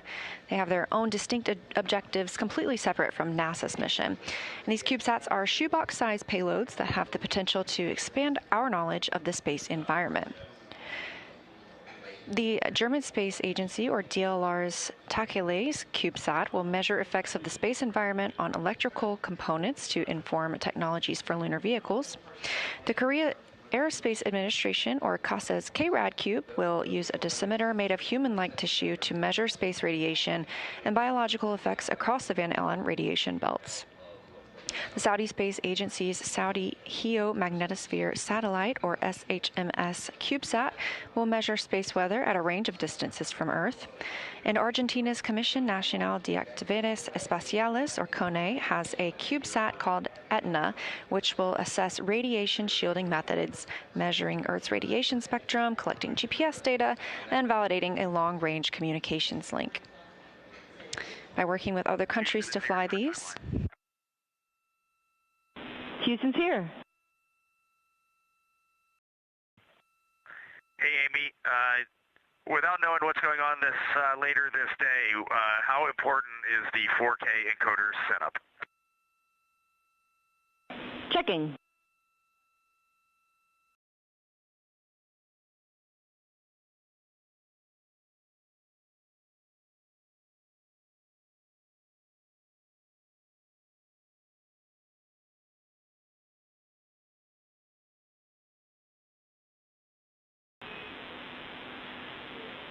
Integrity Houston on 1 for time. We'd get that done here in the next hour or so, along with the conferences, and then get you guys to bed a little bit early. That's what we're thinking down here.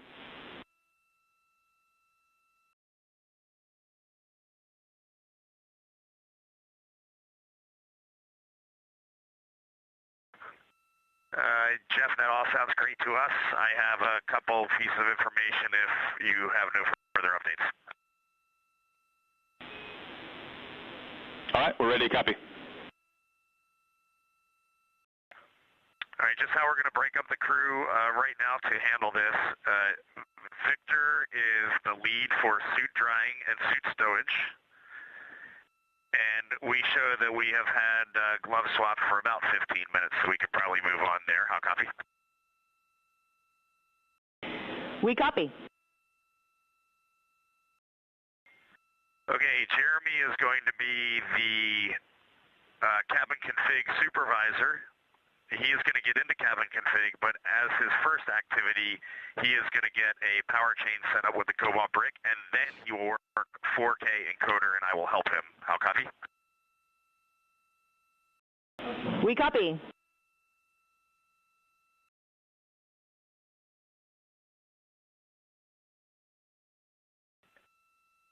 Christina is going to work the toilet troubleshooting with you, so when you all are ready, if you are happy with what what Victor and Jeremy are doing, I will hand the comm and the toilet lead over to Christina. Copy. Stand by for data rate change.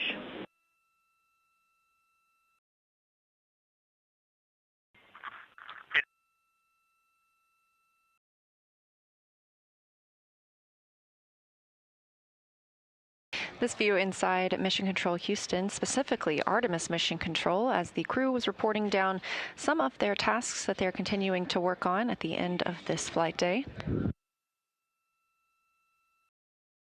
It's been a very busy day for the crew so far, again waking up about 8 hours before liftoff, which was now 5 hours and 5 minutes ago. After a successful ride to orbit, they saw the perigee raise maneuver, the apogee raise burn, and got into the proximity operations demonstration. They then conducted the upper stage separation burn to depart the interim cryogenic propulsion stage.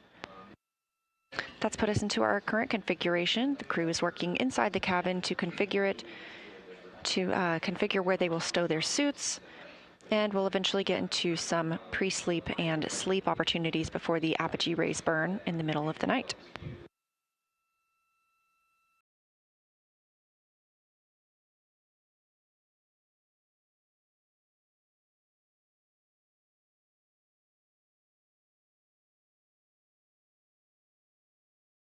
That'll actually be the perigee rays burn in the middle of the night. They will wake up from a brief nap and monitor that perigee rays burn before getting some more sleep and starting their next flight day tomorrow.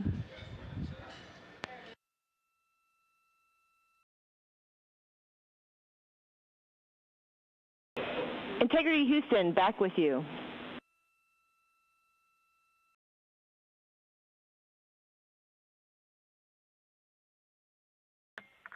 Amy, we have you loud and clear. Same, and last we copied is that Christina will work toilet troubleshooting.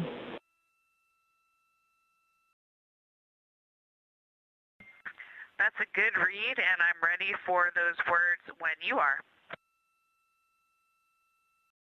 Okay, Christina, first, we do not think empty oxone beads were installed for launch, so we do not suspect a blockage. We think it could be a priming issue.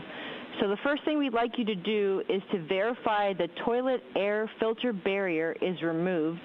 And I have a step number from toilet step and activation procedure if you need it. Let us know when that's complete, and then we're going to power cycle the toilet from the ground and have further steps for you. Okay, I copy all. Before we continue, are we go to swap the suit drying? And correction, are we going to terminate the suit drying? Go for suit drying termination.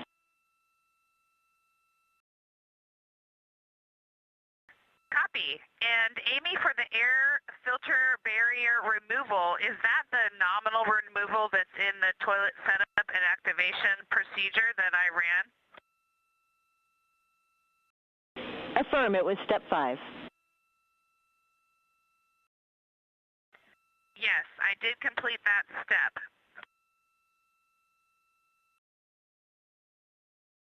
Copy, standby.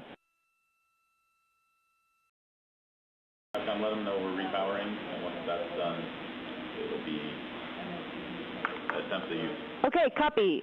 We are going to power cycle the toilet, and then we'll give you a call back to attempt reactivation with removing the urine hose from the cradle and allowed to run for 1 minute. And then we would also like you to have available 250 milliliters of water. And we're not ready for that yet. We'll let you know when the power cycle is complete. Copy.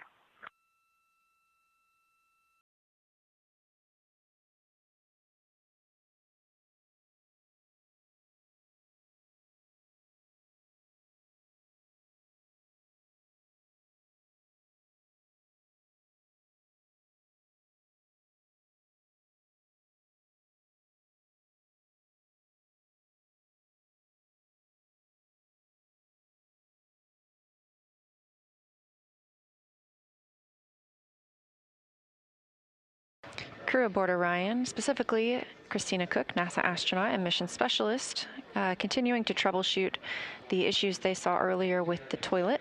The teams here on the ground are relaying up instructions on how to resolve that situation.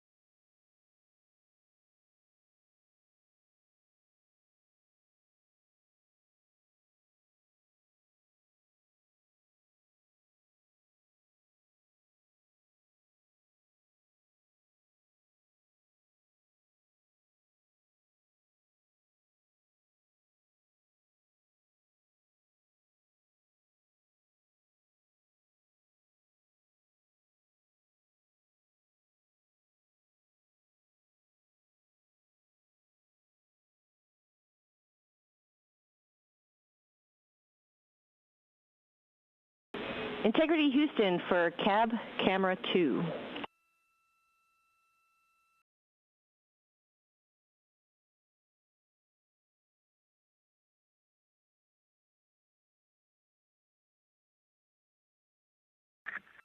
Go ahead.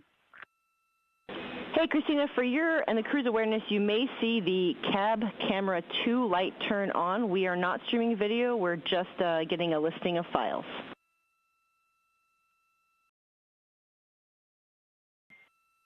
Copy.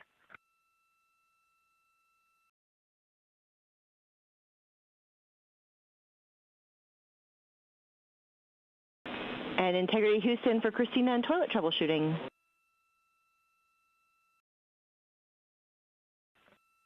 Go ahead. Okay, Christina, we're ready for you to attempt reactivation of toilet by removing the urine hose from the cradle. Please allow it to run for 1 minute, and then if that's joy, you can deactivate toilet and give us a call.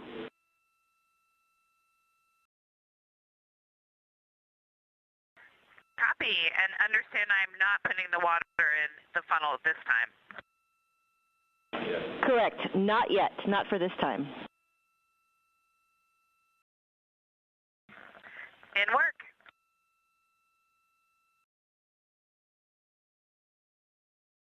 Capcom Amy Dill relaying some words to NASA astronaut Christina Cook on how to troubleshoot the toilet issue they experienced earlier. We should hear shortly the resolution of that issue. This view from Mission Control Houston, Artemis Mission Control, now 5 hours and 14 minutes since liftoff of Orion atop the Space Launch System.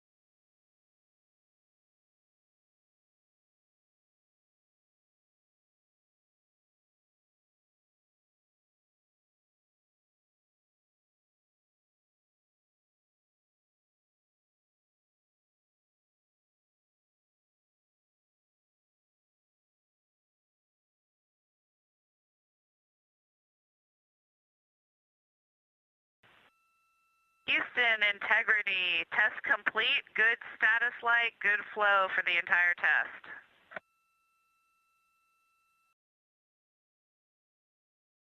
Okay. Good news, Christina, and we are discussing next step. Stand by.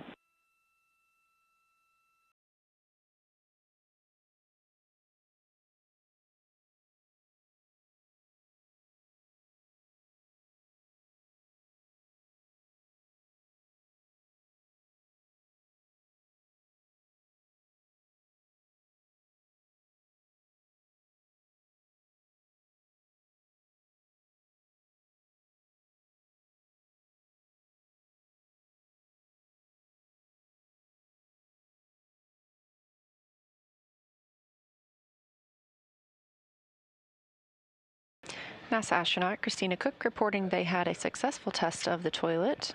And integrity Houston, Christina for toilet troubleshooting next step. Go. Okay, we're going to have you reactivate toilet with the removing the urine hose from the cradle. Please allow it to run for 1 minute, then add 250 milliliters of water, and then allow it to run for at least another 30 seconds and report how that went. In work. Continuing to execute those tests to make sure the toilet is up and running properly.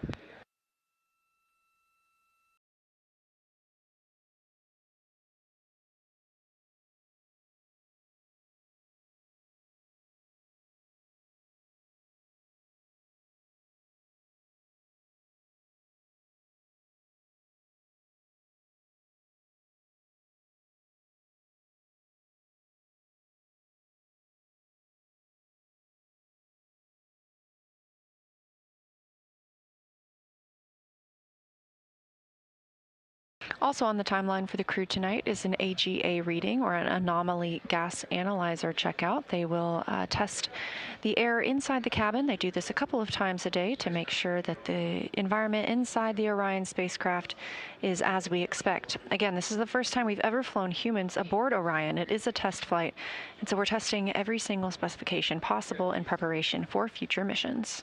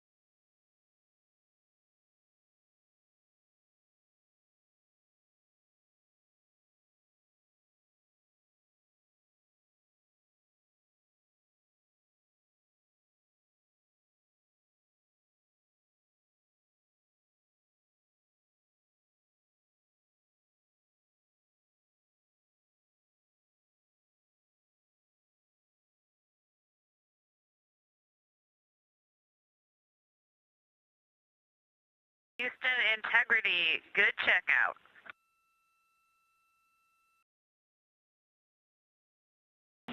Okay, excellent news, Christina, and we are discussing if there's anything further we need.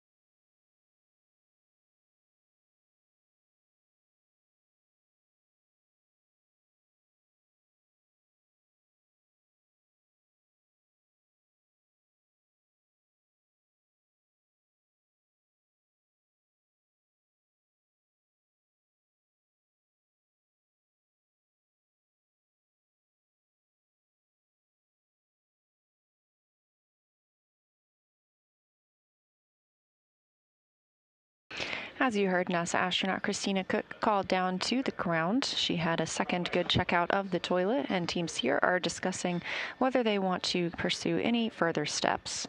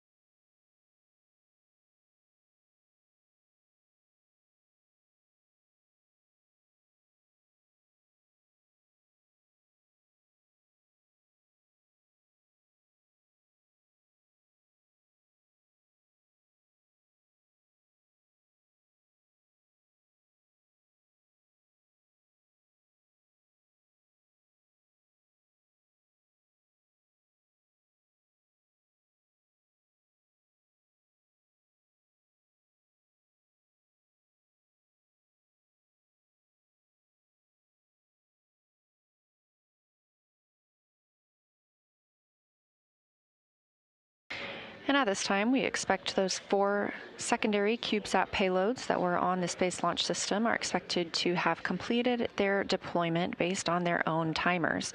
Now, we don't have direct confirmation of this, but the payload teams will be able to communicate with and track their CubeSats.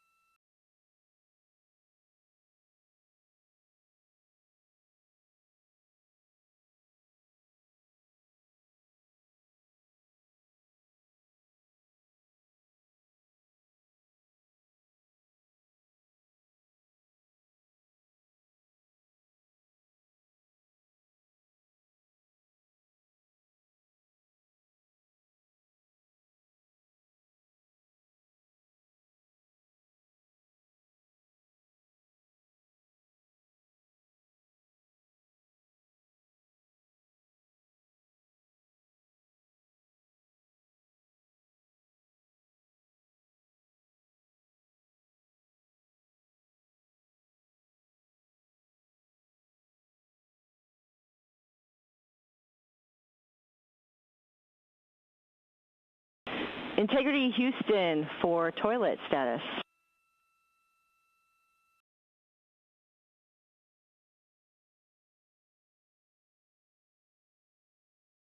Go. Happy to report that toilet is go for use. We do recommend letting the system get up to operating speed before donating fluid, and then let it run a little bit after donation.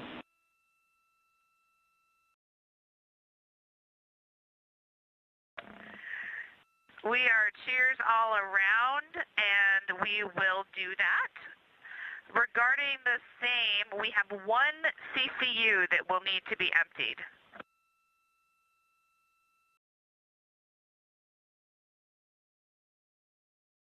We thought you might, so we went ahead and warmed up the heater, so you're good to empty the CCU at your convenience.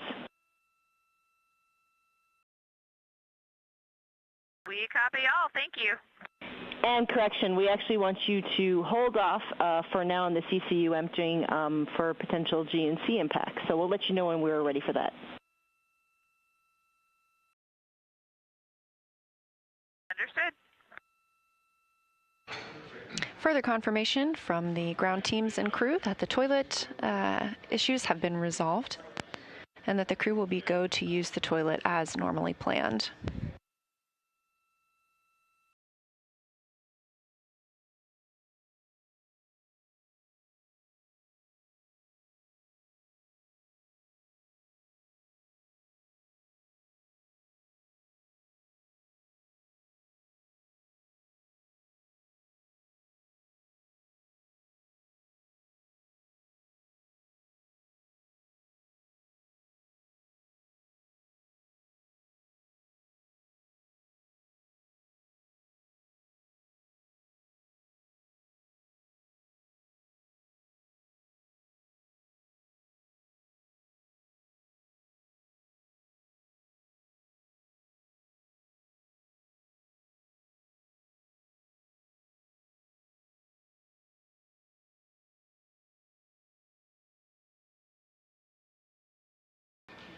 I'm NASA's PAO Leah Cheshire Mustachio here in Artemis Mission Control, and I'm joined by Dave Dennemiller. He is the Deputy Manager for Orion Guidance, Navigation, and Control. Thanks for joining us tonight. It's a pleasure to be here.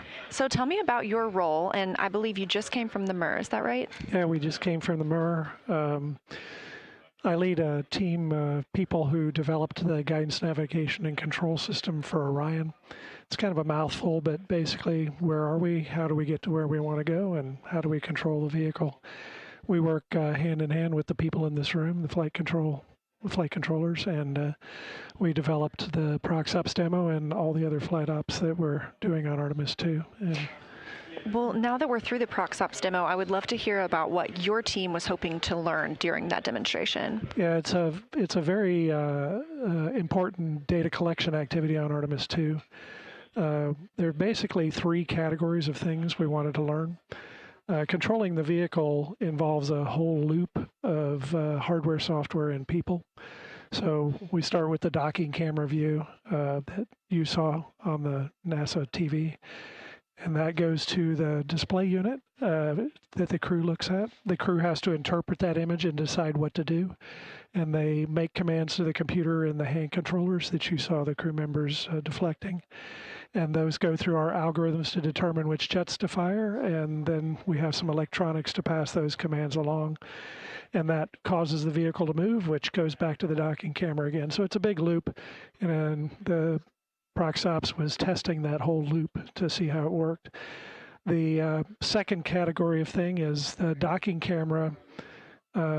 Cameras in space have historically had problems because the space lighting is very, very tough on cameras. The brights are very bright and the darks are very dark, very high contrast environment. So we've done all the testing we can with the camera on the ground, but there's nothing like testing it in the space environment to see how it will really work. And then the third category of thing is that when we got in close to the ICPS, we're doing very, very, very small maneuvers. They're less than 1/100th of a meter per second velocity change of the vehicle. They're so low that our IMU can't detect them. So we need a target vehicle out in front of us so that we can actually see the motion.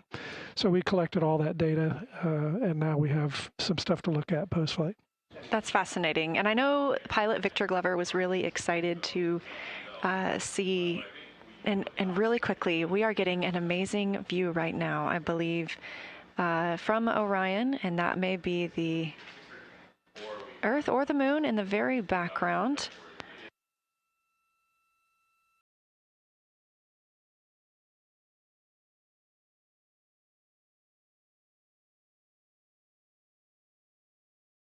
And it actually looks like a crescent Earth there in the background. This view coming from one of the solar array wing cameras aboard Orion.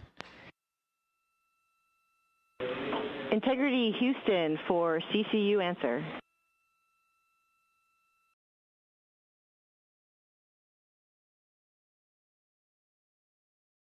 Go ahead. Christina, two options for when you can dump the CCU. One option is today at MET 6 hours 35 minutes, which was during a planned dump time for us, or we can find a time for you to empty the CCU tomorrow.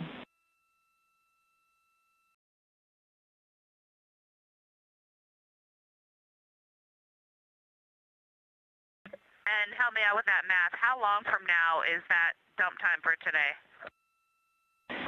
About an hour.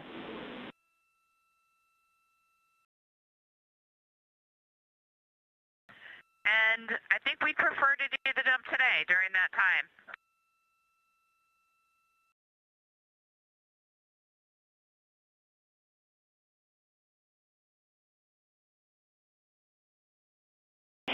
Copy, Christina, and we'll come back to you around that time, letting you know when you're go to dump the CCU. Perfect. Thank you. Some more communications with the crew aboard Orion, calling down to Capcom Amy Dill. And this view on your screen, that is Earth in the center of your screen from the Orion spacecraft. Again, a camera mounted aboard the spacecraft's solar array wing, looking back at all of us. Now, I want to get back to our interview. Dave, the Deputy Manager of Guidance, Navigation, and Control for Orion, talking about PROXOP's a really dynamic time. And we heard from NASA astronaut Victor Glover the entire time that he was piloting the spacecraft. And I know that's additional information for your team as well. So what will you interpret from the information about the spacecraft that Victor called down? Yeah, the crew's comments, Victor's in particular, are very important to us. Obviously, when the crew is manually controlling the spacecraft, we're interested in that task being easy for them to accomplish. So Victor was given a lot of feedback while he was flying. It shows his test pilot background, you know, because that's what test pilots do. They mention the good, the bad, and the ugly as they're flying. So that's a very important part of this. We're actually going to get a score from them of how Orion did. It's called handling qualities. It's a time-tested tradition in the aircraft world that we adopted for spaceflight back in the shuttle days. So they will give us, they will actually give us a score. It's called a handling quality score. Fascinating. So once you get that score from them, when will you get that? And then what will you do to digest that feedback? What's next for your team? Yeah, we'll dive into all of this. We look at the video and look at the commands that the pilots made, that Victor made, and the way the system responded, and look at the video to make sure the vehicle did what we expected it to do. And we'll look at all of that afterwards. We've gotten Victor's comments live now, but we'll get more post-flight when we interview the crew post-flight. Well, that's great. And I know that this is not the only time during the mission that the crew is manually flying the vehicle. There's a manual piloting demo coming up in a few days. So is there anything that your team learned today that helps inform how that demo will go, or any preparations? Yeah, there's actually lots of different kinds of manual piloting tasks. The one that we did today is one of the more complex ones. We did it first because we needed the ICPS to be there, and the ICPS we had a limited amount of time before it had to perform its disposal burn. So these other tasks don't require an ICPS. We'll be doing some tasks of pointing the vehicle. We'll ask the crew to point at a star to simulate a future operation where we need to point the vehicle at a target at long range while the target's still at long range. So there's just lots. We're going to turn jets off to simulate a degraded control system and see how the control system responds. So we have a lot of other manual control tasks coming up. Definitely a lot of action still to come for your group. Yeah, and all this is, we're simulating stuff that we need to, we're not simulating, we're flying stuff that we need to fly on a future flight. So by being able to do it now, if we see any funnies in the data or decide we need to make any corrections, we have time to make those corrections before the Artemis 3 flight. So this is really risk buy down for Artemis 3. That's why we're doing this, is to get some of the system tests behind us before we fly the first dockings for real on Artemis 3. Yeah, absolutely. It's a test flight. And with that, I would love to know how you feel after a crew has now piloted Orion for the very first time. Oh, it's always a great feeling to see something that your team developed go fly for real. I've been around for a while. I've seen this many times, but the luster never fades. It's always fun to actually fly and see your stuff in operation. I can only imagine. I'm so excited for your team. Congratulations, and we can't wait to see everything that is to come in the upcoming days. So thank you again so much for joining us, Dave Dennemiller, Deputy Manager for Orion's Guidance, Navigation, and Control System. It was fun. We got 9 more days of fun. Let's do it.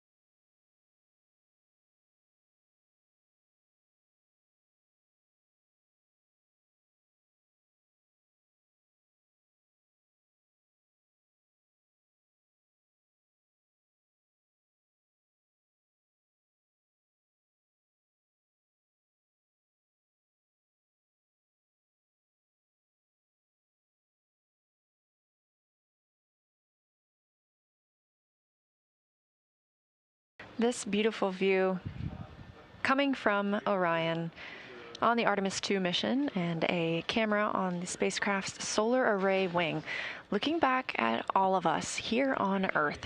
Spacecraft now over 27,000 miles away from our home planet.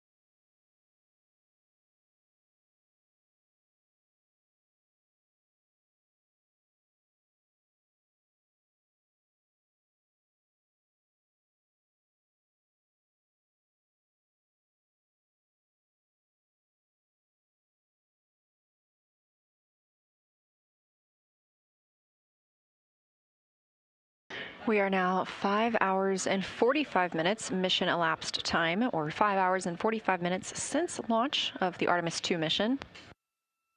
This view looking back on Earth from one of the cameras on the spacecraft's solar array wing. Things will start to get a little quieter from the crew. Of course, we heard quite a lot from them during the prox operations demonstration when pilot Victor Glover manually flew the spacecraft around the interim cryogenic propulsion stage. With that complete, the crew conducted some troubleshooting for toilet issues they were experiencing earlier, and those have been resolved. They also continued drying and stowing their suits, configuring the cabin for the mission. They will have a private medical conference later today as well to report how they're feeling to teams on the ground. And eventually they'll be able to get into some sleep. Of course, this is not a full night's sleep, as they will have the rest of the mission because they will move into a perigee raise burn. That perigee raise burn timelined for 12 hours and 55 minutes mission elapsed time, so just about 7 hours from now. After that perigee raise burn, they'll get the opportunity to get a few more hours sleep before waking up tomorrow and starting another day.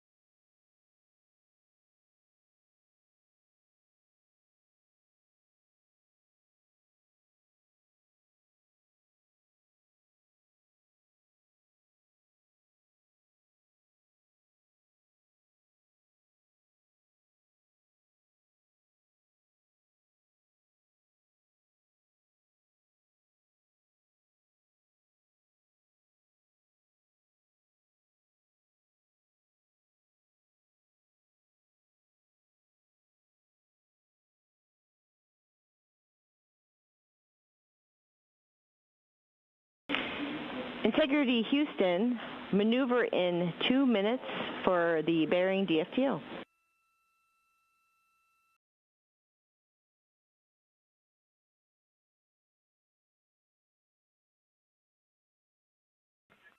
Integrity copies. And timeline question, would you like us to do the PCS O2N2 med checkout activity? Indeed we would, and you are going step 1.1. Copy all.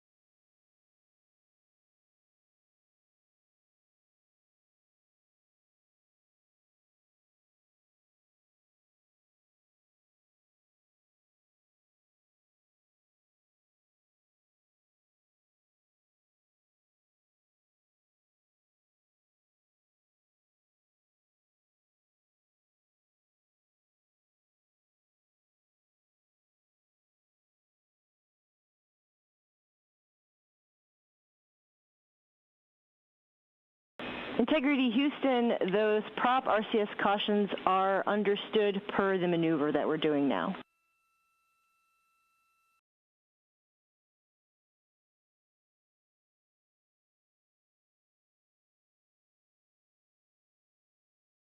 We copy.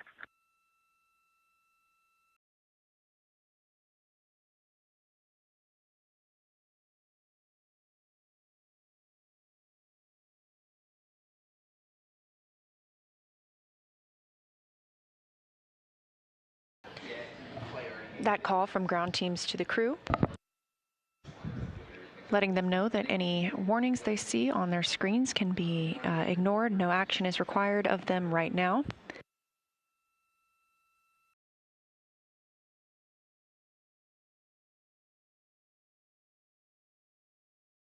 Those are reported by prop about the reaction control system thrusters. We've seen those a couple of times tonight, and teams on the ground are working a forward path. Right now, they'll be able to quiet those alerts on the crew's displays.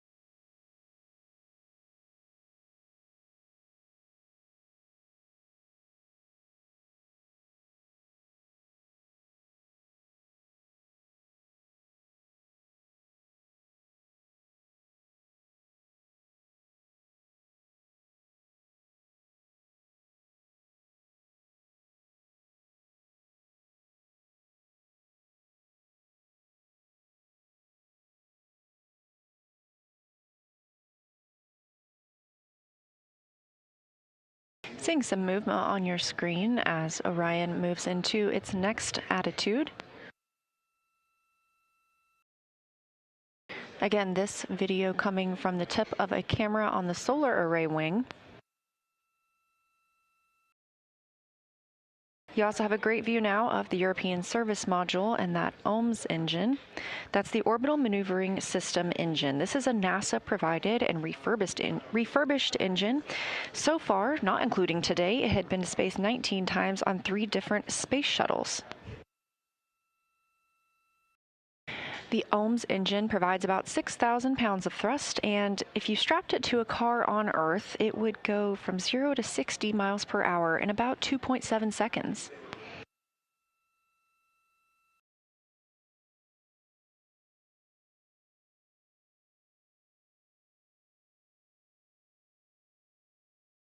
Now 5 hours and 55 minutes since liftoff of the Artemis II mission.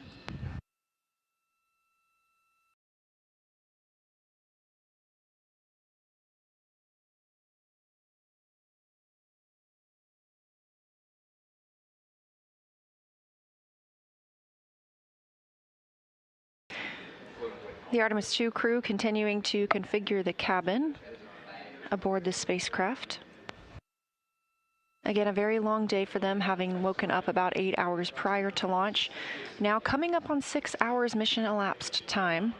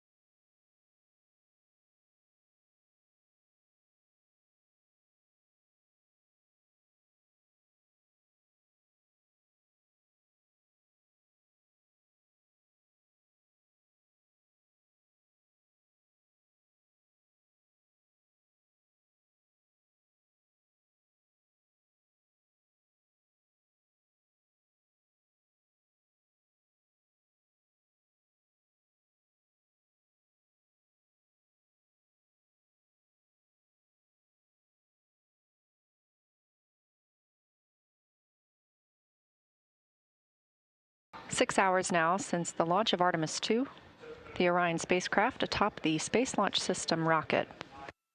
This is a test flight and the first flight of humans aboard the spacecraft.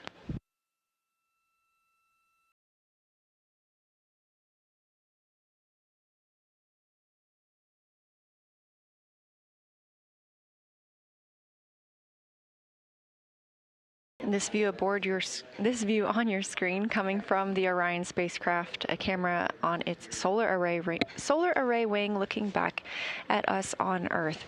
Now we do have 4 astronauts working aboard the spacecraft.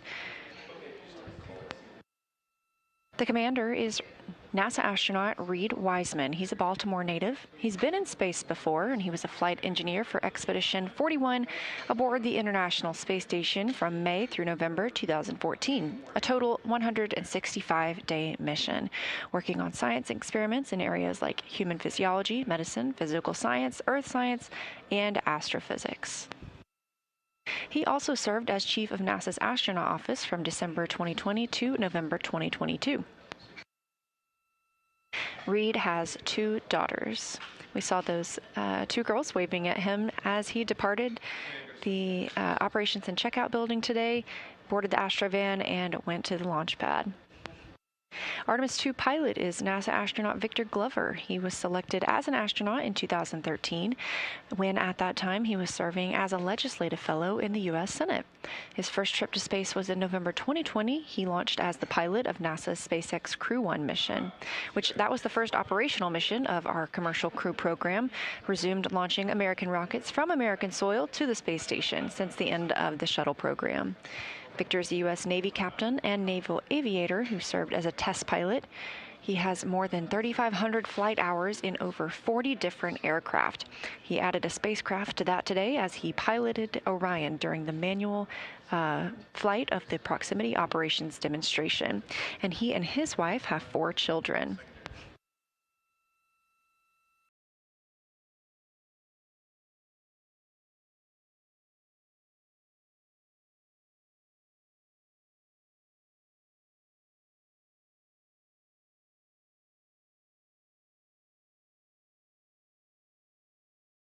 Next up is NASA astronaut Christina Cook. She is a mission specialist aboard Artemis II and a native of Grand Rapids, Michigan. She was selected to the astronaut corps in 2013, being in the same class as Victor. She's previously served as a flight engineer on the space station from March 2019 to February 2020, making her the holder of the record for the longest single space flight by a woman. That's 328 consecutive days in space. She also participated in the first ever all-female spacewalk with NASA astronaut Jessica Meir, who's now living and working aboard the space station. And before becoming an astronaut, Christina helped build space science instruments and led scientific fieldwork in some of the most remote environments on the planet. She loves surfing, rock climbing, community service, yoga, travel, and photography. Rounding out our crew is Canadian Space Agency astronaut Jeremy Hansen. He is a first-time flyer and will be the first Canadian to fly around the moon.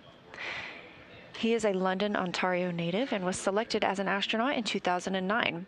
Since then, he's worked as a Capcom here in Mission Control in Houston. Capcom stands for Capsule Communicator, and that's the single person in Mission Control communicating with the astronauts in space. He's also participated in training exercises like living on the ocean floor off the coast of Florida to help simulate deep space exploration. In 2017, he became the first Canadian to lead a NASA astronaut class. He enjoys getting out on a sailboat, rock climbing, and mountain biking, and he and his wife have 3 children.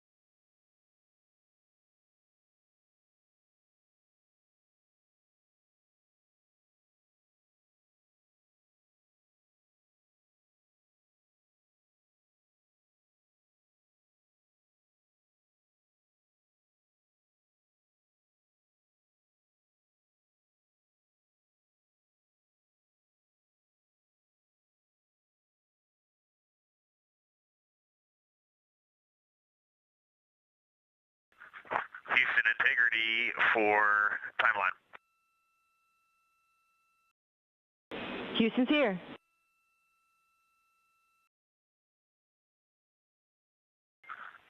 Okay, Amy, we are got the 4K camera encoder installed and the camera is set up. Are we doing scene and voice for PAO or are we skipping that for today?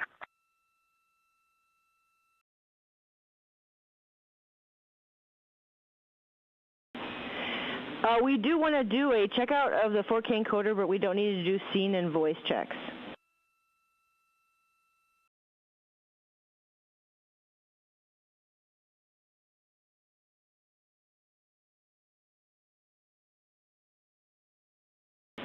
And Reed, that might have not been clear. We won't be doing a formal scene and voice check for PAO purposes, but we'll do a quick one just for the encoder checkout.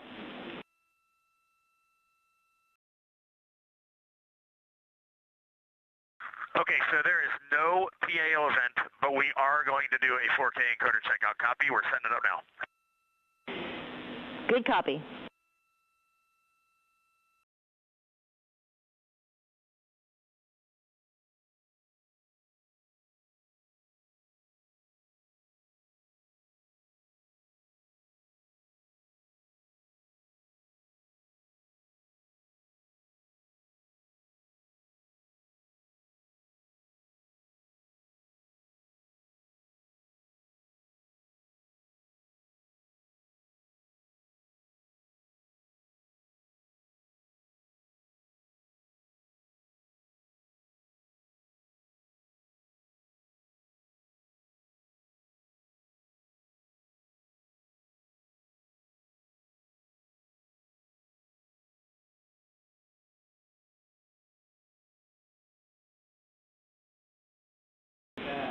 And Integrity Houston, we do have you on video for the 4K encoder checkout.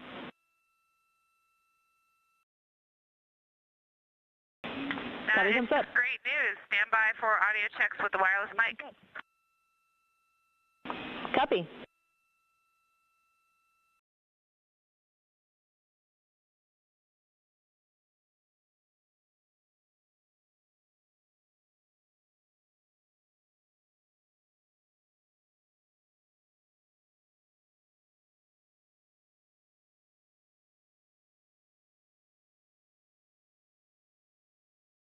Six hours and 10 minutes since liftoff. Amy, I just did audio with the wireless mic. Did you copy?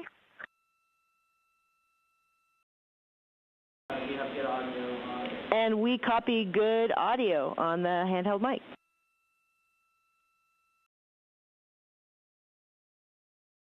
That is great news. We're ready to call 4K encoder checkout complete if you are. We concur. 4K checkout complete, and whenever you're ready, I have some words about S-band string swap that we're interested in having you all perform. And it's great to see you all wave, 4 smiling voices, and we are really enjoying seeing you up there.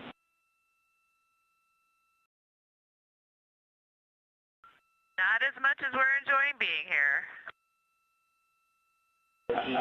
That is true. And Rise is also smiling at you guys.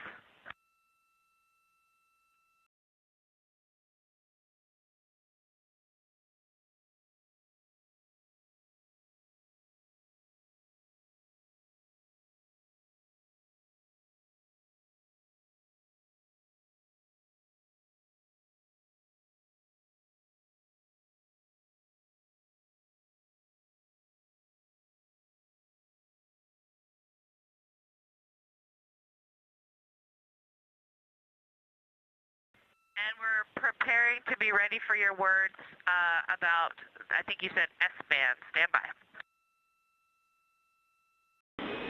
Standing by.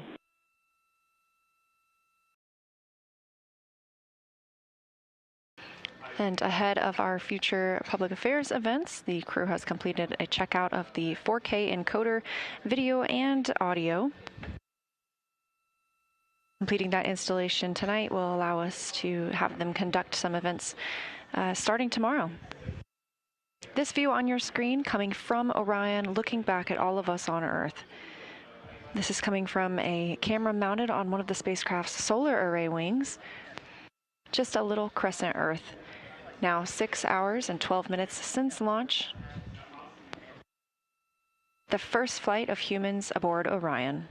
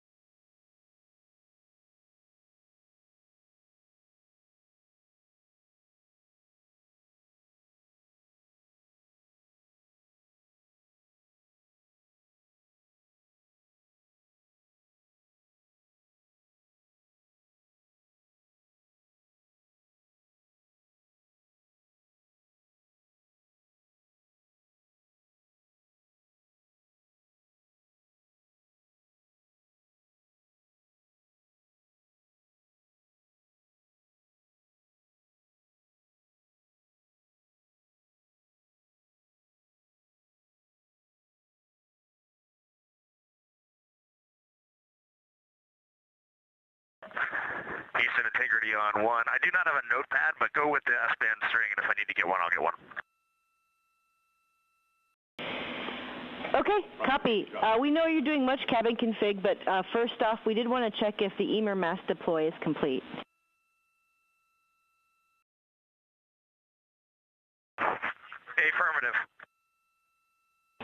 Great, thank you. And then for the S-band string swap, we do want you to perform an S-band string swap back to string 1. We think the communication issues earlier in the mission were due to a ground issue, but we want to confirm good comm on string 1. I have a procedure when you're ready to copy. Ready to copy. 21.1.3 for S-band string swap. Perform all steps.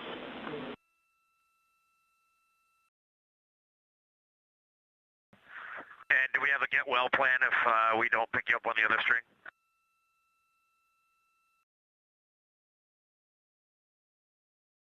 Checking.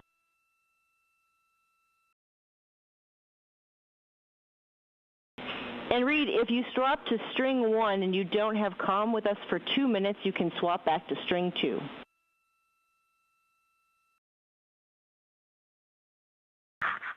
Okay, that sounds good. And can Christina go for her PAO teardown activity?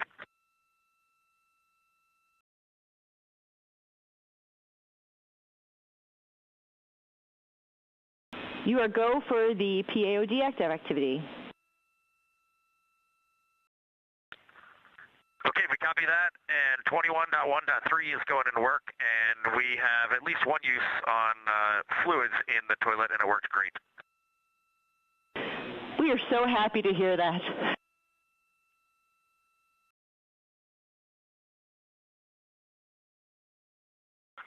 And Christina is wondering how long until the CCU dump.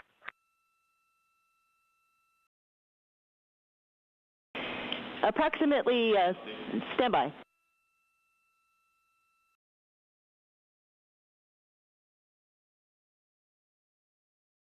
Approximately 15 minutes to the CCU dump, and we'll give you a call as a reminder. Copy.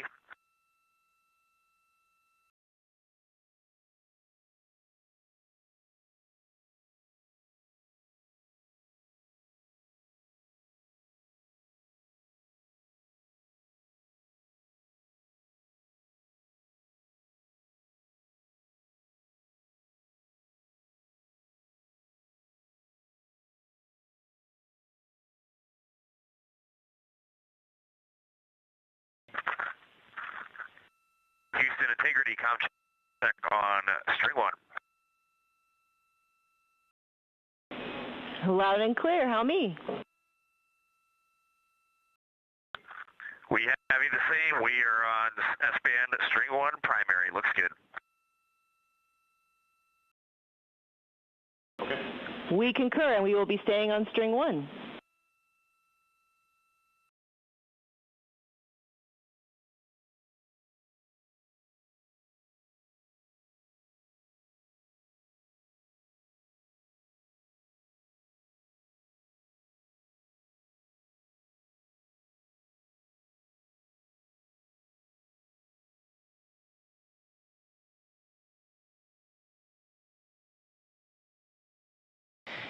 Astronauts aboard Orion calling down to speak with Artemis Mission Control here at Johnson Space Center in Houston, Texas. What you see in the bottom right of your screen.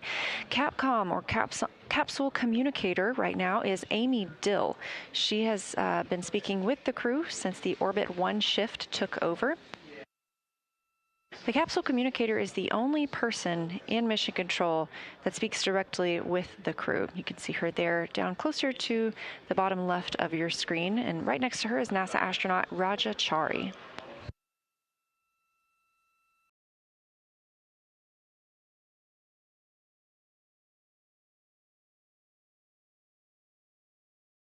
Having one voice in Mission Control speaking with the crew allows us to keep communications clear and concise. They gather information from all of the flight controllers here in the room alongside the flight director and make decisions on what they need to share with the crew aboard Orion.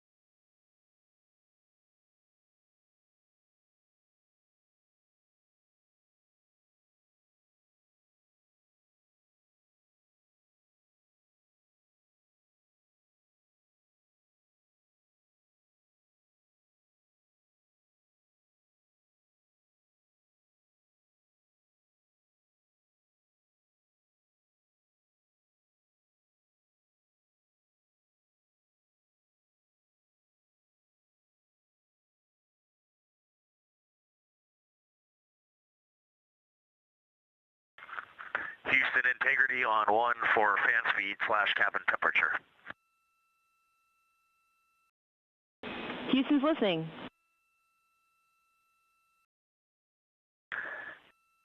Amy, is it possible to lower the cabin fan speed a bit? There's a lot of airflow in here, and if that is not possible, can we increase the temperature? Well, I think the answer is yes, right, Ecom? We can do one of those two things.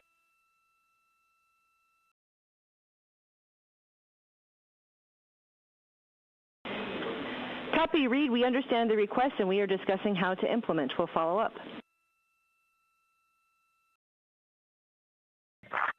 Yeah, sounds good. No urgency there, but just know that will be our desire down the road.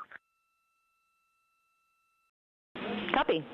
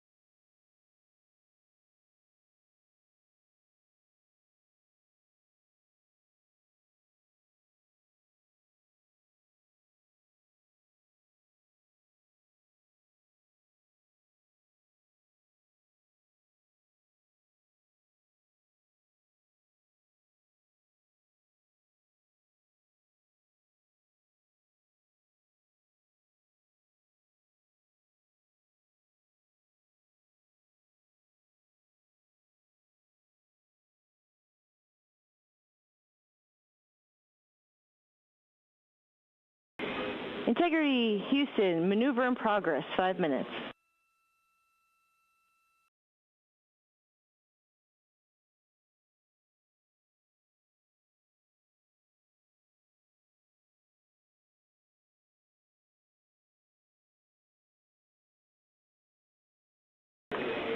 And Integrity Houston for the enabled SM, RCS prop cautions. Those are, again, understood with the maneuver, and we are working to suppress the ones that are enabled.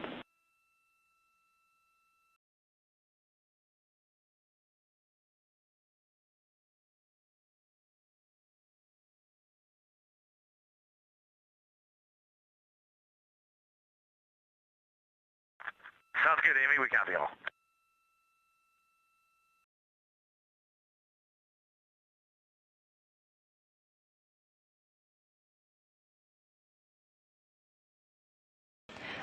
Now over 6.5 hours mission elapsed time, or time since the Artemis II mission began, with liftoff of Orion atop the Space Launch System rocket at Kennedy Space Center in Florida.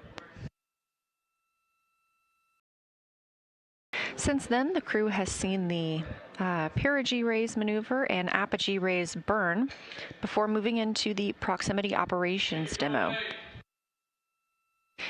They detached from the interim cryogenic propulsion stage and then used that stage as a docking target. Of course, we did not dock today, but this was great practice for us to understand how it feels to manually fly Orion. So pilot Victor Glover was manually controlling the spacecraft in relation to the interim cryogenic propulsion stage. We also saw CubeSat deployment. Eventually, we had the USS-2 burn, the upper stage separation burn that took us away from the interim cryogenic propulsion stage, and the ICPS itself had its own disposal burn.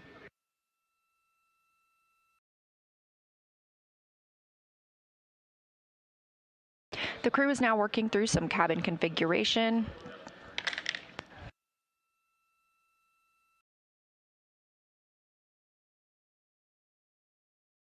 Once their cabin configuration is complete, they will have their private medical conferences to report how they're feeling down to teams here on the ground. They'll get into their chance to sleep a little bit before the perigee raise burn in the middle of their sleep shift. Once that burn is complete, we will then get another sleep shift for Orion. That perigee raise burn is to raise the lowest point of Orion's orbit around the Earth right now. It is in a high Earth orbit. And that perigee raise burn will set us up for the translunar injection burn tomorrow. Translunar injection is the burn that we need to send us around the moon and is also our deorbit burn.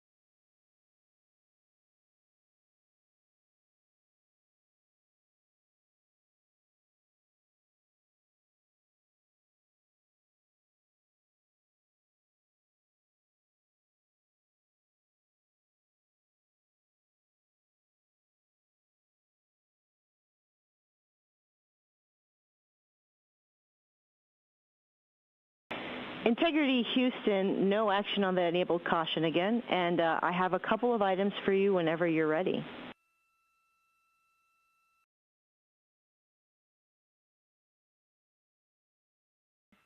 Okay, Houston, we're ready. Go ahead. Okay, first off, to address the cabin environment, we're going to command cabin fan speed lower from the ground.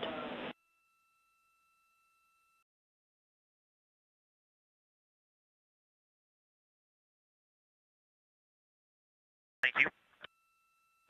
Two more things.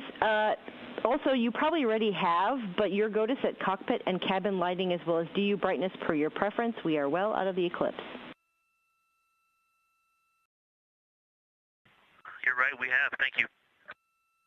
I figured you might have. And we're also at that time where we're ready for you to do the CCU dump, and I have a procedure when you're ready to copy.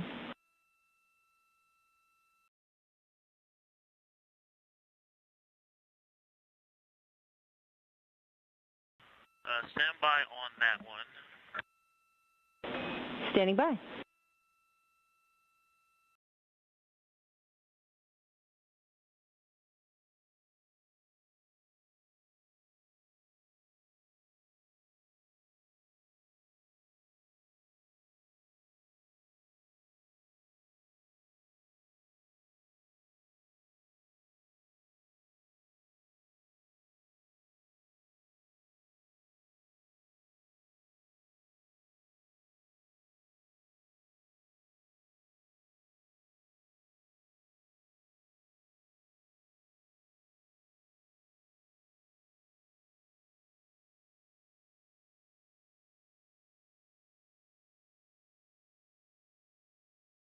Okay, Houston, we are ready to copy the CCU dump procedure. Okay, it is 26.2.201 CCU dump, and step 1.1 is complete for configuring heaters. We've done that from the ground.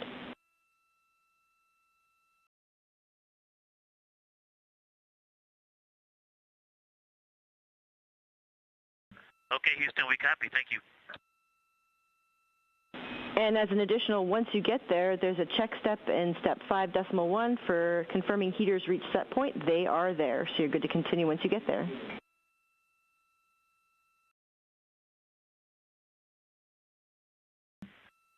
we copy your 1.1 and 5.1. Thanks.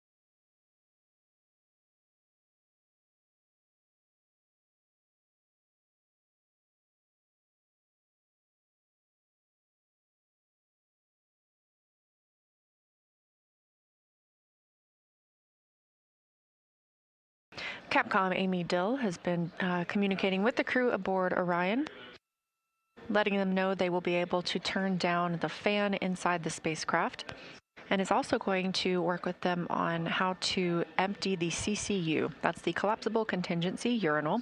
As you heard earlier, the crew had some time troubleshooting the toilet. That has since been resolved, and they are now able to empty and process what was used before they used the toilet.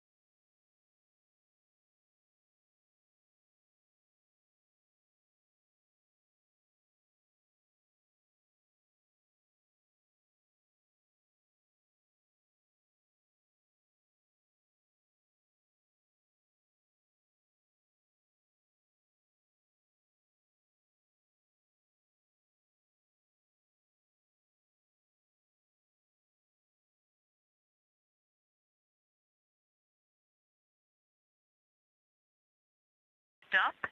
Also a status. The O2 N2 med checkout activity is complete. Copy status, ready for question. Yes, the CUD1 ECFA was not installed yet. I have located it. Am I go to remove all of the packaging around the connectors and go ahead and connect it to CUD1, or is there a procedure I should be referred to for that?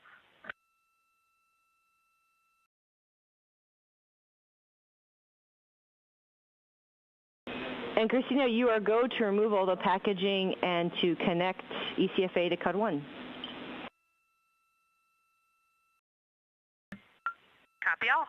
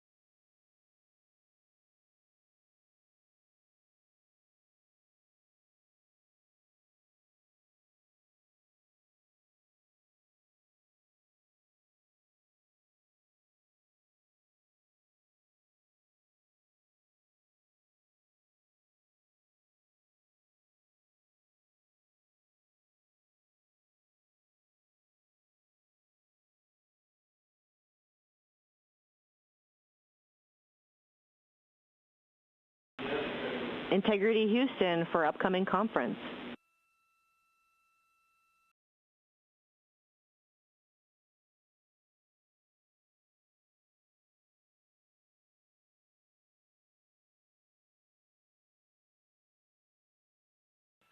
Go ahead for upcoming conference. Whenever you're ready, we can privatize Orion to Earth 2.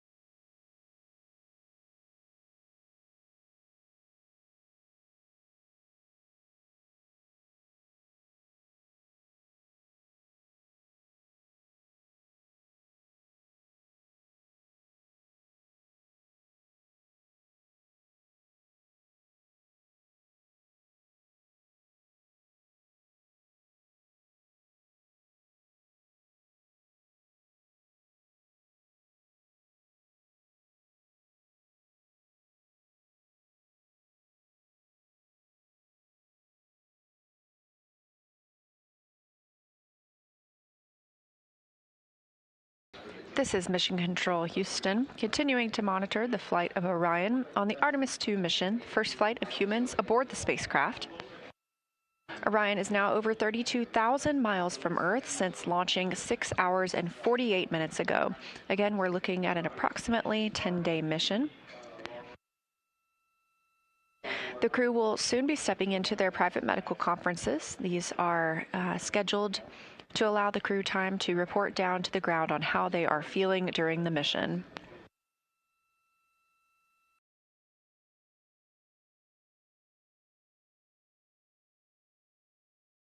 Once the crew completes their private medical conferences, they will be able to start winding down and getting into their pre-sleep period. They will have a chance to take a nap, essentially, before waking up for their perigee raise burn monitoring operations. Once perigee raise burn is complete, and again, perigee raise burn is to lift the lowest point of Orion's orbit around the Earth, and we are in a high Earth orbit. Once perigee raise burn is complete, we will have the crew go back to sleep for another several hours before they wake up tomorrow at about 2100 MET, actually about 2000 MET, which is around 1:15 p.m. Houston time, Central Time. It'll be a busy day for the crew tomorrow. They will have their first full day inside the spacecraft. They'll have the opportunity to talk about the vehicle status with the crew in Mission Control Houston. They will also begin exercising.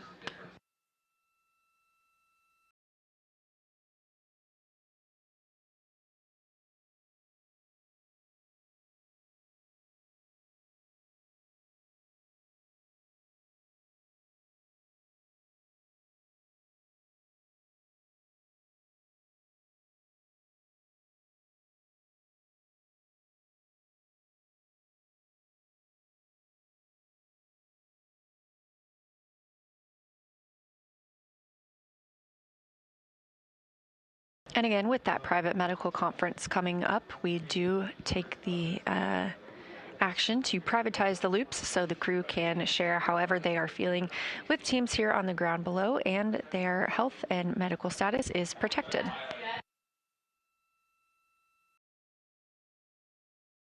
The main thing on their timeline tomorrow will be the translunar injection burn. This is the burn that will commit us to flying around the moon, leaving high Earth orbit, and eventually returning back home to Earth after swinging around the moon. Integrity Houston, Orion to Earth 2 is privatized for your conference.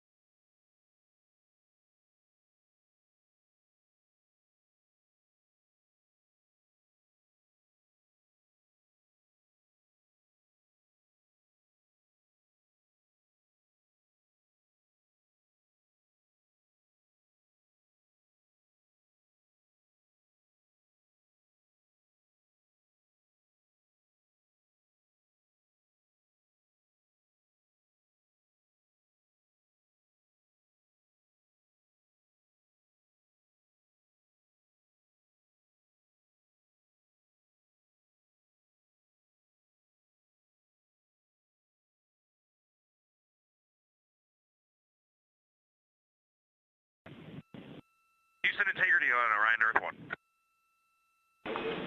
Houston's here. You can go ahead and normalize Orion Earth 2, and then Reed is going to have a PCD question. I'm having a little bit of network issues. I need some troubleshooting assistance. Seems like you're going to normalize. Copy, we will normalize.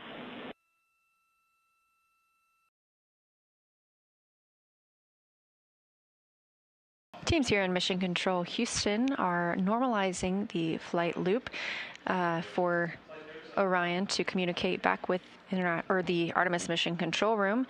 They were able to privatize that flight loop and allow the crew to discuss with flight doctors how they feel after today's launch and events. We plan these private medical conferences throughout the mission for them to report down how they're feeling.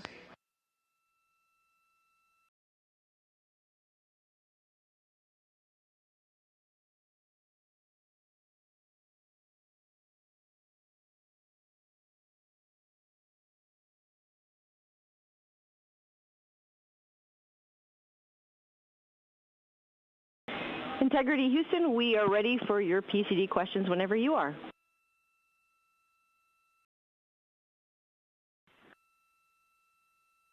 Okay, Amy, this is just on PCD1, logged in users, CDR. When I am trying to open Optimus, I am getting an error. Let me open it and try to read the error I'm getting. We copy so far.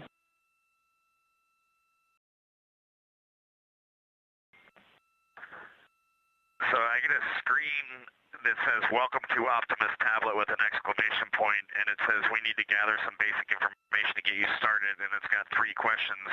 But then laying on top of that, about 1/5 of the size of the PCD, is a pop-up window that says, "Network error. Operating system is reporting access to internet as unavailable. Check to see if device has network capabilities enabled."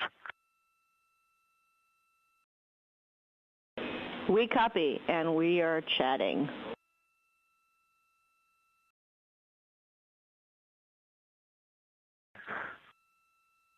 Copy. Troubleshooting steps I have tried is I've tried running the network config to Wi-Fi, and I have also tried a shutdown reboot, but I'm open to trying those things again. Copy your troubleshooting so far. That's NASA astronaut and Commander Reed Wiseman calling down about some issues he's having with his portable computing device, or PCD. Those are the tablets that the crew often uses. He's looking to access one of our networks that we use for timeline planning called Optimus. Teams here on the ground are helping him troubleshoot that. Stowage question when you have a second. Ready for stowage question. As we are working on the Eclipse wall, we need new, fresh comfort garment stowage location for Christina and Jeremy. We're having a little bit of trouble finding their new comfort garments because we're going to stow them with the suits.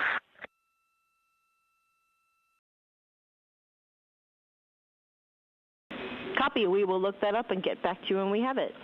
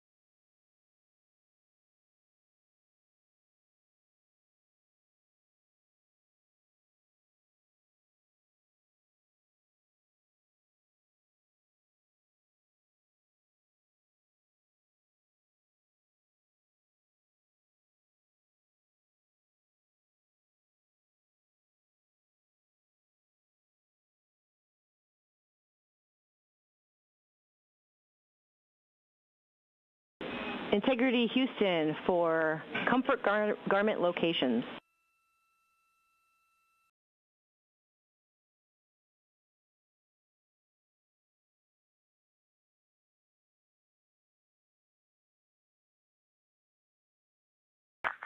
Go. Thermal comfort garments for Christina and Jeremy are in Foxtrot 3 CTB large, labeled med kits with a purple label.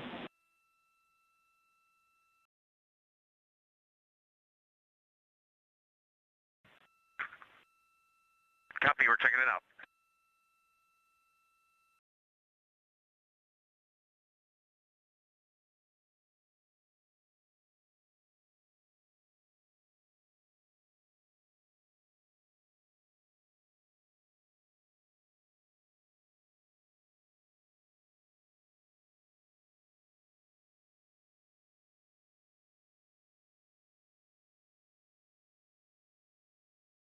Houston Integrity for CCU dump, step 6.1, requesting that you deactivate the secondary wastewater dump line heaters.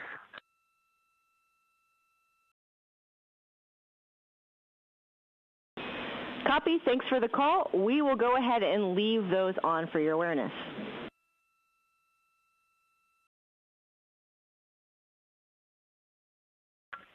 Copy.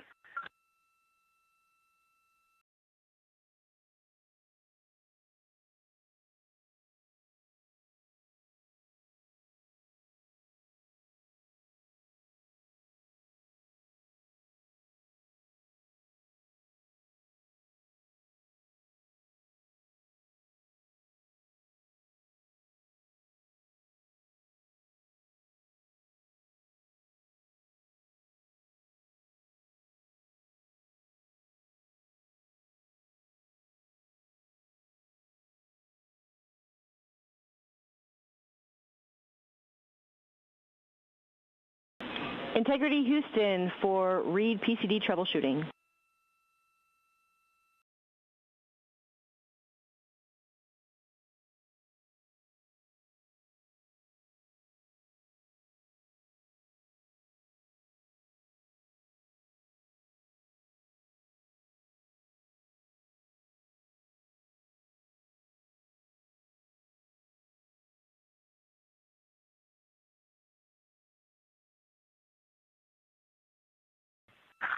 Go ahead, Amy.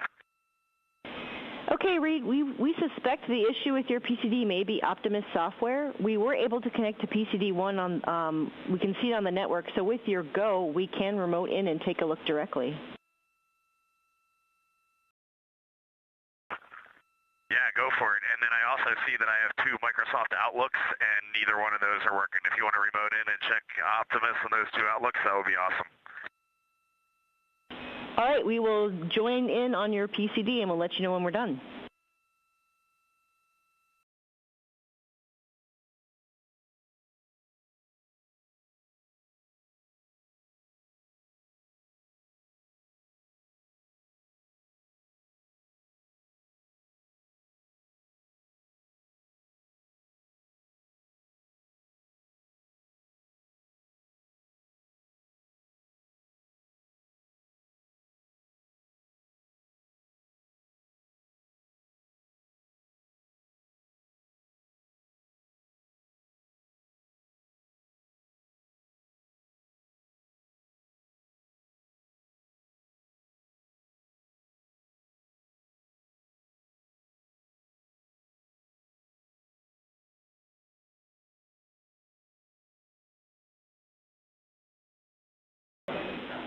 Integrity Houston, for your awareness, we have increased the ping timeout to 2 hours, 51 minutes to encompass the KUS PDL Compass.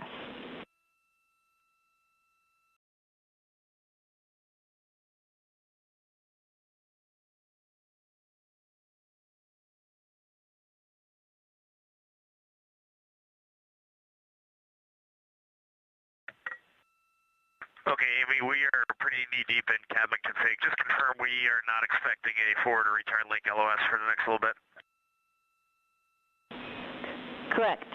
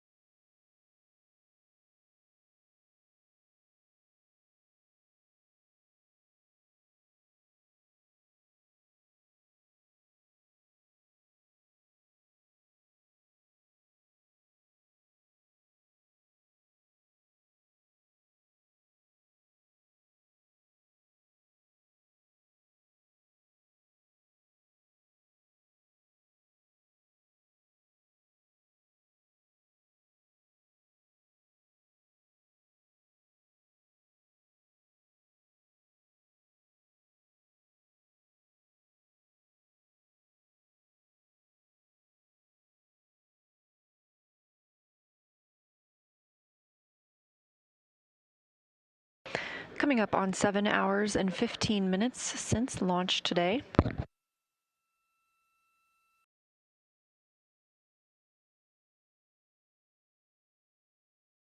Orion now over 33,000 miles from Earth. Our 4 crew members aboard getting settled in to the spacecraft. Most recently, Commander Reed Wiseman calling down. Integrity, Houston, 1 minute to DTE handover.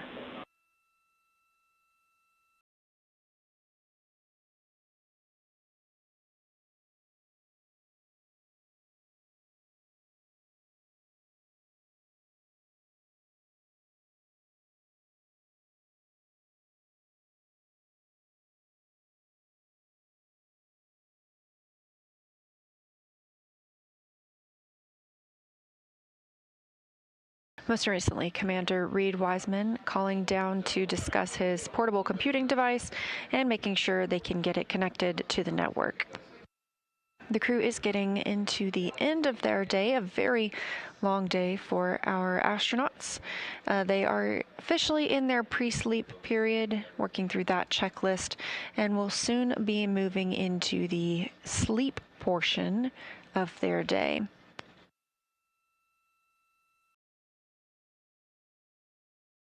They're only going to get about 4 hours of sleep before they need to wake up and monitor the perigee raise maneuver burn. That perigee raise burn will lift the lowest point of Orion's orbit around the Earth. And again, we are in a high Earth orbit, a little bit different than what we're used to aboard the International Space Station in a low Earth orbit. At any time, the International Space Station flies about 250 statute miles over the planet, and obviously we are now over 33,000 miles away from our home planet. That perigee raise burn will set Orion up in its proper positioning ahead of the translunar injection burn tomorrow, one of the major milestones on the crew's timeline tomorrow. And that translunar injection burn will be what sends us to the moon and also commits us to coming home.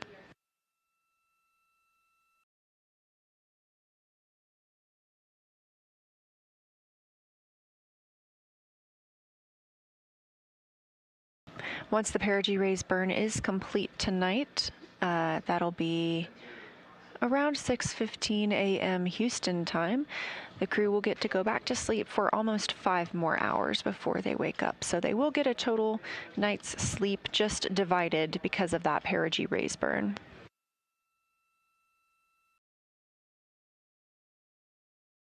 This evening, after completing the proximity operations demonstration, the crew has been working in the cabin to stow everything that they've been using so far and configure it for the rest of the mission. Tomorrow, they'll have time for space adaptation, helping them get used to the microgravity environment. They all have a midday meal scheduled at the same time. Of course, again, they will monitor those burn operations and conduct some exercise.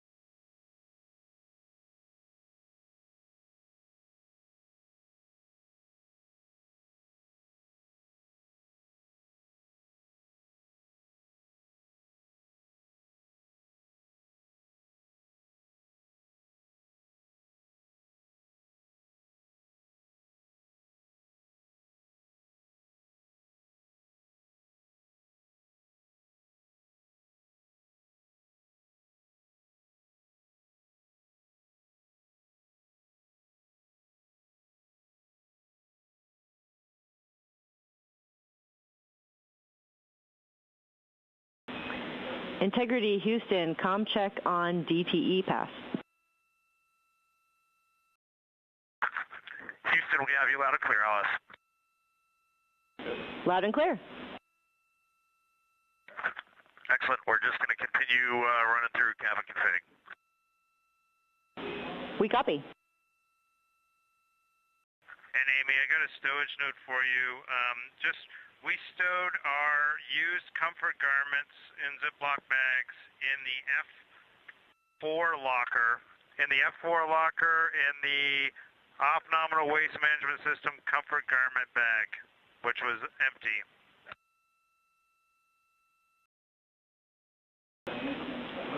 We copy.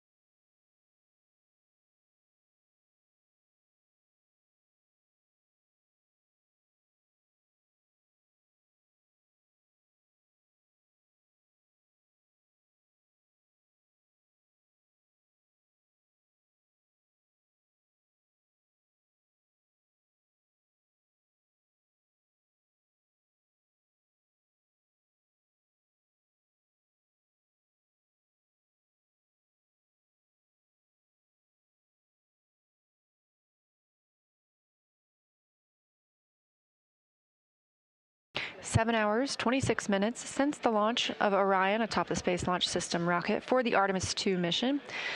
Our 4 astronauts now over 34,000 miles away from Earth. Throughout the mission, astronaut voices, images, video, and vital mission data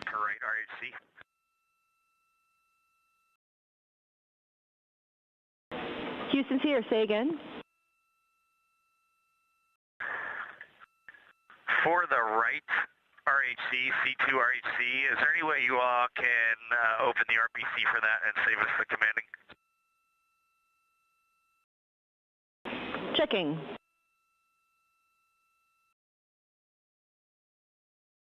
Commander Reed Wiseman calling down about the rotational hand controller that was used earlier during the proximity operations demonstration. And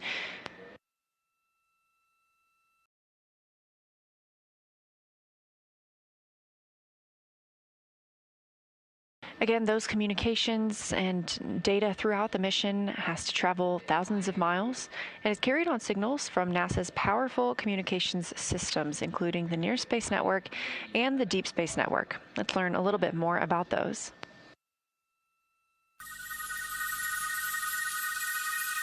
NASA's Artemis II will send 4 astronauts around the moon, preparing humanity for a long-term lunar presence and future journeys to Mars.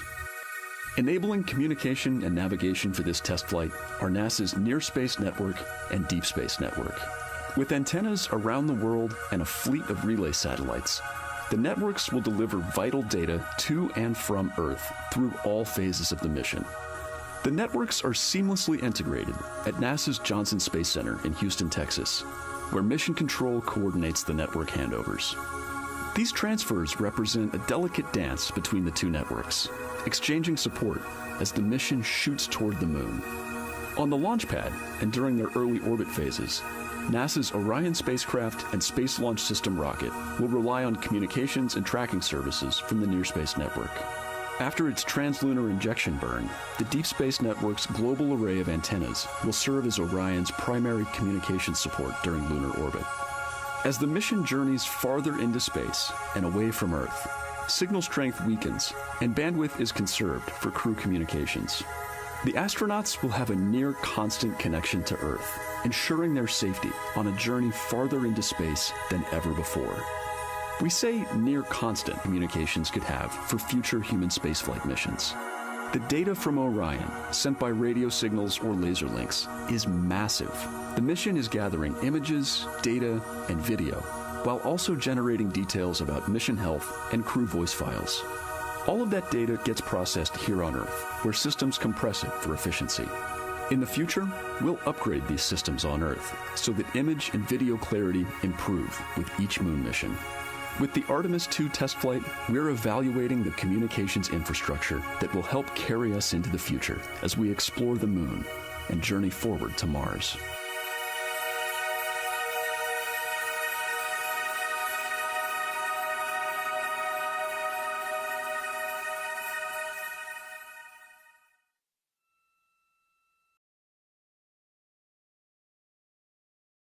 Seven hours, 30 minutes since launch of Orion, and we are on, And Integrity Houston affirm we will perform the right RHC RPC open command from the ground.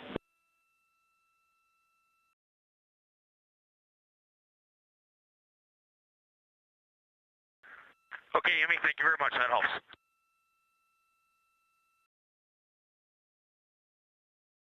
That's Capcom Amy Dill down near the bottom of your screen, and to her right, NASA astronaut Raja Chari communicating with commander of this mission, Reed Wiseman, currently aboard Orion. Wiseman initially called out about the rotational hand controller, and Dill confirmed they would activate the RPC, the remote power controller, to alleviate the crew from having to execute that action.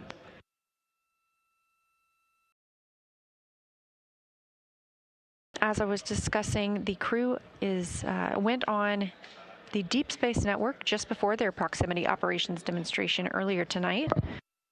They became the first crew in over 50 years to use the Deep Space Network, as we continuously have people in low Earth orbit aboard the International Space Station, and they use a tracking data relay satellite system.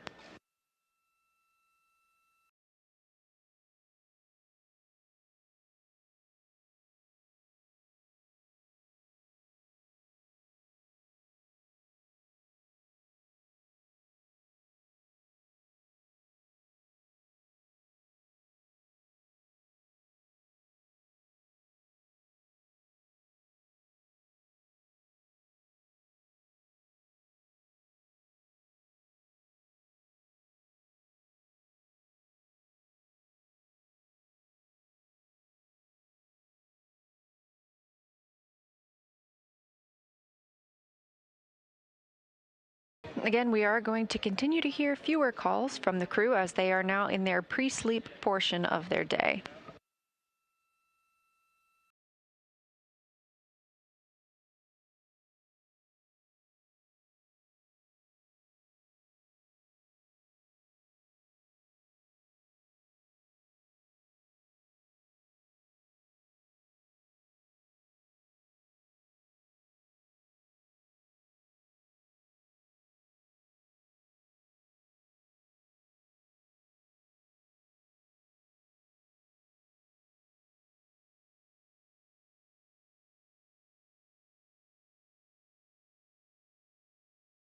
During pre-sleep, the crew gets ready to go to bed for the night. That includes everything from hanging up their sleeping bags to stowing any equipment and personal items to make sure they're not floating about the spacecraft. They also eventually, once all of the rest of their checklist is complete, will install some window shades over the windows aboard Orion. They have the option to do so if they choose. They also have the opportunity to put on earplugs and sleep masks. Of course, this is all crew preference. And eventually, last but not least, turn off the cabin lights and get some rest.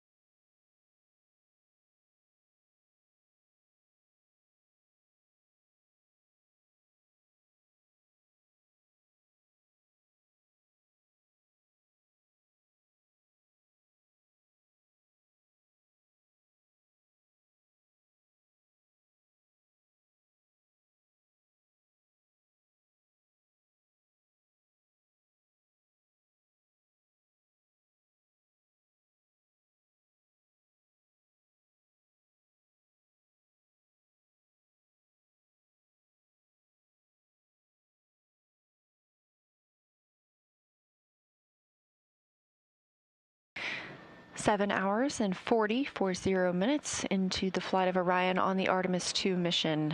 Overall, about a 10-day mission.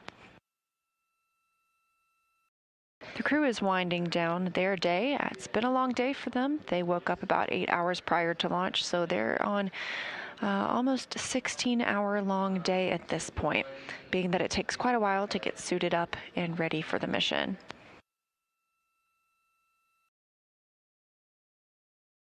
After launch, the spacecraft completed the perigee raise maneuver and then the apogee raise burn before the crew was able to conduct the PROXOPS demo. That is when pilot Victor Glover manually flew Orion, the first time anyone has done so, and maneuvered it around the ICPS, the interim cryogenic propulsion stage, which had just detached from the spacecraft. That demonstration was all to help us prepare for future missions in which Orion will need to dock to a lunar lander and descend to the lunar surface.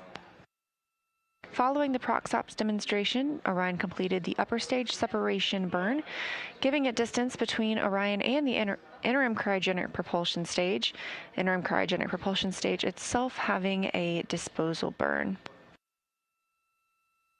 Since then, the astronauts have been working about the cabin, stowing their suits that they wore into orbit, configuring the cabin for the rest of the mission, and they also conducted their private medical conferences, speaking with teams here on the ground about how they were feeling after their launch day.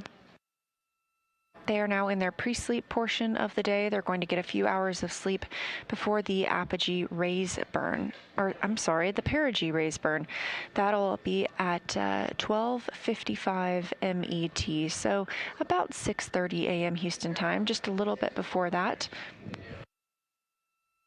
That perigee raise burn will lift the lowest point of Orion's orbit around the Earth. We are in a high Earth orbit, now over 35,000 miles from Earth.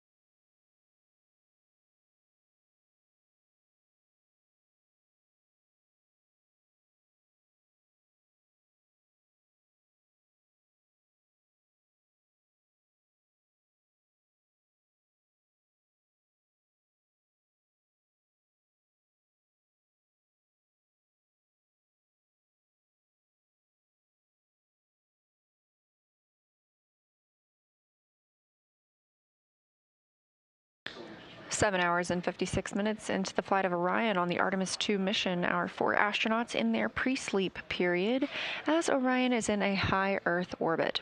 We're spending approximately 24 hours in this high Earth orbit to allow the crew to check out all of the systems aboard the spacecraft before committing to going to the moon in tomorrow's translunar injection burn. This is a test flight, so everything with humans aboard this flight is being tested for the first time. This time in high Earth orbit, that approximately 24 hours, allows us to check all of these systems and make sure that they work properly and that we are comfortable flying humans farther than we've gone in over 50 years.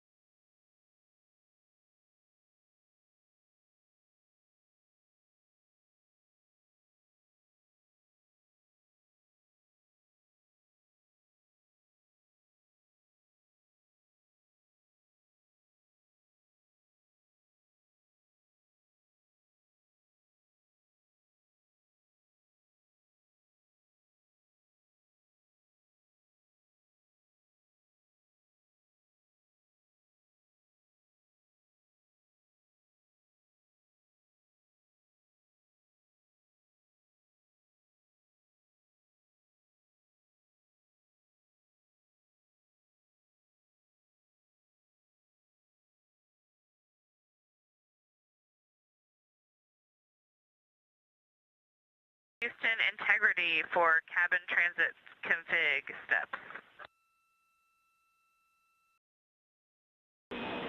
Houston's with you. First off, can we get a go for step 7? Checking.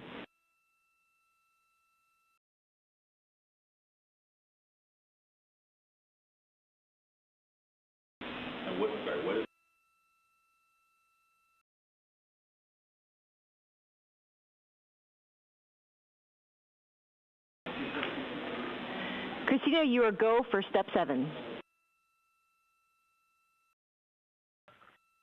Copy. And I can give you step 8 is complete. Counterbalance pressure is 2,600.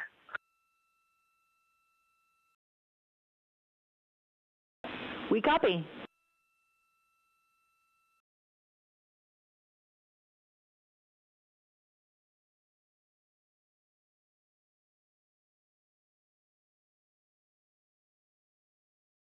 NASA astronaut Christina Cook calling down to teams here in Artemis Flight Control at Johnson Space Center in Houston, Texas. They're continuing to step through some cabin configuration procedures while they're in their pre-sleep period, making sure everything is set up properly before they get some sleep for tonight.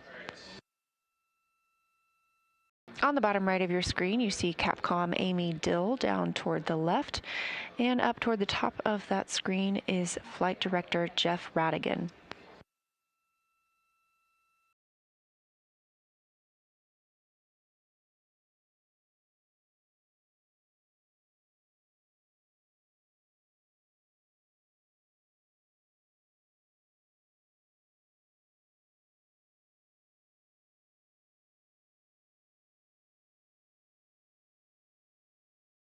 It's been just over 8 hours into the flight of Artemis II.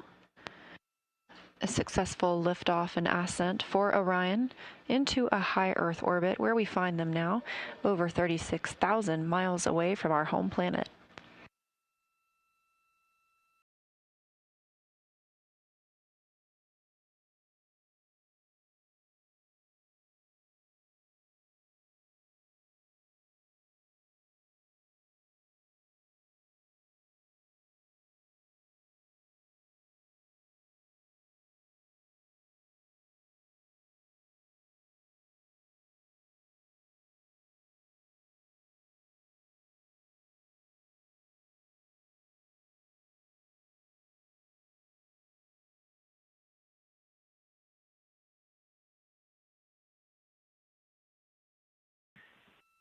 Houston, integrity in cabin config, step 4 and step 7 are complete. Copy. Step 4 and 7 complete. And we wanted to let Reed know that we are done remoting into his PCD-1. We were able to resolve the issue with Optimus, and for Outlook we were able to get it open. It will show offline, which is expected. Okay, he copies.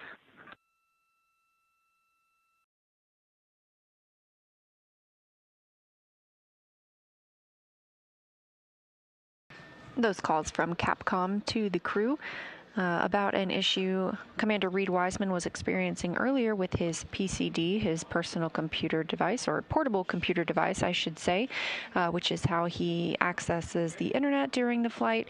One of those things being Optimus, or the timeline for the crew that they use each day, as well as his email. And the teams here on the ground have worked to properly configure that device for his use.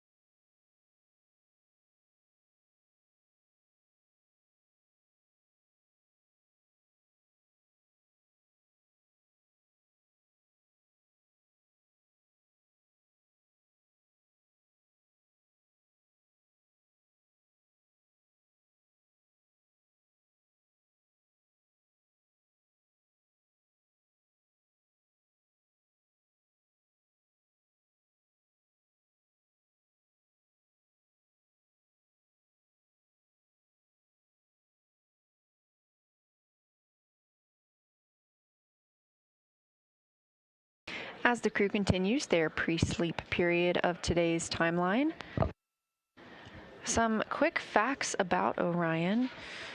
Of course, our 4 crew members are in the crew module, and they have about 60% more cubic volume than Apollo, 60% more. That's about the size of 2 minivans. In total, 330 cubic feet habitable volume. When we had a view inside earlier, we did see some of their displays and controls, including the 3 display units that the crew is able to monitor and help command the vehicle with. Earlier, we heard pilot Victor Glover using some of the rotational and translational hand controllers. There are 2 rotational hand controllers and 2 translational hand controllers.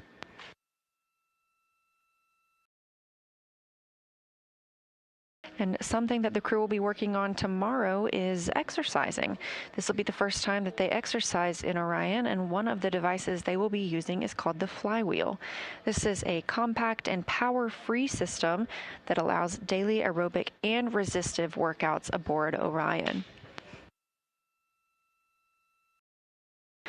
The flywheel supports exercises like rowing, squats, and deadlifts, and they are able to adjust the resistance levels as needed. Of course, aboard the International Space Station, we have much larger devices used for exercise for the crew members, but on Orion, in a much more compact space, we needed a more compact solution.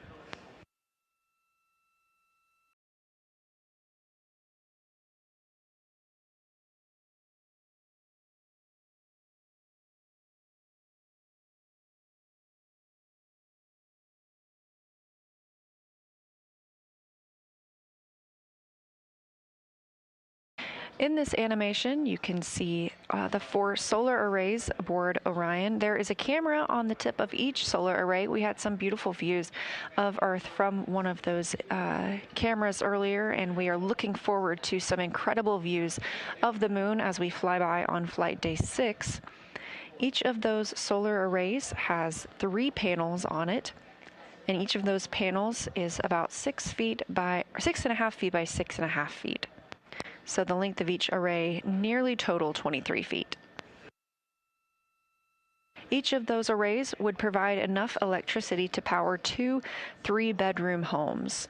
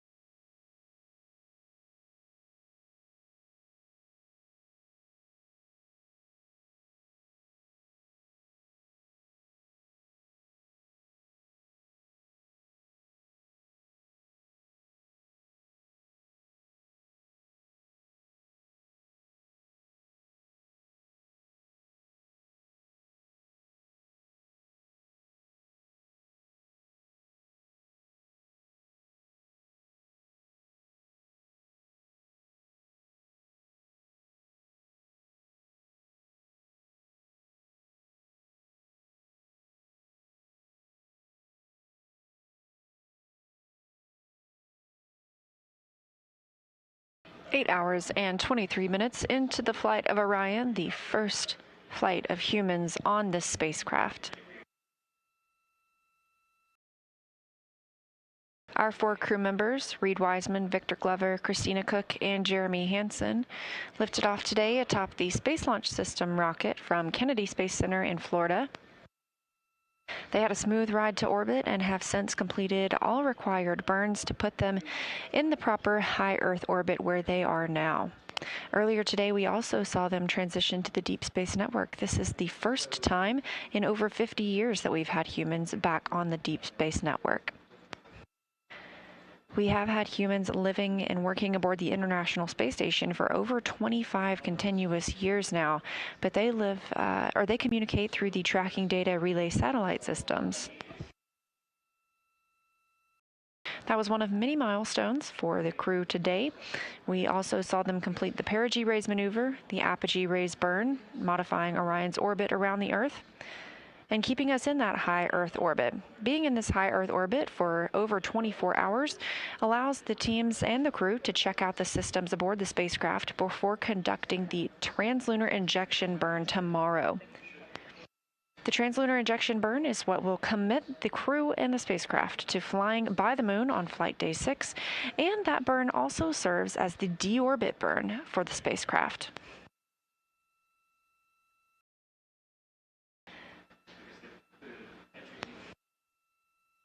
The ability to use the translunar injection burn as the deorbit burn is because of a free return trajectory, where we're harnessing the moon and the Earth's gravity to pull us back home. Crew aboard Orion also conducted the proximity operations demonstration, namely pilot Victor Glover manually flying Orion in relation to the recently separated interim cryogenic propulsion stage.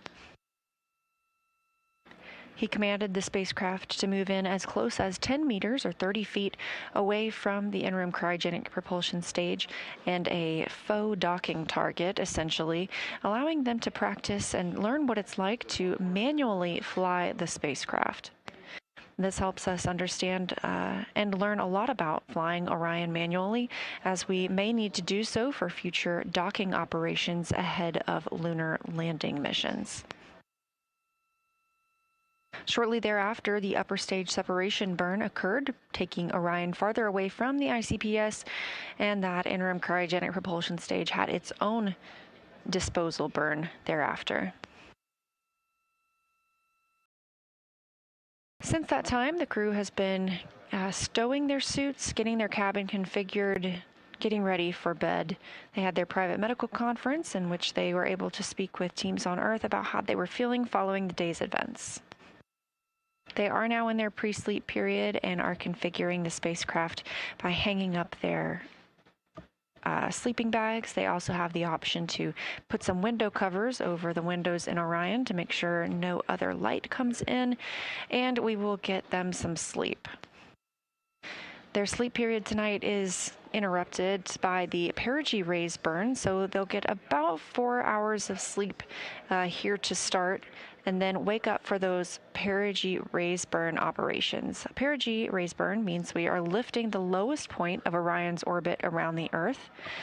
And after that's complete, the crew will go back to sleep for about another 4 hours before they wake up and start flight day 2.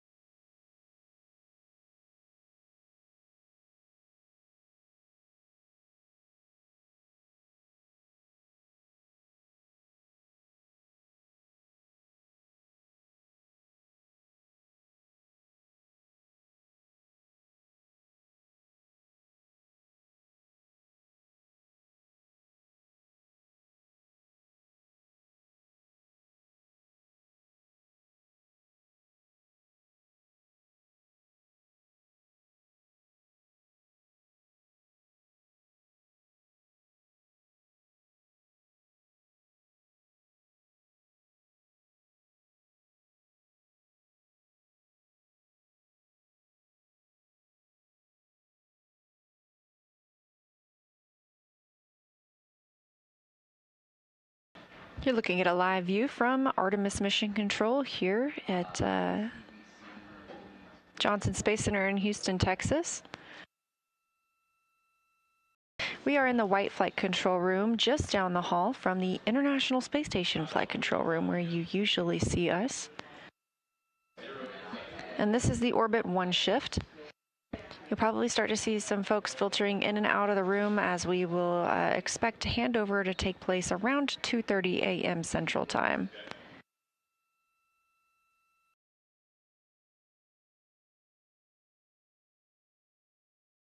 Just like Mission Control, we'll be monitoring the flight of the crew for 24/7 all throughout the mission. We will also be live during that time. You can find us as you're watching us right now on YouTube on NASA's account.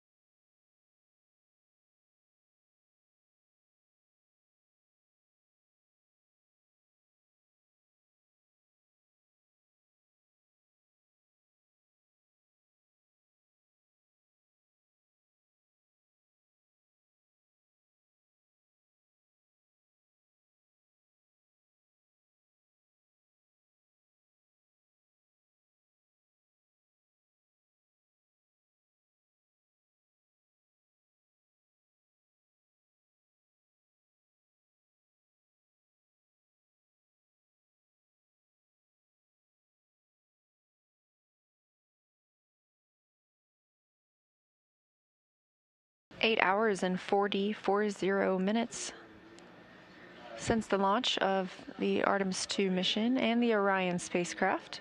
This view from Mission Control Houston, and specifically the White Flight Control Room, which is the Artemis Flight Control Room here at Johnson Space Center in Houston, Texas.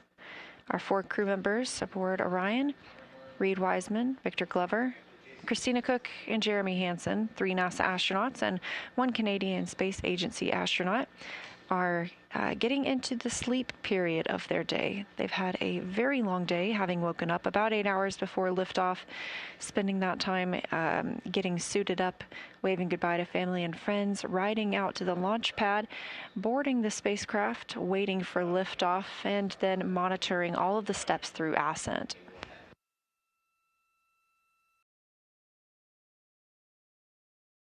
The crew is in a high Earth orbit right now, and the next major milestone for them will come in the middle of their sleep period. They will wake up in about 4 hours for the perigee raise burn.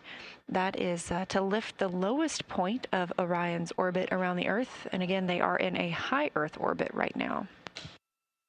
Once the perigee raise burn is complete, they'll get the chance to go back to sleep for a little while.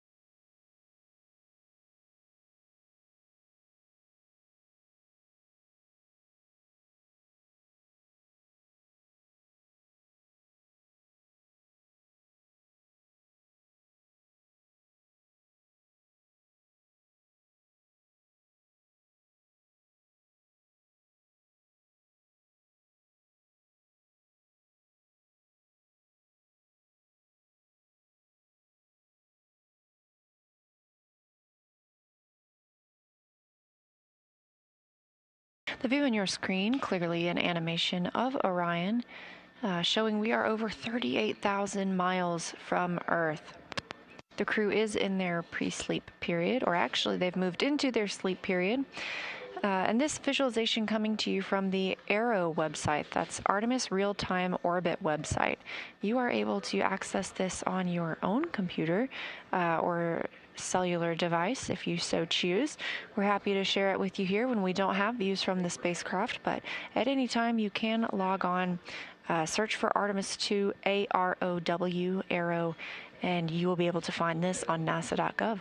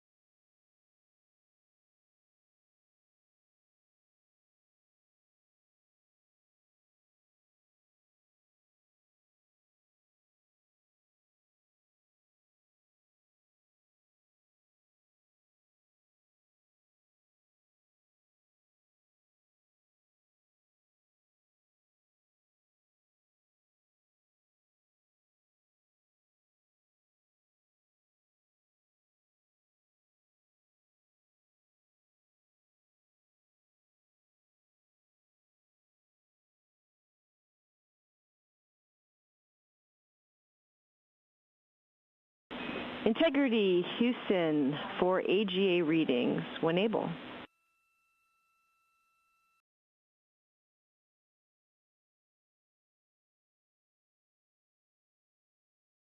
Go ahead. Hey, Reed, sorry to pester you during your sleep period. I know you guys are finishing up cabin config. When you can, we will take AGA readings.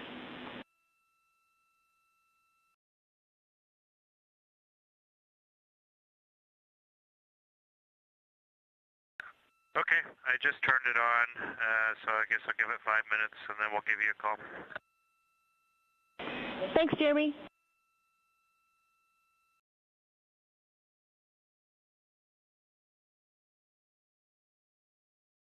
Capcom Amy Dill calling up to the crew about their AGA readings. That stands for Anomaly Gas Analyzer.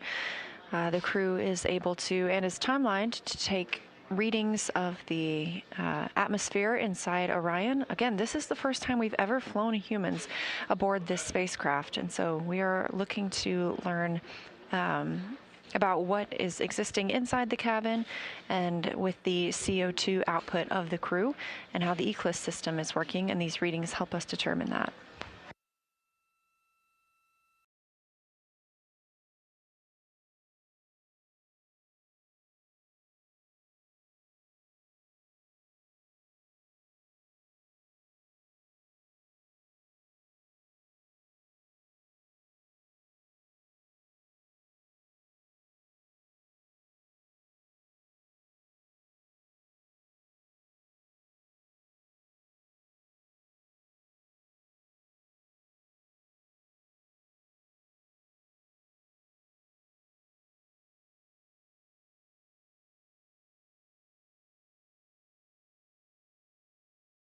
And Amy, we'll just sync up with you on where we got to on cabin transit config, and then we'll pick up the rest when we're awake. Sounds good to us. All right, we already called down. We're complete through step 4. Step 5 we skipped for now. Step 6 we also skipped. Steps 7 and 8 are complete.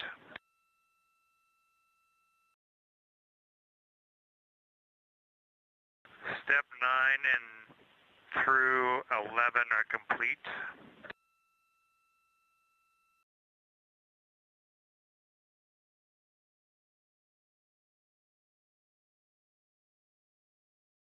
We copy all so far.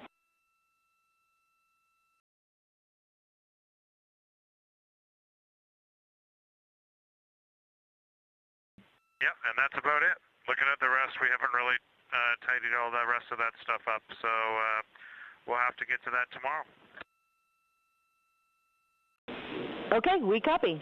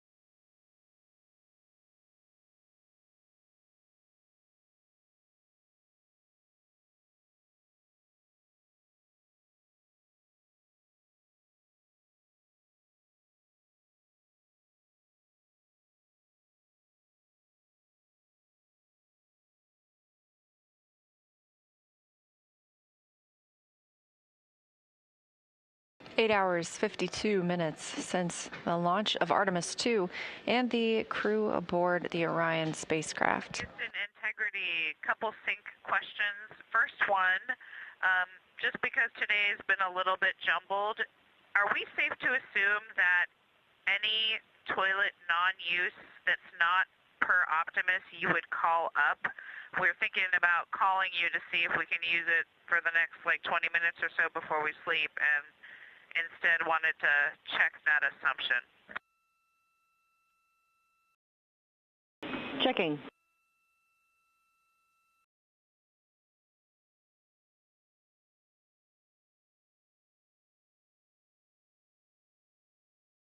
NASA astronaut Christina Cook calling down to make sure that they are able to use the toilet. There are times during the mission when they are asked not to do so. And Christina, you are good to use toilet all night. Copy, good to use it all night, including the toilet unavailable that we see on Optimus. Thank you for that. And speaking of all night, what time should we expect our wake-up music? Checking.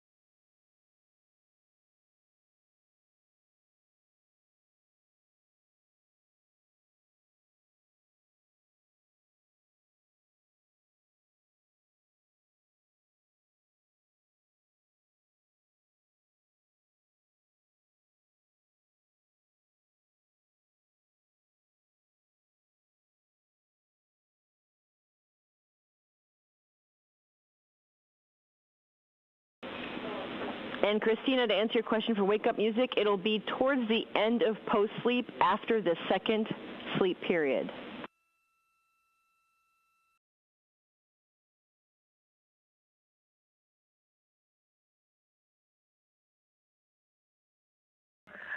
Copy. We thought we provided enough songs for even waking after the nap, but no worries. We will set our own alarms for PRB. Thank you.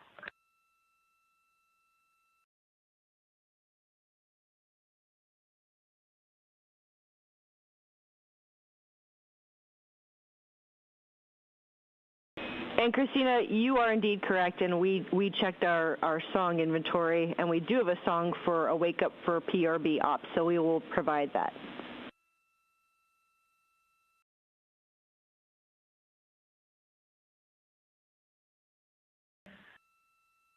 Okay, thank you. That sounds great. And may we request that around 12:30 MET?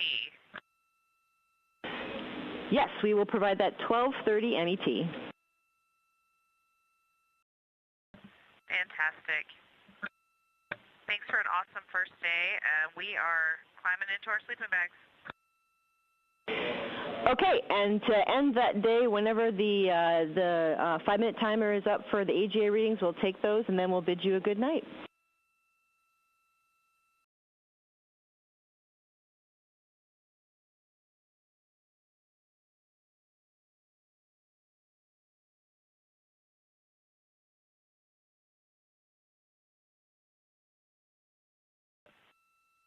Hey, Amy, I can give you those now. CO2, 3.4. O2, 18.8. Pressure, 14.55. Temperature, 65.8.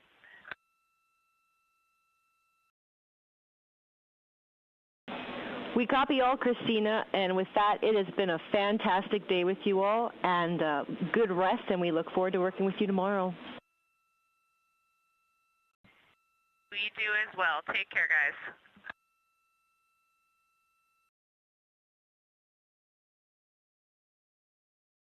All of those communications with NASA astronaut Christina Cook calling down to Mission Control Houston, and specifically here in the Artemis Flight Control Room, Johnson Space Center in Houston, Texas, speaking with Capcom Amy Dill about the schedule for the night. She provided some AGA readings near the end of their communications there, the anomaly gas analyzer readings of the gases that they have in the cabin. Also discussing when their wake-up song will be played.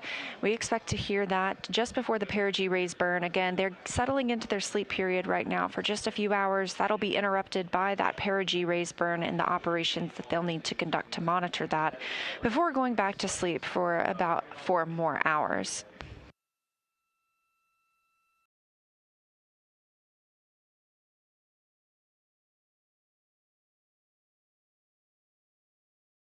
The crew has configured their sleeping bags within Orion, and we don't anticipate to hear from them for the next few hours while they're getting some well-deserved and much-needed sleep.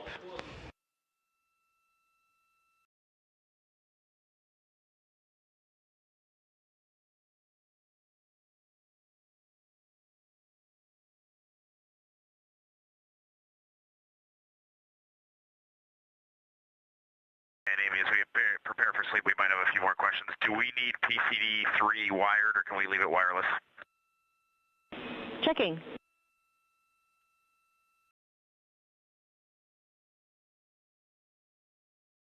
PCD3 can be wireless. Okay, outstanding. Thank you.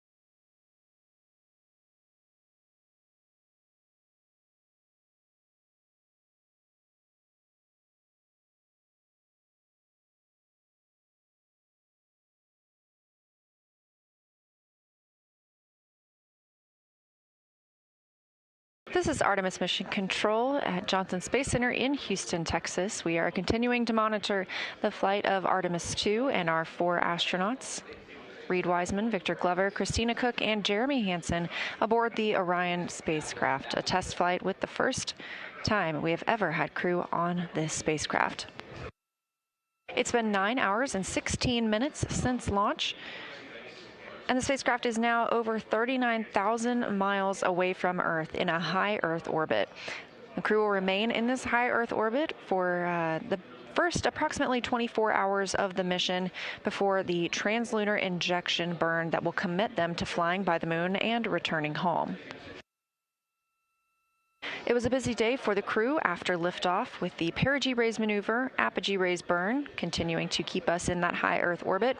Moving into the proximity operations demonstration when pilot Victor Glover manually flew Orion in relation to the interim cryogenic propulsion stage, followed by the upper stage separation burn, where Orion departed that interim cryogenic propulsion stage, and the crew stepped into their cabin configuration, back to sleep for a few hours before waking up for Flight Day 2. The Orbit 1 team is preparing their Orbit 2 shift as they come on console and conducting those handovers, meaning I am also handing over the PAO console to my colleague and friend Anna Schneider. Our live coverage continues on NASA's YouTube 24/7 throughout the mission, all the way through splashdown and spacecraft recovery. And we have got a lot of exciting things to come, so I hope you will continue tuning in. And thanks for joining us so far.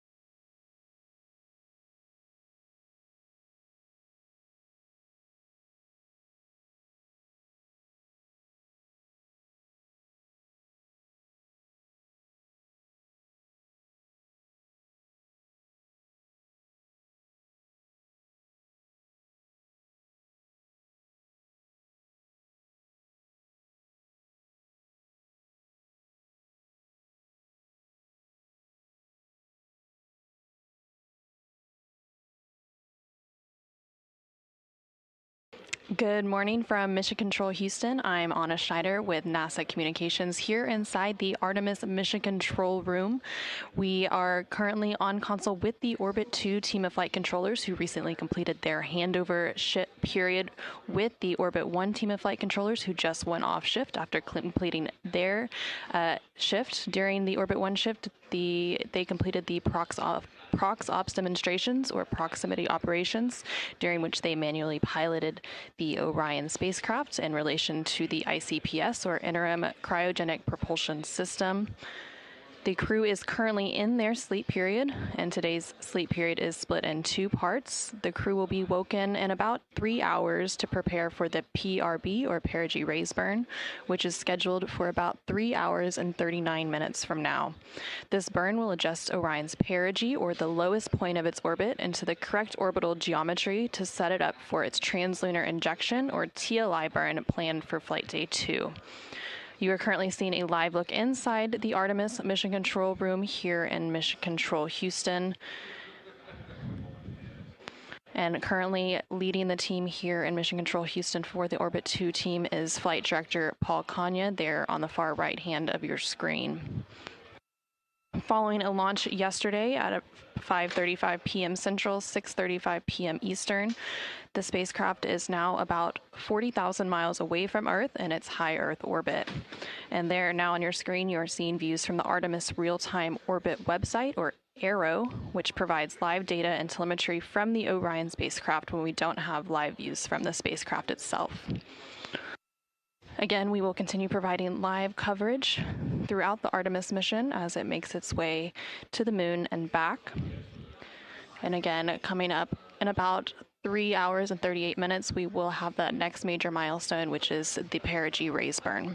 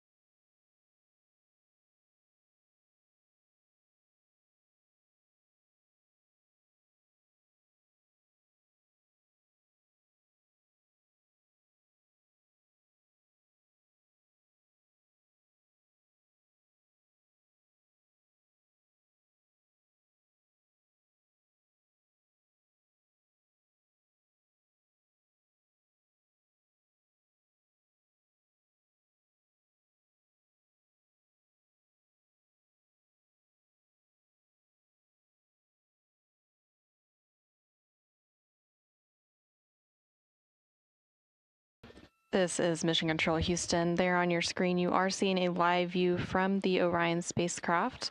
Up on the top right hand of your screen, you can see the edge of one of the solar array wings, or SAW. And this Orion spacecraft was named by the Artemis II crew, so its name is Integrity. And the Artemis II crew currently on board the Orion spacecraft includes NASA astronaut and commander Reed Wiseman, NASA astronaut and pilot Victor Glover, and then the mission specialists are NASA astronaut Christina Cook and CSA, or Canadian Space Agency astronaut Jeremy Hansen. We are about 10 hours into this mission, 10 hours and 3 minutes to be exact, since liftoff yesterday at 5:35 p.m. Central, 6:35 p.m. Eastern Time. That liftoff took place from NASA's Kennedy Space Center in Florida. Following that initial liftoff, the crew completed a apogee raise burn, or ARB, and then they also completed a perigee raise maneuver. And then just a few hours ago, they completed what is known as the PROXOPS, or Proximity Operations Demonstration. They've also completed several checkouts of the systems on the Orion spacecraft, including some emergency communication systems. And during that PROXOPS demonstrations, they were able to practice flying their spacecraft towards and around the ICPS, or Interim Cryogenic Propulsion System. The purpose of that demonstration was to test Orion's handling systems, because on future missions, Orion will dock with other spacecraft, and it was able to verify that Orion can do that safely. After that PROXOPS demonstration was completed, the ICPS fired its engines again for a disposal burn, and then Orion continued in its high Earth orbit, where it remains currently. The Orion spacecraft is just under 41,000 miles away from Earth. And again, the crew currently on board the Orion spacecraft is in their split sleep period. So today's sleep period is split in two. They will wake up in a little under 3 hours from now to complete the perigee raise burn. That perigee raise burn is scheduled to take place in about 3 hours and 27 minutes from now, but they will complete some preliminary targeting for that burn in just about 3 minutes to ensure everything is on track to execute that burn in a little over 3 hours from now.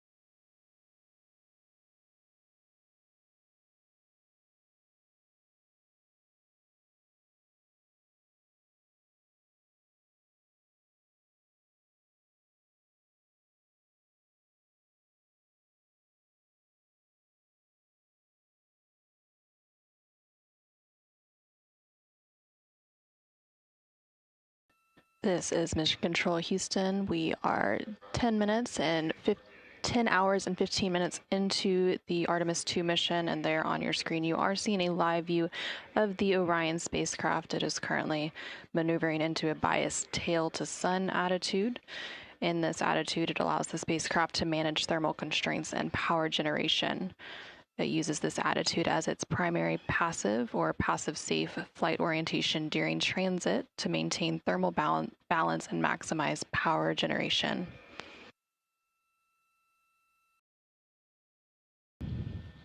Again, the crew is currently in their sleep period, and they will remain in that sleep period for another 2 hours or so before they start preparing for the perigee raise burn, or PRB.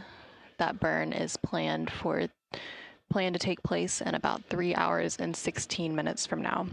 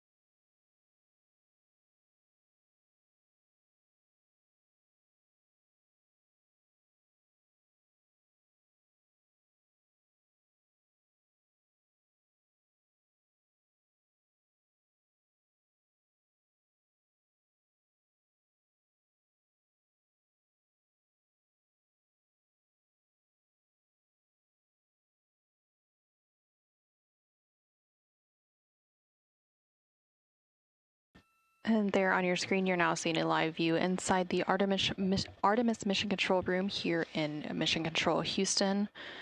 On the right-hand side of your screen, you can see the EECOM console. This stands for the Emergency Environmental and Consumables Manager.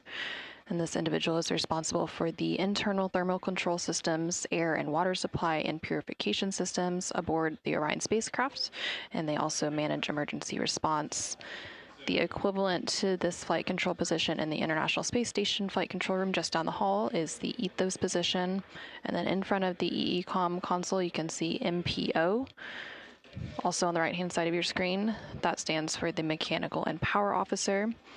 And this console position is responsible for the electrical power generation, the solar arrays, the array rotation mechanisms, and the power distribution systems of the Orion spacecraft. They also manage the crew hatch, docking mechanisms, vehicle pyrotechnic devices, parachutes, and water riding systems. And the equivalent to that position in the International Space Station Flight Control Room is the position known as Spartan. Again, the Orbit 2 team of flight controllers is currently on console. For the duration of the Artemis II mission, there will be 3 orbits or shifts of flight controllers managing the Orion spacecraft and its crew. And currently leading the Orbit 2 team of flight controllers here in the room is Flight Director Paul Kanya, there on the center of your screen.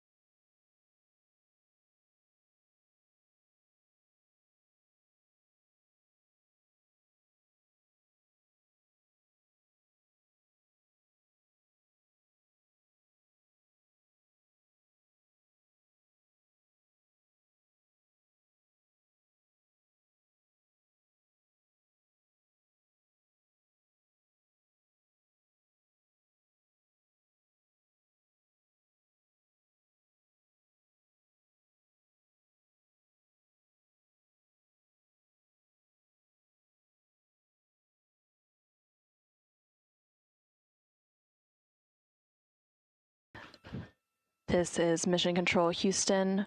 We are currently 10 hours and 25 minutes into the Artemis II mission. The Artemis II crew inside the Orion spacecraft lifted off atop the Space Launch System rocket on Wednesday, April 1st at 5:35 p.m. Central, 6:35 p.m. Eastern from NASA's Kennedy Space Center in Florida. This crew is the first to live and work inside the Orion spacecraft, and there on your screen you are seeing a live view of that Orion spacecraft as it continues its high Earth orbit. About 49 minutes after launch, the ICPS engine fired to raise the perigee, or the lowest point of the spacecraft's orbit, to a safe altitude of 100 miles above Earth. And then about an hour later, when Orion reached that perigee, the ICPS fired again to continue raising the spacecraft into a high Earth orbit, where it currently remains. The crew then began testing various systems, such as the life support systems, communications and navigation systems, to confirm that they were ready for the outbound trip to their moon. They also removed their Orion Crew Survival System suits, or OX suits, to get settled in for their journey around the moon. About 3 hours into the mission, the crew then completed their proximity operations demonstration, which tested Orion's handling systems. On future missions, Orion will dock with other spacecraft, so this was able to verify that Orion can do so safely. So the ICPS was repurposed as a docking target. It separated from Orion, and the crew practiced flying their spacecraft toward and around it as part of this demonstration. Once the proximity operations demonstration was complete, the ICPS fired its engines again for disposal burn, and Orion continued its high Earth orbit. Fast forward to now, the Artemis II astronauts are currently asleep on board the Orion spacecraft named Integrity. Again, you can see that Orion spacecraft there on your screen. They began their sleep shift about 2 hours ago and have about 2 hours remaining. Today's sleep shift is split due to the upcoming perigee raise burn, which is scheduled to take place in about 3 hours and 5 minutes from now. This burn will adjust Orion's perigee, or the lowest point of its orbit, into the correct orbital geometry to set it up for its translunar injection, or TLI burn, planned for Flight Day 2. Following the perigee raise burn later this morning, the crew will perform a brief checkout of their emergency communications on the Deep Space Network at the most distant point of their high Earth orbit, which is necessary before that TLI burn takes place. After that emergency communications checkout is complete, the crew will then resume their sleep period. And with that, we will go ahead and review the flight day highlights from launch up until now.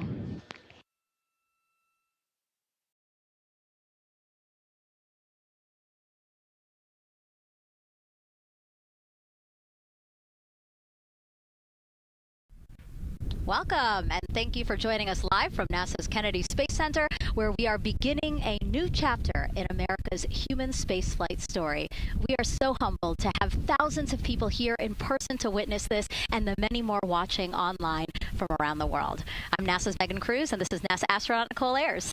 Thanks, Megan. What a historic day to be here. What a historic day to be here. Obviously, for what we see right behind us here, the SLS rocket and Orion spacecraft on Launch Pad 39B.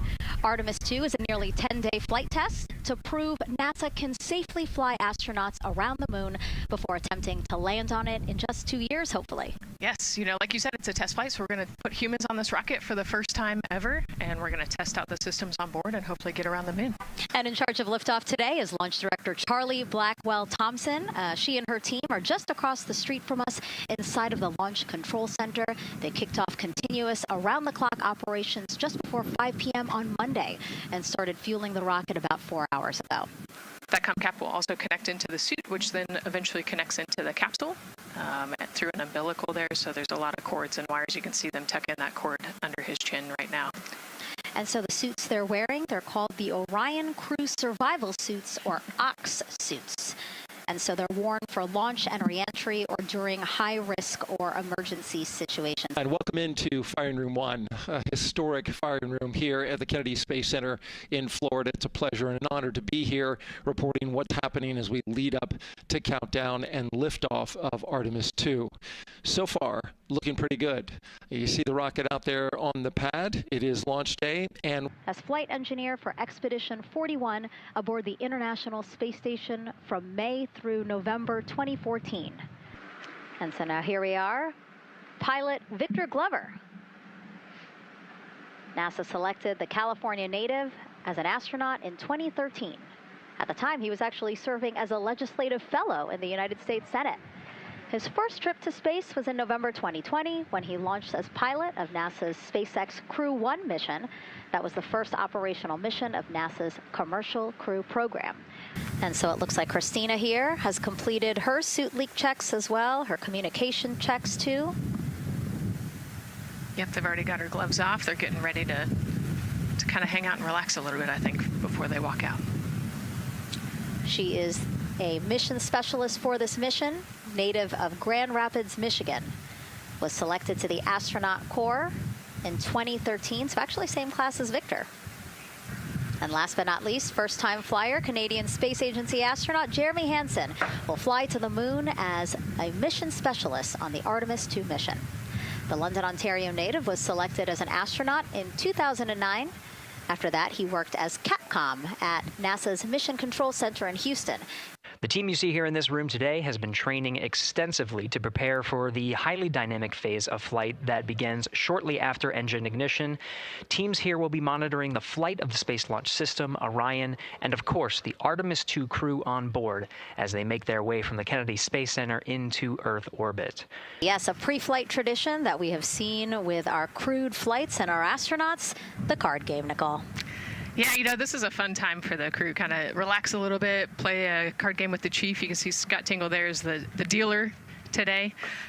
Looks like they're playing high card wins. So Victor won. He's out. Now Jeremy's out. You know, there are two schools of thought on this game. Either you want to get rid of all your bad luck or go out on a high note. So it looks like the crew chose we're going out on a high note. Now, the SLS, or the Space Launch System, very big, very powerful. It is going to be producing 8.8 million pounds of thrust at launch. And like I mentioned, very large, as you can see here, going to stand about 322 feet tall with Orion there on top, just a little bit taller than the Statue of Liberty. And here we are, the closeout crew in the White Room, getting ready for the astronauts who have just left crew suit up and are now walking down a hallway to greet some family and friends downstairs. Commander Reed Weissman, pilot Victor Glover, mission specialist Christina Cook, and Jeremy Hansen. And here they are, NASA's Artemis II crew. Commander Reed Weissman, pilot Victor Glover, and mission specialist Christina Cook and Jeremy Hansen taking their first steps outside for their historic test flight. To a wonderful applause from the crowd. They're looking really excited. Some and big really smiles. Ready. I love that. Out here. It's a great day for us. It's a great day for this team. A few words from Reed. Great day for us, the team, he said. Thumbs up, more thumbs up. Of course, a lot of pictures. We hear some camera shutter clicks back there. I love the energy of this crowd. Let's go. And so now the crew walking over to each of their pens. The first people closest to them, of course, their family members who got to quarantine with them, correct? Yes.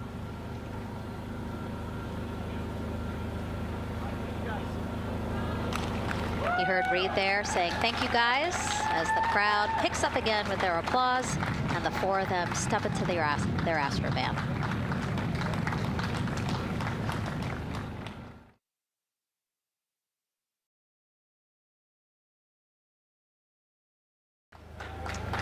And there they go. And off they go. Reed, Victor, Christina, and Jeremy now on their way to launch pad 39B, where they will fly to the moon. Something no human has done in over 50 years. They may also set a new record as the farthest humans have ever been from Earth, a record set by the Apollo 13 crew almost 56 years ago today. Yeah, you know, we talked about how tall this rocket is earlier. Wow. Look at that. Yeah, look at that point of view, yeah. And now we're watching the crew walk across the crew access arm, getting a beautiful view of Kennedy Space Center. From 274 feet. Woo. Nicole laughs because Nicole is also, like Reed, does not like heights. I do not like how open that crew access arm is. Oh, and he's already turned around and walking in. You can see Dre's protecting his helmet and his visor there from all that metal. Yeah. It's a tight squeeze but they've done this a lot, so Reed's already all the way across the capsule. Yeah, that was fast. Impressive, Reed. Impressive. That's why you're the commander. Oh, a heart there from Jeremy again. Yep, Canada. Yeah. Canada is about to get into Orion.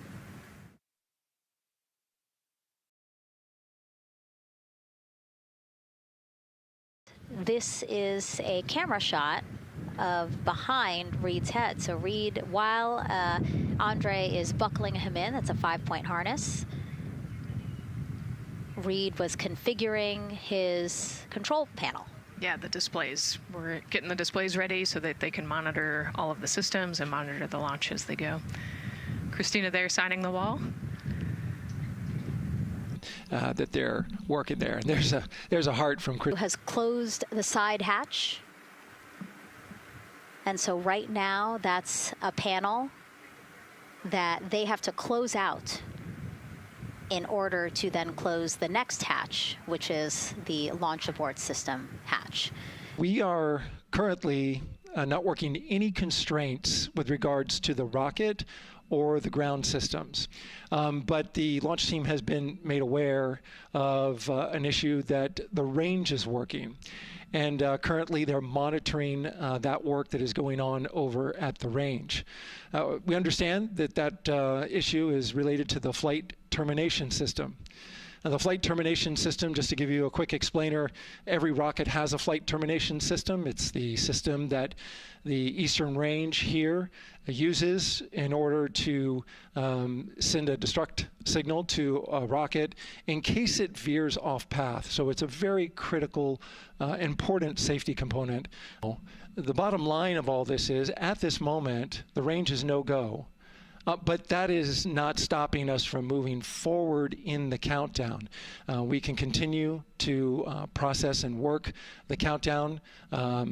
The closeout crew will continue to do their work, and the launch team will continue to do their work as well. We're just getting an update, in fact, about what I was about to report out on the range, and the good news is the range is go. As we see now, live inside of the White Room, at the launch pad, the closeout crew has closed the launch abort system hatch. You saw there, we took it live. Took a lot of them, I think all of them. Except for one. I think it took all 3 or 4 of them to push that hatch door close, and then they felt around the perimeter of the door to make sure that everything was sitting just right. We currently are hearing the launch team is working an issue that was reported out with the LAS. At least there's an issue apparently with a battery on the LAS. The engineer who is in charge of the launch abort system sits on console here, reported that a temperature for one of the 2 LAS batteries is out of range. And although it's not a constraint for launch right now, it would be when that temperature is checked inside of T-minus 6 minutes, which is inside of terminal count. So right now, the team is working some troubleshooting on this issue. Going to follow, of course, along closely with what they learn. But again, a battery temp for one of the 2 batteries on the LAS is out of spec, and the team is working to understand, first of all, whether or not this may be a sensor issue, or is there an issue with the battery itself. We're one big NASA team, one big NASA family, and we have one major message before we launch tonight. Okay, guys, what are we going to say? 1, 2, 3, go!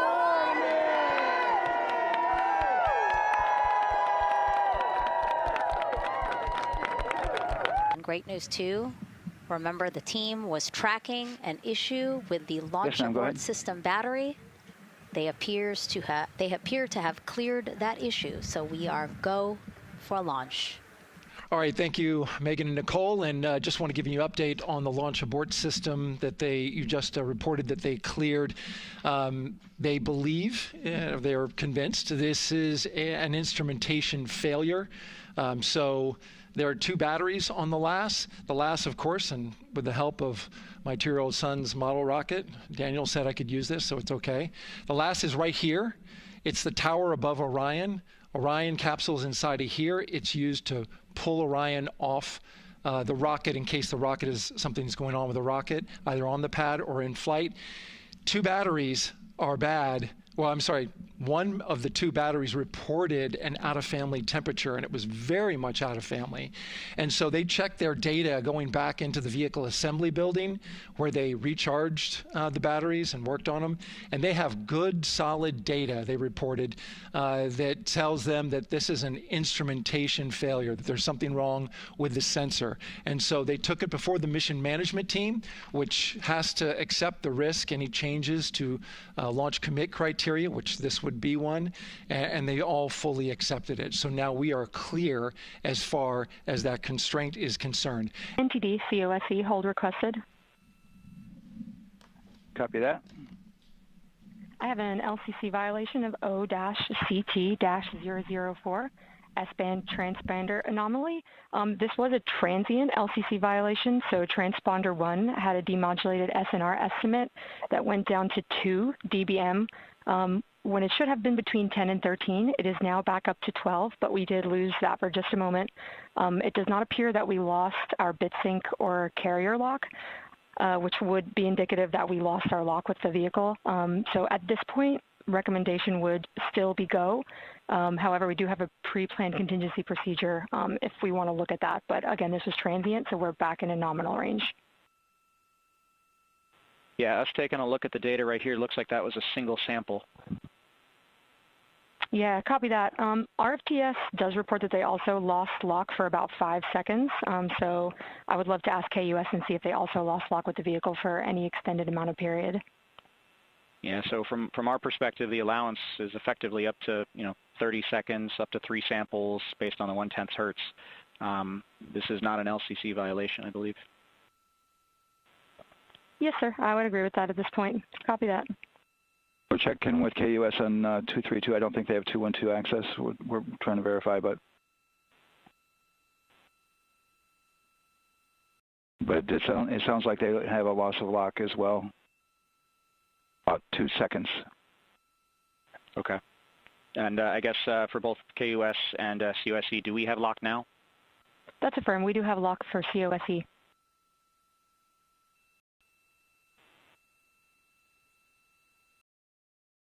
Yeah, so from the integration console perspective, we did have a temporary loss there within the allowable, and per the requirement, let's go. And this is Houston Flight. We have lock and we have good telemetry here in GSE. And KUS has reported too, they have good lock now.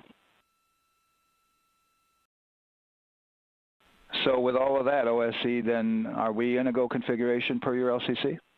Yes, sir. Recommendation would be go. Okay. LP, you concur with that? Yes, sir. LP concurs go. And Launch Director? Yes, sir. Launch Director concurs go. All right. And for all personnel, this is the NTD conducting the Artemis II launch readiness check. Verify ready to resume count and go for launch. OTC? OTC is go. STC? STC is go. GTC? C's go. MCO? CO is go. Safety Console? The Safety Console is go. LPE? LPE's go. RTD? RTD's go. Houston Flight? Houston Flight is go. ROC? ROC is go. And CDR? Crew is go. Copy that. Thank you, Reed. And Launch Director, NTD, our launch team is ready to proceed at this time. All right, NTD, I copy all. At this time, I'll perform my poll. Attention on the net. This is the Launch Director performing the final poll for launch. Verify no constraints and go for launch. EGS, Program Chief Engineer. Artemis Chief Engineers are go. Copy, thank you. EGS, Chief Safety Officer. The Artemis CSOs are go. Copy, thank you. Range Weather. Launch weather is go. Thank you, LWO. And Artemis MMT Chair. MMT's go. Thank you, John. And Integrity Launch Director. Good Air Voice Charlie, PLT. Thank you, Charlie. This is Victor. We are going for our families. FS1. This is Christina. We are going for our teammates. MF2. This is Jeremy. We are going for all humanity. All right, Charlie, your Artemis 2 crew is go for launch. Full send. I copy that. Reed, Victor, Christina, and Jeremy. On this historic mission, you take with you the heart of this Artemis team, the daring spirit of the American people and our partners across the globe, and the hopes and dreams of a new generation. Good luck. Godspeed, Artemis 2. Let's go. Sir, you have a go to proceed with countdown. Copy that. I'll put it in work. CDR, NTD. Go. Gear risers and initiate short purge per your EPROC 10.1.1, steps 8 and 9. 10.1.1, 8 and 9 going to work. Copy. CVSE, NTD. Start and verify recordings of our Orion cameras. You heard an issue, worked in real time with telemetry lock on the Orion. It was transitory. It was very short. They checked the data, confirmed that they had a good lock. This was with the S-band transmitter on the Orion. Worked through that issue, looked at the data, and cleared it. All with the world watching. All right, and we're clear from cutouts. And with that, we're going to resume the clock momentarily. And CGLS, you can resume the clock on your mark. GLS copies. 3, 2, 1, mark. GLS mainline has been initiated. T-minus 10 minutes and counting.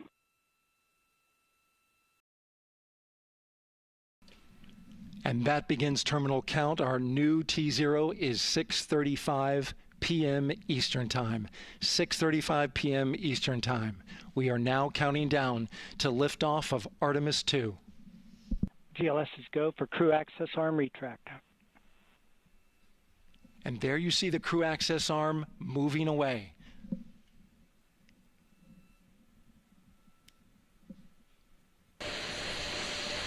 GLS is go for ALS.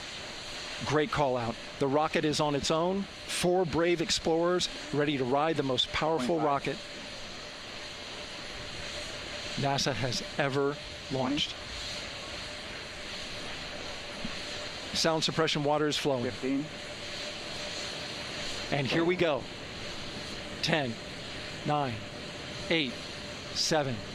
RS-25 engines lit. 4, 3, 2, 1. Booster ignition. And liftoff. The crew of Artemis 2 now bound for the moon. Humanity's next great voyage begins. Good roll pitch. Roger, roll pitch. Houston now controlling the flight of Integrity on the Artemis 2 mission around the moon. Integrity, AMT high. AMT high. On time passing 30 seconds into the flights. Integrity passes the alternate beacon. Target milestone. Mission Control Houston seeing good performance on the 4 main engines. Space Launch System core stage. Integrity, 3 miles in altitude. Traveling more than 1,200 miles per hour.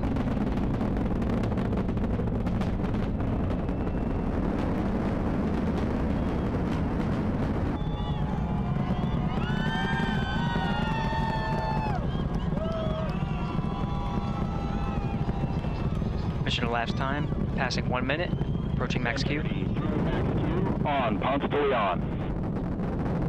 Stan, we have you loud and clear on Ponce de Leon. Have you the same. Communication signal transfer confirmed as Integrity and its crew go supersonic. Approaching 90 seconds into the Artemis 2 mission. Integrity is 14 miles in altitude, 8 miles downrange, traveling more than 2,600 miles per hour.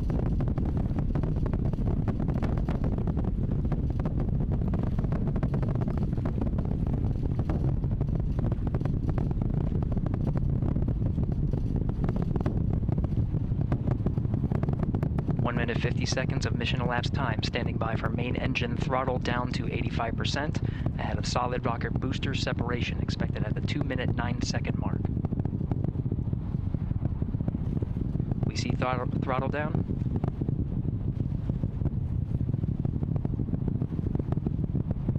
Confirmed separation. Main engine's throttling up, guidance converged.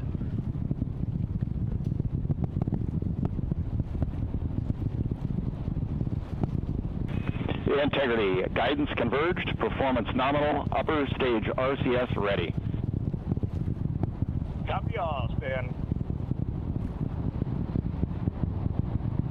Integrity, SM priming complete.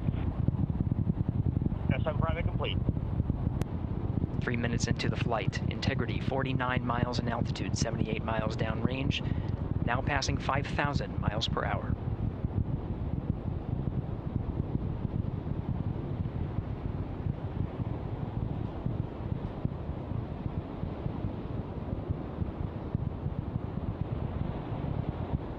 Standing by for launch abort system jettison. Houston Integrity, good last jettison, great view. We see the same on board, Stan. And Houston has you loud and clear on TDRS at the Carmen line. Outstanding, Stan, we have you the same. 3 minutes 50 seconds into the flight of Artemis II, Wiseman, Glover, Cook, and Hansen cross the boundary to space with good comm checks. GPS signals acquired after last jettison now working on internal checks to verify accuracy.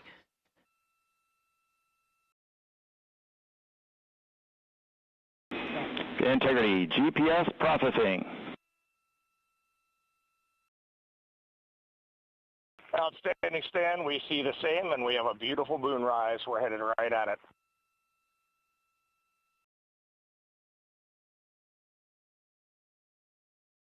Integrity and nominal MECO, core stage separated.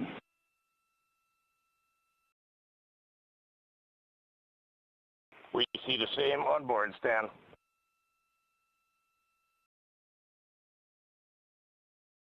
Nine minutes of mission elapsed time. Integrity crew of Reed Wiseman, Victor Glover, Christina Cook, and Jeremy Hansen now in orbit around the Earth at the beginning of their journey to the moon. This is Mission Control Houston, 25 minutes, 45 seconds into the flight of Artemis II. We have confirmation that all 4 solar array wings are deployed and latched. This is the configuration needed to switch to ATO preferred, which you did hear confirmed from pilot Victor Glover. That mode has been switched. Now getting our first views from one of the solar array wing cameras over the tracking data relay satellites. We are in a night pass, as we are about a little more than 1,300 statute miles above the Earth, just east off the coast of Madagascar. You can see the perigee-raise maneuver from the main engine of the ICPS firing from the solar array wing. Standing by for confirmation of cutoff.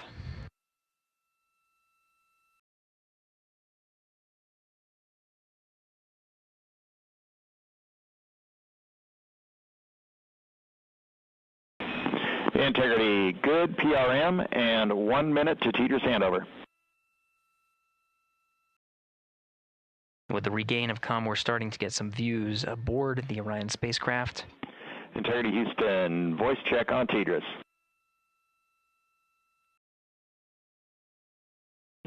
Loud and clear, Stan Hollis. And we now have you the same. Good to hear your voice. In the meantime, Mission Specialist Christina Cook working on the activation of some environmental control life support systems and waste management systems. Currently, as teams on the ground analyze some troubleshooting of the activation steps that she was going through, she'll gather some of the backup waste management capabilities that they have aboard Integrity, just as a precaution while the teams assess how to address what was reported down from Mission Specialist Christina Cook on the fault light. At this time, the flight dynamics officer confirms that it was a good burn, so they are on a good trajectory for staying in high Earth orbit for the remainder of this flight day and into next. The high Earth orbit puts them into a 43,730 by 0 statute mile orbit, which orbits the Earth approximately once a day. It's a 23.5-hour orbit. For the first time since they arrived in space, you're looking at a live view of the Artemis II crew in the Orion spacecraft.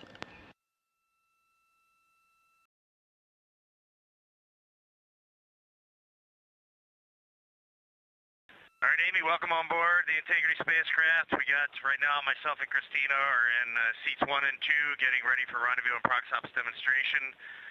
Victor's just finishing up getting out of suits and getting suit drying going, and Jeremy is hard at work in cabin configuration. It was an amazing ride uphill. The views, we've got 2 moon rises that we've had so far, and the views of planet Earth. We've circled it completely, and we forgot how beautiful it is to look down on Earth. We're hearing some comms from the crew as they are preparing for their proximity operations demonstration. And we have just had, for the first time in over 50 years, humans join the Deep Space Network. Now, we're used to people being on the Near Space Network, the Tracking Data Relay Satellite System with the International Space Station. But again, first time in 50 years that we will have crew traveling far enough to be on that Deep Space Network. This view coming live from Orion, now just 3 hours and 10 minutes since liftoff today from Kennedy Space Center. As you have heard, Mission Control Houston is go for the crew to conduct the proximity operations demonstration. Again, we will see the separation of the interim cryogenic propulsion stage coming up first in just under 12 minutes. Standing by for separation.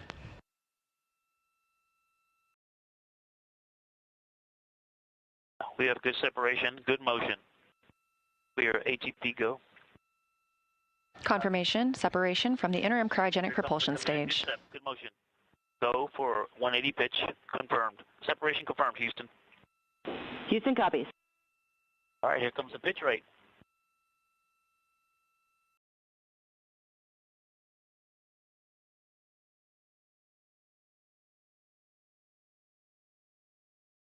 See it. Look at that. Woohoo! This view inside Orion. I see the moon in the camera, and now I see ICPS in the docking camera field of view. Okay, waiting for 550. I'm on the THC. There's 550, starting the 19N. 1. This is the view from 9. And this is the view arrow. The docking camera is showing the crew inside Orion. 19 ends. It's quieter. Got a little rumble, like we're driving on a rocky road, but much quieter than in the sim. I'm showing about 3 degrees wide on ICPS. And it's holding right near the center. Integrity, no action for you on that enable prop caution. No action. Of ICPS, did you see that photo off the screen on camera view? 0.8 degrees wide. Quite large.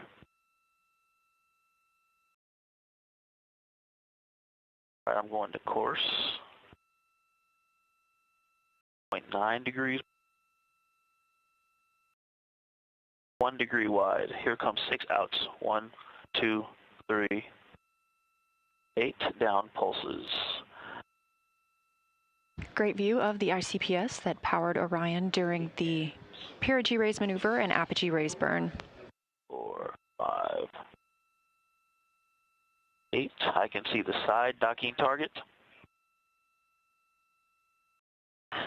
That is a good looking American flag. Wow.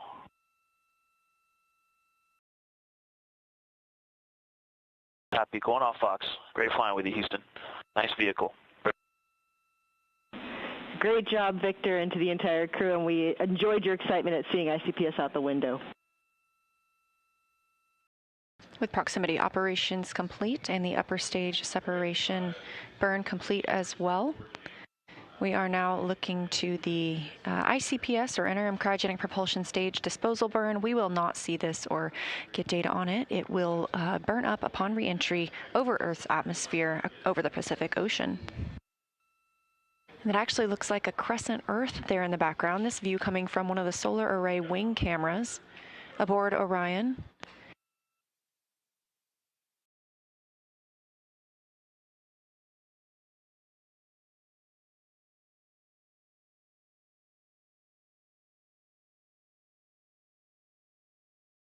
Good morning from Mission Control Houston.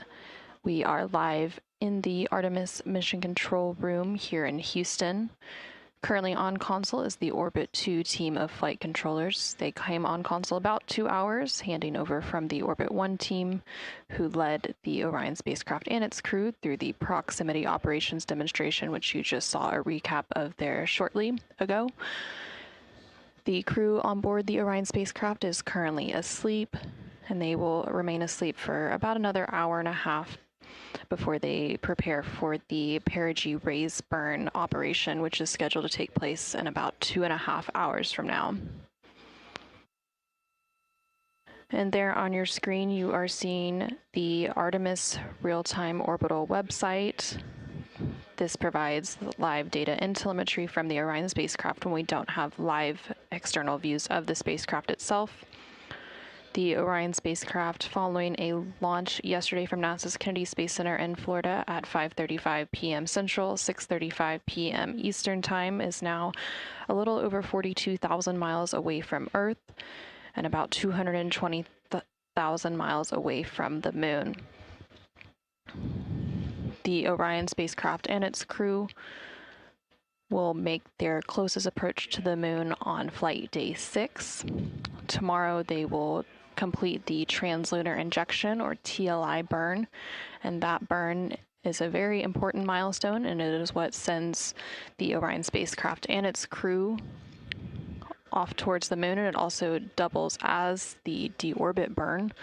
So once that maneuver takes place, it commits Orion and its crew to its journey around the Moon and back.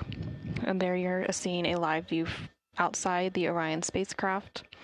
Inside the spacecraft, there are 4 crew members currently on board. Leading the crew is the Artemis 2 commander, Reed Wiseman. Reed is a Baltimore native. He's been to space once before and served as a flight engineer for Expedition 41 aboard the International Space Station from May through November of 2014. And during his 165-day mission aboard the International Space Station, Reed and his crewmates completed more than 300 science experiments in areas like human physiology, medicine, physical science, earth science, and astrophysics. They set a milestone for station science by completing a record 82 research hours in a single week, and he also served as chief of NASA's astronaut office from December 2020 to November 2022. The pilot of the Artemis 2 mission is Victor Glover. NASA selected the California native as an astronaut in 2013. At the time of his selection, he was serving as a legislative fellow in the United States Senate. His first trip to space was in November 2020 when he launched as pilot of NASA's SpaceX Crew 1 mission. That was the first operational mission of NASA's Commercial Crew program, which resumed launching American rockets from American soil to the International Space Station. Victor is also a U.S. Navy captain and naval aviator who served as a test pilot, racking up more than 3,500 flight hours in more than 40 different aircraft. Joining Victor and Reed is Mission Specialist Christina Cook. Cook is a native of Grand Rapids, Michigan.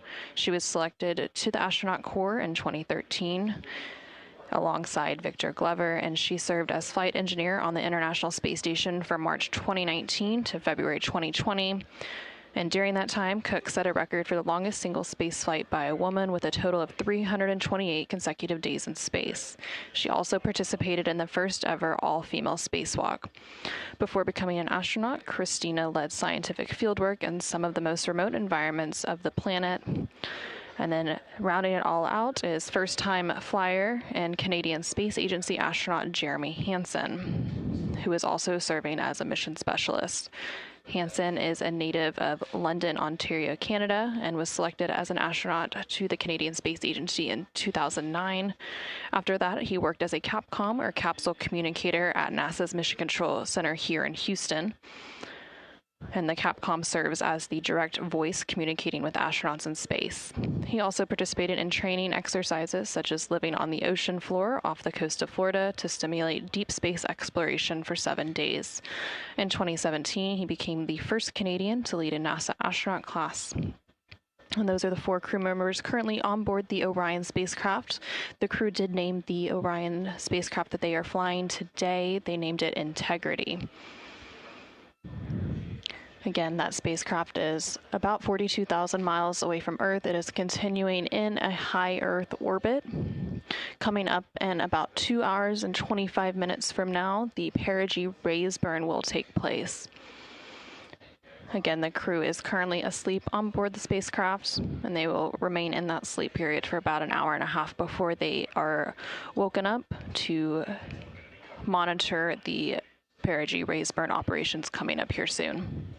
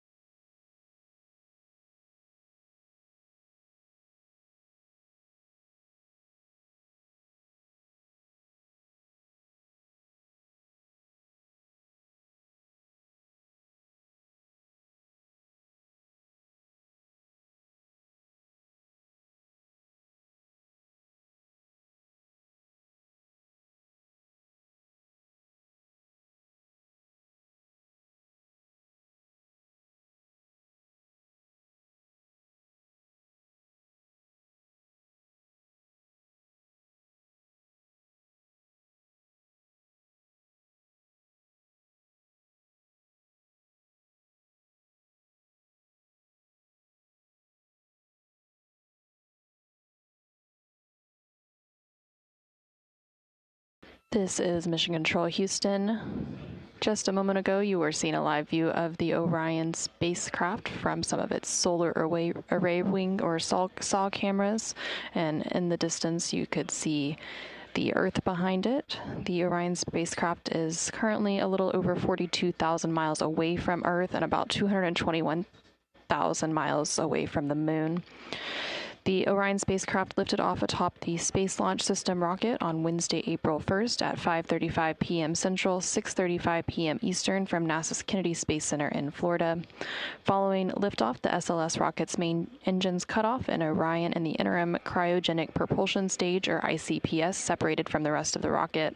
About 49 minutes after launch, the ICPS engine then fired to raise the perigee, or the lowest point of the spacecraft's orbit, to a safe altitude of 100 miles above Earth.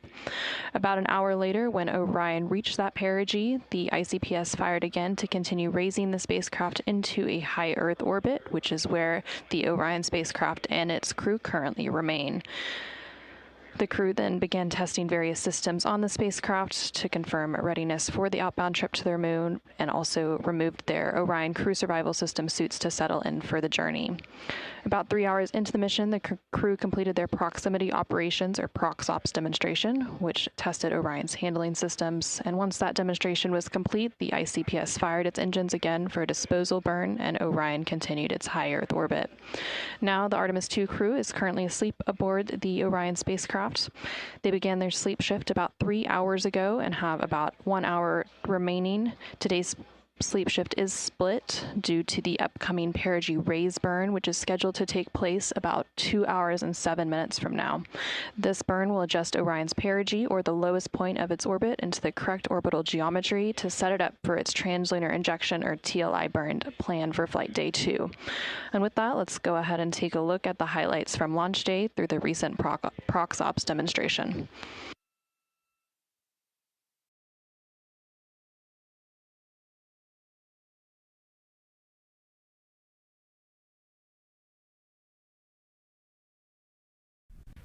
Welcome, and thank you for joining us live from NASA's Kennedy Space Center, where we are beginning a new chapter in America's human spaceflight story. We are so humbled to have thousands of people here in person to witness this, and the many more watching online from around the world. I'm NASA's Megan Cruz, and this is NASA astronaut Nicole Ayers. Thanks, Megan. What a historic day to be here. What a historic day to be here. Obviously, for what we see right behind us here, the SLS rocket and Orion spacecraft on Launch Pad 39B. Artemis II is a nearly 10-day flight test to prove NASA can safely fly astronauts around the moon before attempting to land on it in just 2 years, hopefully. Yes, you know, like you said, it's a test flight, so we're going to put humans on this rocket for the first time ever, and we're going to test out the systems on board and hopefully get around the moon. And in charge of liftoff today is Launch Director Charlie Blackwell-Thompson. She and her team are just across the street from us inside of the Launch Control Center. They kicked off continuous around-the-clock operations just before 5 p.m. on Monday and started fueling the rocket about 4 hours ago. That com cap will also connect into the suit, which then eventually connects into the capsule through an umbilical there. So there's a lot of cords and wires. You can see them tuck in that cord under his chin right now. And so the suits they're wearing, they're called the Orion Crew Survival Suits, or OX suits. And so they're worn for launch and reentry or during high-risk or emergency situations. And welcome into Firing Room 1, a historic firing room here at the Kennedy Space Center in Florida. It's a pleasure and an honor to be here reporting what's happening as we lead up to countdown and liftoff of Artemis II.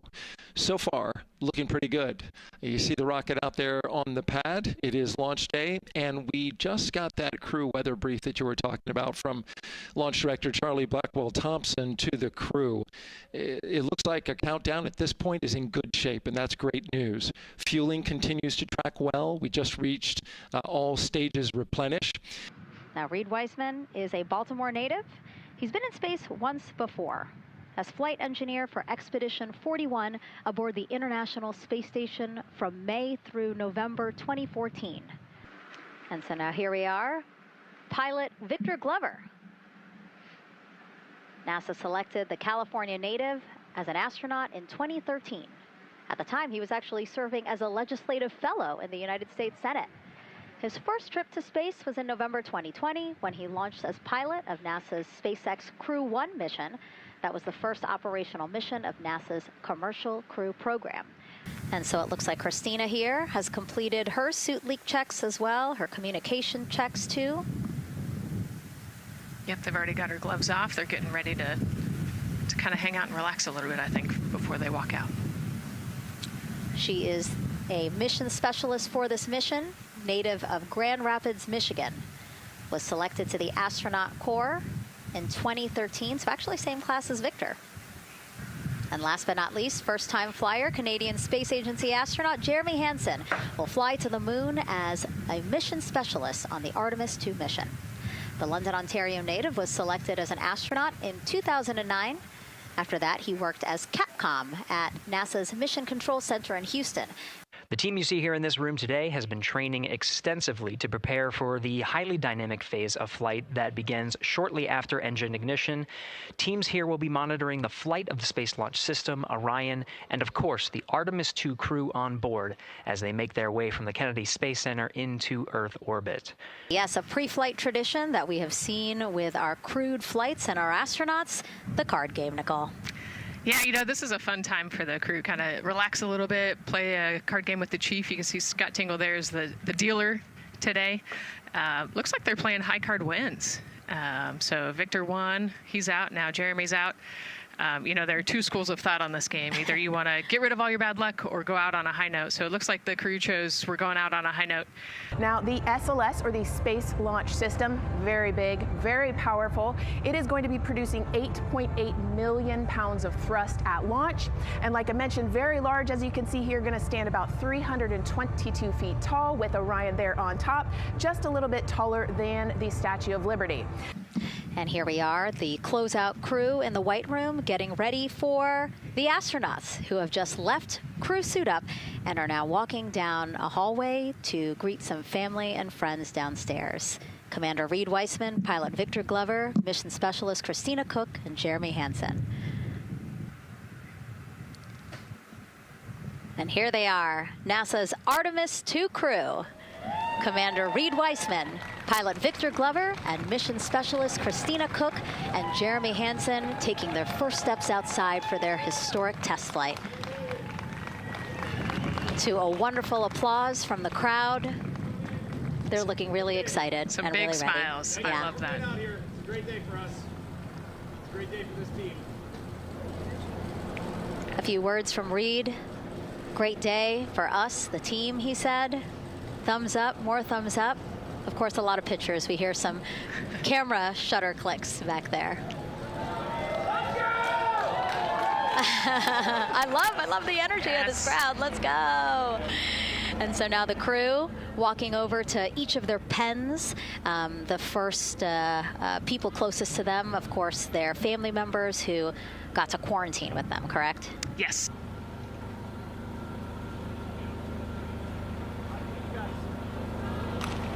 You heard Reed there saying thank you guys as the crowd picks up again with their applause and the four of them step into their Astrovan.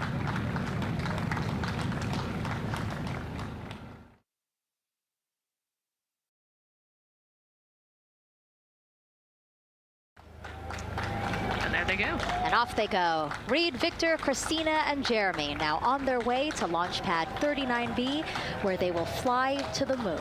Something no human has done in over 50 years. They may also set a new record as the farthest humans have ever been from Earth, a record set by the Apollo 13 crew almost 56 years ago today. Yeah, you know, we talked about how tall this rocket is earlier. Wow. Look at that. Yeah, look at that point of view, yeah. And now we're watching the crew walk across the crew access arm, getting a beautiful view of Kennedy Space Center. From 274 feet. Woo. Nicole laughs because Nicole is also, like Reed, does not like heights. I do not like how open that crew access arm is. Oh, and he's already turned around and walking in. You can see Dre's protecting his helmet and his visor there from all that metal. Yeah. It's a tight squeeze, but they've done this a lot, so Reed's already all the way across the capsule. Yeah, that was fast. Impressive, Reed. Impressive. That's why you're the commander. Oh, a heart there from Jeremy again. Yep, Canada. Yeah. Canada is about to get into Orion.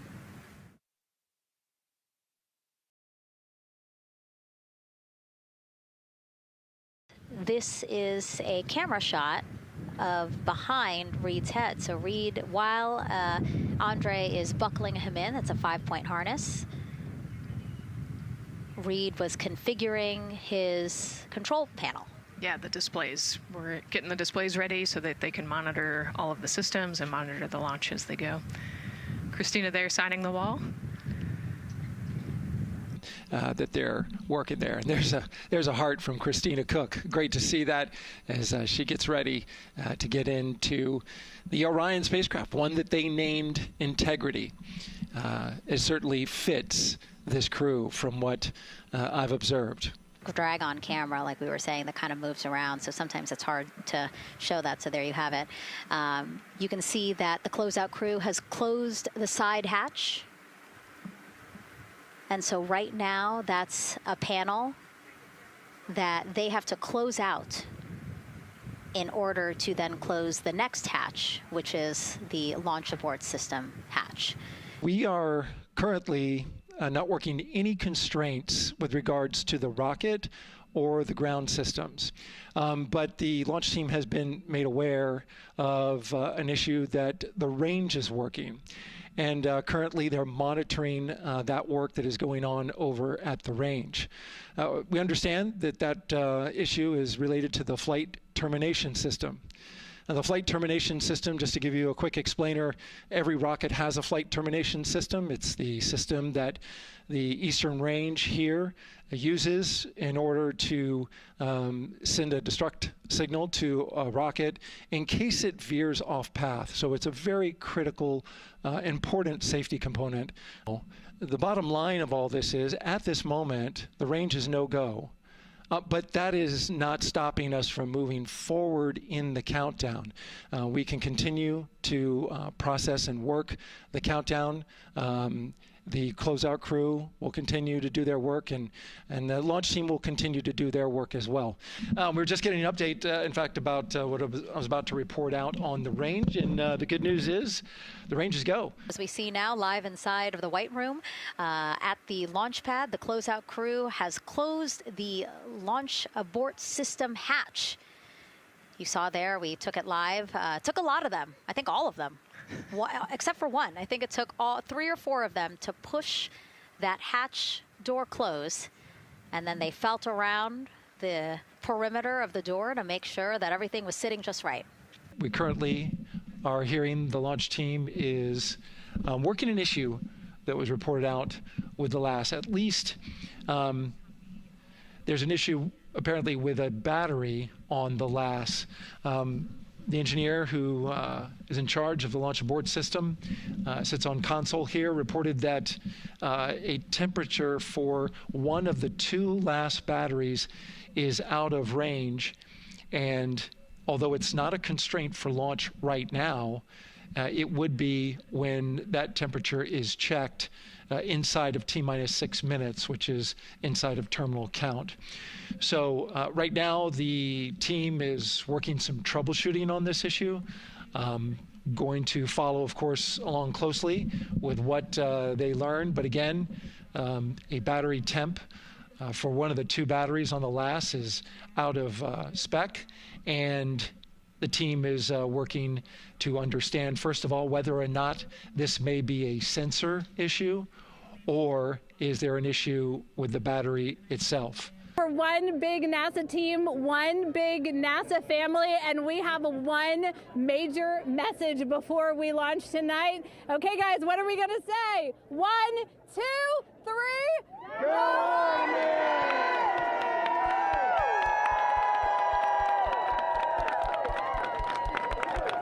Great news too. Remember, the team was tracking an issue with the launch abort system battery. They appear to have cleared that issue, so we are go for launch. All right, thank you, Megan and Nicole, and just want to give you an update on the launch abort system that you just reported that they cleared. They believe, they're convinced, this is an instrumentation failure.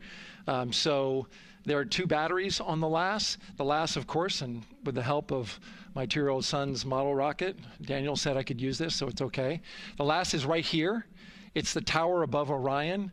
Orion capsule is inside of here. It's used to pull Orion off the rocket in case the rocket is something's going on with the rocket, either on the pad or in flight. 2 batteries are bad. Well, I'm sorry, one of the 2 batteries reported an out-of-family temperature, and it was very much out of family. And so they checked their data going back into the vehicle assembly building where they recharged the batteries and worked on them. And they have good, solid data, they reported, that tells them that this is an instrumentation failure, that there's something wrong with the sensor. And so they took it before the mission management team, which has to accept the risk, any changes to launch commit criteria, which this would be one, and they all fully accepted it. So now we are clear as far as that constraint is concerned. NTD COSE hold requested. Copy that. I have an LCC violation of O-CT-004, S-band transponder anomaly. This was a transient LCC violation, so transponder 1 had a demodulated SNR estimate that went down to 2 dBm. When it should have been between 10 and 13, it is now back up to 12, but we did lose that for just a moment.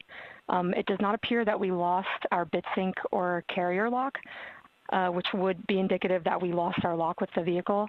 So at this point, recommendation would still be go. However, we do have a pre-planned contingency procedure if we want to look at that. But again, this was transient, so we're back in a nominal range. Yeah, us taking a look at the data right here, looks like that was a single sample. Yeah, copy that. RFTS does report that they also lost lock for about 5 seconds. So I would love to ask KUS and see if they also lost lock with the vehicle for any extended amount of period. Yeah, so from our perspective, the allowance is effectively up to 30 seconds, up to 3 samples based on the 1/10 hertz. This is not an LCC violation, I believe. Yes, sir. I would agree with that at this point. Copy that. We're checking with KUS on 232. I don't think they have 212 access. We're trying to verify, but it sounds like they have a loss of lock as well. About 2 seconds. Okay. And I guess for both KUS and COSE, do we have lock now? That's affirmed. We do have lock for COSE.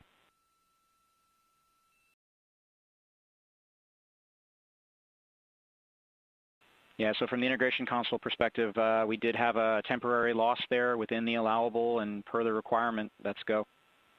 This is Houston Flight. We have lock and we have good telemetry here in GSE. And KUS is reported to they have good lock now.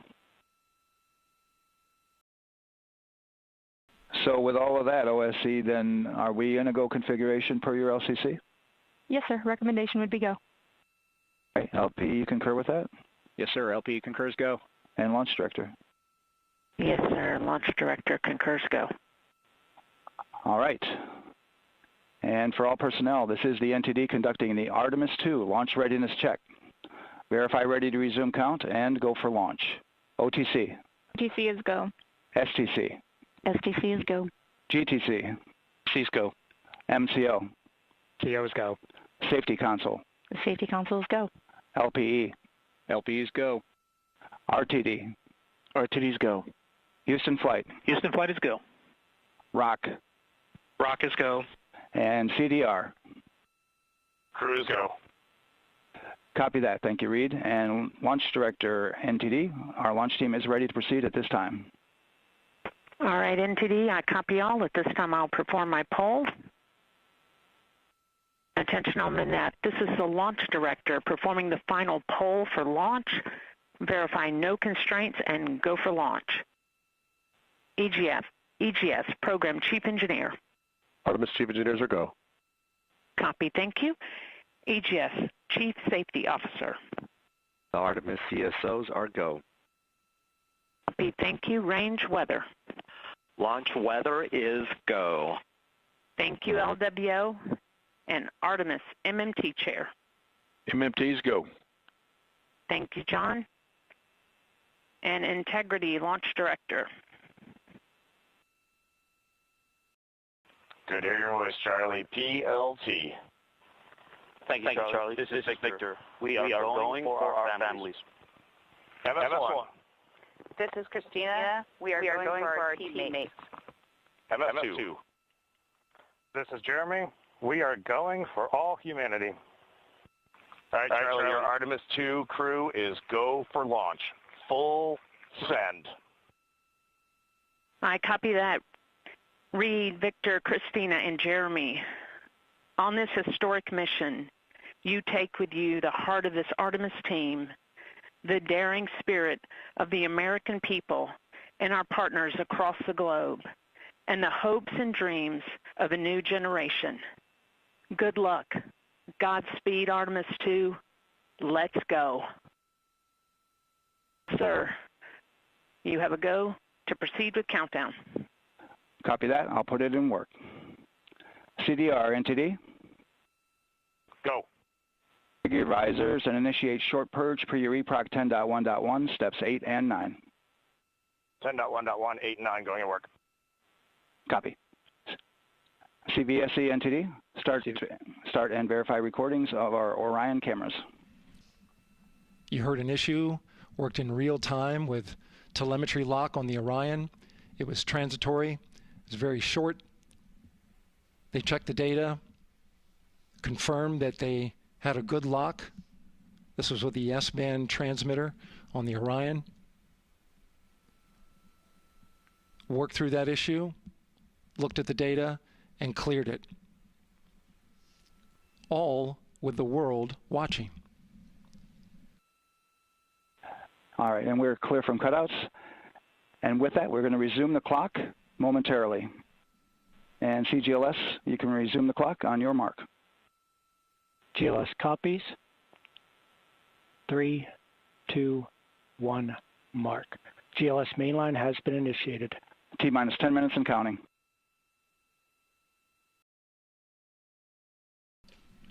And that begins terminal count. Our new T0 is 6:35 p.m. Eastern Time. 6:35 p.m. Eastern Time. We are now counting down to liftoff of Artemis 2. GLS is go for crew access arm retract. And there you see the crew access arm moving away.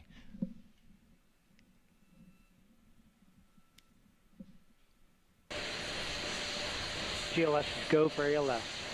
Great call out. The rocket is on its own. 4 brave explorers ready to ride the most powerful rocket NASA has ever launched. Sound suppression water is flowing. 15. And here we go. 10, 9, 8, 7. RS-25 engines lit. 4, 3, 2, 1. Booster ignition. And liftoff. The crew of Artemis 2 now bound for the moon. Humanity's next great voyage begins. Good roll pitch. Roger, roll pitch. Houston now controlling the flight of Integrity on the Artemis 2 mission around the moon. Integrity, AMT high. AMT high. On time passing 30 seconds into the flights. Integrity passes the alternate beacon. Target milestone. Mission Control Houston seeing good performance on the 4 main engines. Space Launch System core stage. Integrity, 3 miles in altitude. Traveling more than 1,200 miles per hour.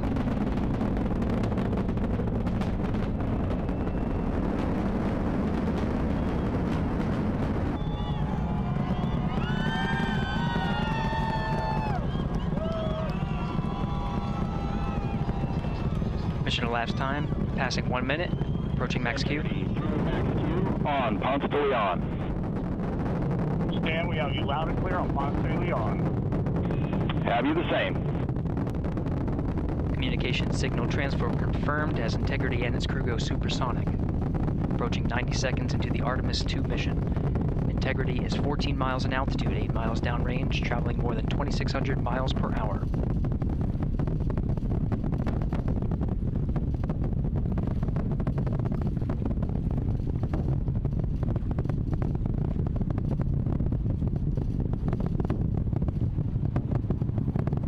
1 minute 50 seconds of mission elapsed time, standing by for main engine converged.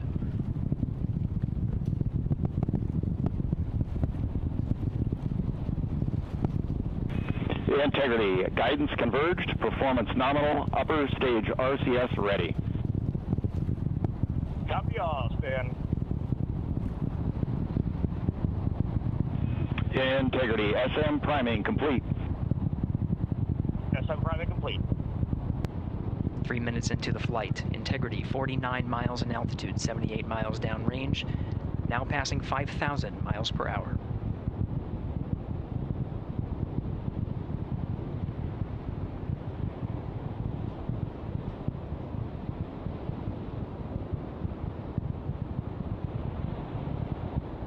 Standing by for launch abort system jettison. Houston Integrity, good last jettison, great view. We see the same on board, Stan. And Houston has you loud and clear on Tidris at the Carmen line. Outstanding, Stan, we have you the same. 3 minutes 50 seconds into the flight of Artemis II, Wiseman, Glover, Cook, and Hansen cross the boundary to space with good comm checks.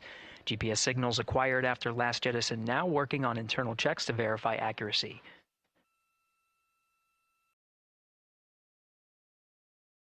Integrity, GPS processing. Outstanding, Stan, we see the same, and we have a beautiful moonrise. We're headed right at it.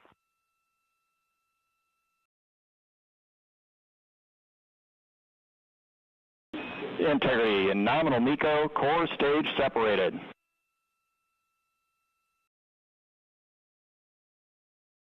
We see the same on board, Stan.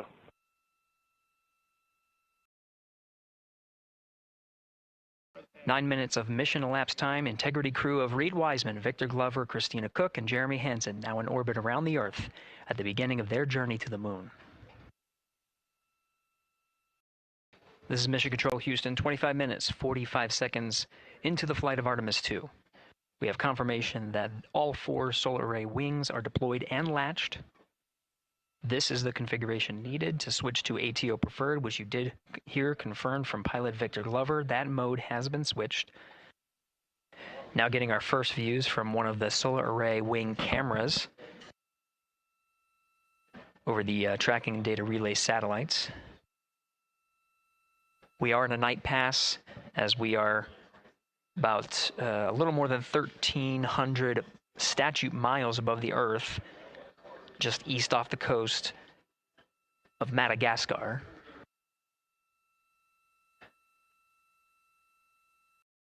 You can see the perigee-raise maneuver from the main engine of the ICPS firing from the solar array wing. Standing by for confirmation of cutoff.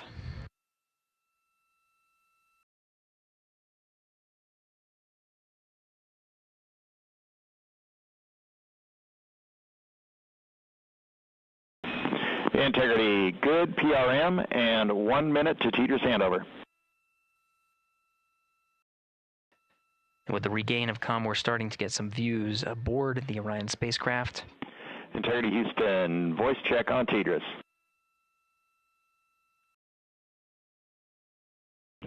Loud and clear, Stan Hallis. And we now have you the same. Good to hear your voice. In the meantime, Mission Specialist Christina Cook working on the activation of some environmental control life support systems and waste management systems. Currently, as teams on the ground analyze some troubleshooting of the activation steps that she was going through, she'll gather some of the backup waste management capabilities that they have aboard Integrity, just as a precaution while the teams assess how to address what was reported down from Mission Specialist Christina Cook on the fault light. At this time, the flight dynamics officer confirms that it was a good burn, so they are on a good trajectory for staying in high Earth orbit for the remainder of this flight day and into next. The high Earth orbit puts them into a 43,730 by 0 statute-mile orbit, which orbits the Earth approximately once a day. It's a 23.5-hour orbit. For the first time since they arrived in space, you're looking at a live view of the Artemis II crew in the Orion spacecraft.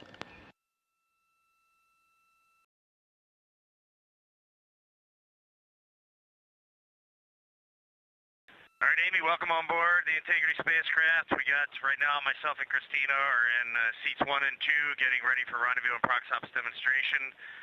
Victor's just finishing up getting out of suits and getting suit drying going, and Jeremy is hard at work in cabin configuration. It was an amazing ride uphill. The views, we've got 2 moon rises that we've had so far, and the views of planet Earth. We've circled it completely, and we forgot how beautiful it is to look down on Earth. We're hearing some comms from the crew as they're preparing for their proximity operations demonstration. And we have just had, for the first time in over 50 years, humans join the Deep Space Network. Now, we're used to people being on the Near Space Network, the Tracking Data Relay Satellite System with the International Space Station. But again, first time in 50 years that we will have crew traveling far enough to be on that Deep Space Network. This view coming live from Orion, now just 3 hours and 10 minutes since liftoff today from Kennedy Space Center. As you have heard, Mission Control Houston is go for the crew to conduct the proximity operations demonstration. Again, we will see the separation of the interim cryogenic propulsion stage coming up first in just under 12 minutes. Standing by for separation.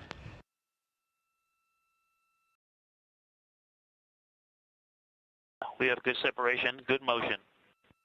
We are ATP go. Confirmation, separation from the interim cryogenic propulsion stage. Good motion. Go for 180 pitch, confirmed. Separation confirmed, Houston. Houston copies. All right, here comes the pitch rate.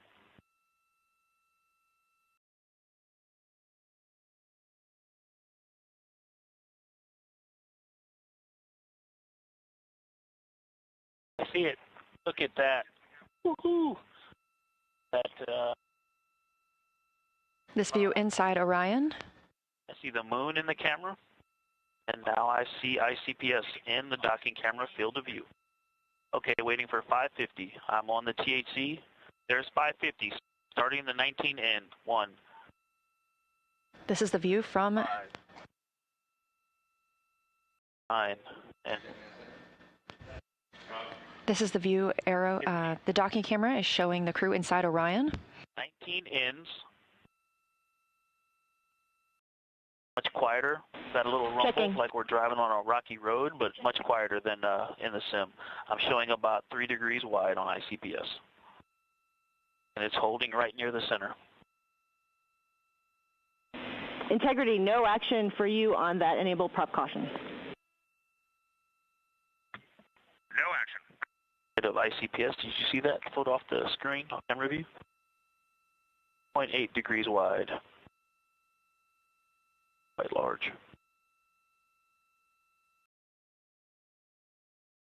All right, I'm going to course. 0.9 degrees. 1 degree wide. Here comes 6 outs. 1, 2, 3, 8 down pulses. Great view of the ICPS that powered Orion during the perigee raise maneuver and apogee raise burn. 4, 5, 8. I can see the side docking target. That is a good looking American flag. Wow.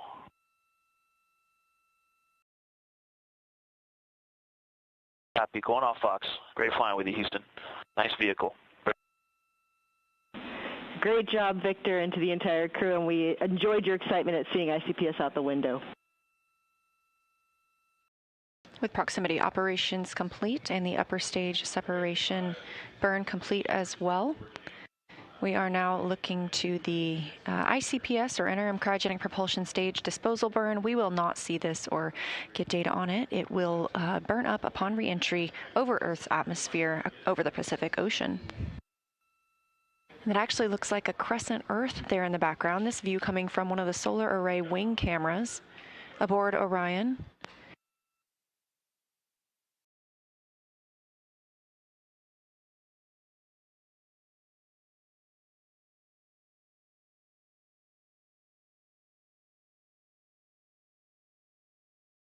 And this is Mission Control Houston, live from the Artemis Flight Control Room.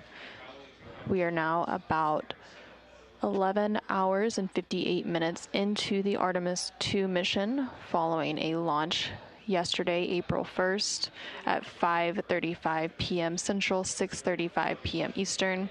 And there you are seeing a live view outside the Orion spacecraft from one of its solar array wing or SAW cameras. And you can see the Earth in the background with a bit of an eclipse there.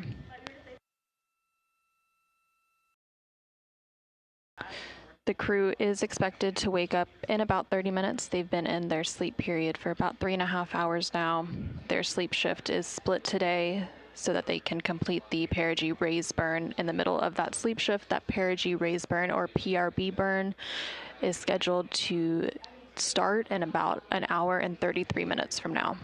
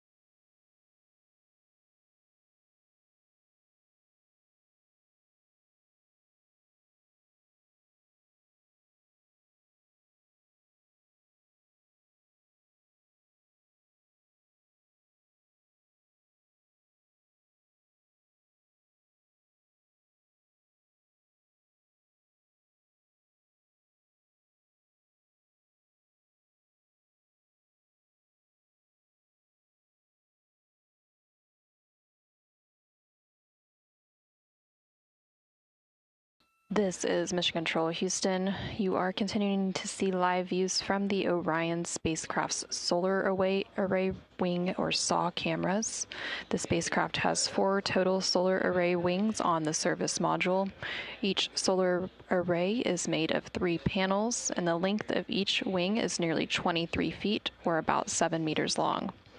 The 4 solar arrays are used to convert light into electricity, and they can turn on 2 axes to remain aligned with the sun for maximum power.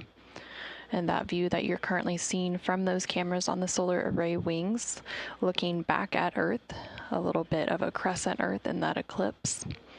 Currently on board the Orion spacecraft, which is named Integrity, is the Artemis II crew. The Artemis II crew is comprised of NASA astronaut and commander Reed Wiseman, NASA astronaut and pilot Victor Glover, and then the mission specialists are NASA astronaut Christina Cook and Canadian Space Agency or CSA astronaut Jeremy Hansen. Artemis II is NASA's first crewed test flight in the Artemis program, and that quad of 4 astronauts make up the crew aboard the Orion spacecraft. That crew has been asleep for a little over 3.5 hours now, and they will be woken up in about 15 minutes or so to then prepare for the perigee raise burn or PRB operations. And that burn is scheduled to take place in about 1 hour and 20 minutes from now.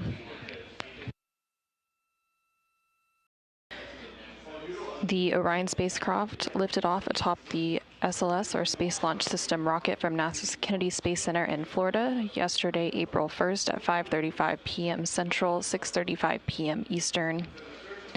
Following launch, the SLS rocket placed the Orion spacecraft into orbit, and the crew completed 2 laps around Earth, checking out the spacecraft while still close to home.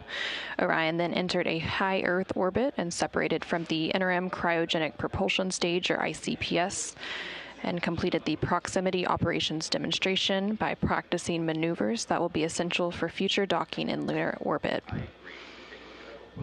The Artemis II mission aboard the Orion spacecraft is designed to help confirm that the Orion systems work and are designed for crew in deep space.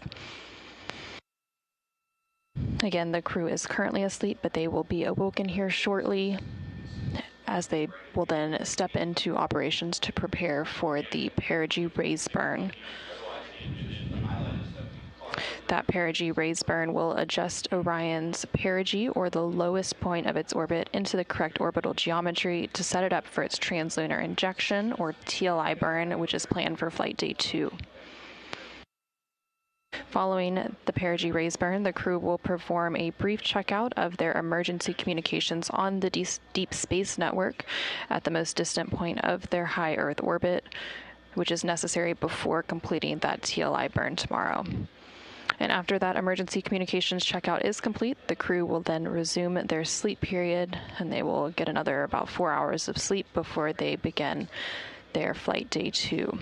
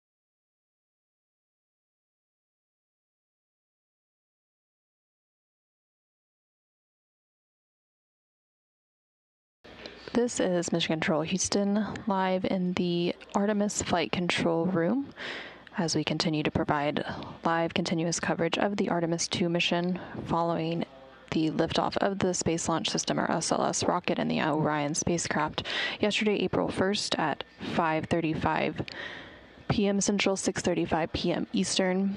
We're now about 12 hours and 20 minutes into the Artemis II mission. The crew is currently asleep, but they are scheduled to be awoken in a little less than 5 minutes from now to prepare for the perigee raise burn. And this burn is an additional engine firing to get Orion into the correct orbital geometry for its translunar injection burn. And that translunar injection burn is scheduled to take place on flight day 2, and that is the last major engine firing of the mission. It will propel Orion on a path towards the moon and set it on its free return trajectory that will ultimately bring the Artemis II crew and the Orion spacecraft back to Earth for splashdown. So though it's only 2 days into the mission, the TLI burn essentially doubles as Orion's deorbit burn. After that TLI burn takes place, there will be 3 smaller outbound trajectory correction burns, or OTC burns, that will use Orion's orbital maneuvering system engine, which you can actually see there on your screen. It's that larger engine in the center of the Orion spacecraft service module. And those views that you're seeing on your screen are live views coming from the solar array wing, or SAW, cameras on the Orion spacecraft. So again, those smaller outbound trajectory correction burns will use that OMS, or orbital maneuvering system engine, over the course of the 3 days following the TLI burn, which is scheduled for flight day 2. And so those correction burns ensure that the spacecraft stays on target for its journey around the moon. And then just before the crew goes to sleep on flight day 5, they will enter the lunar sphere of influence, which is when the pull of the moon's gravity will become stronger than the pull of the Earth's gravity. And then on flight day 6, we will have the lunar flyby, which is when the crew will go around the far side of the moon and observe with human eyes the features on that far side of the moon. And it'll also be when they make the closest approach to the moon for this mission. And then after they complete that lunar flyby, they will begin their return back to Earth.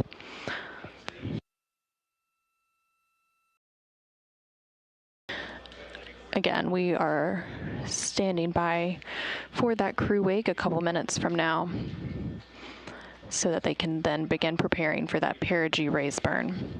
That perigee raise burn is scheduled to take place in about an hour and 9 minutes from now.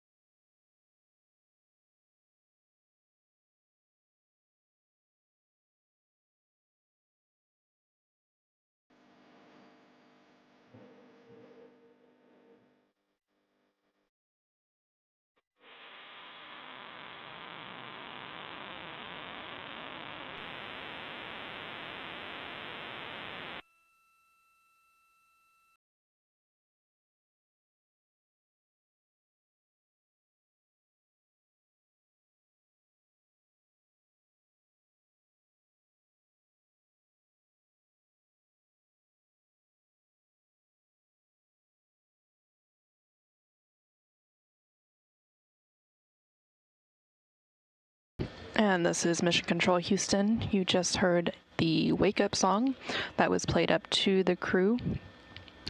These songs were selected by the crew. They coordinated with the Capcom or capsule communicators for the Artemis II mission to select the songs that will play for each of their wake-up periods. So throughout the mission, every time the crew is woken up, you will hear a little clip of a different song each day. And that tradition of wake-up music does date back all the way to the Apollo era.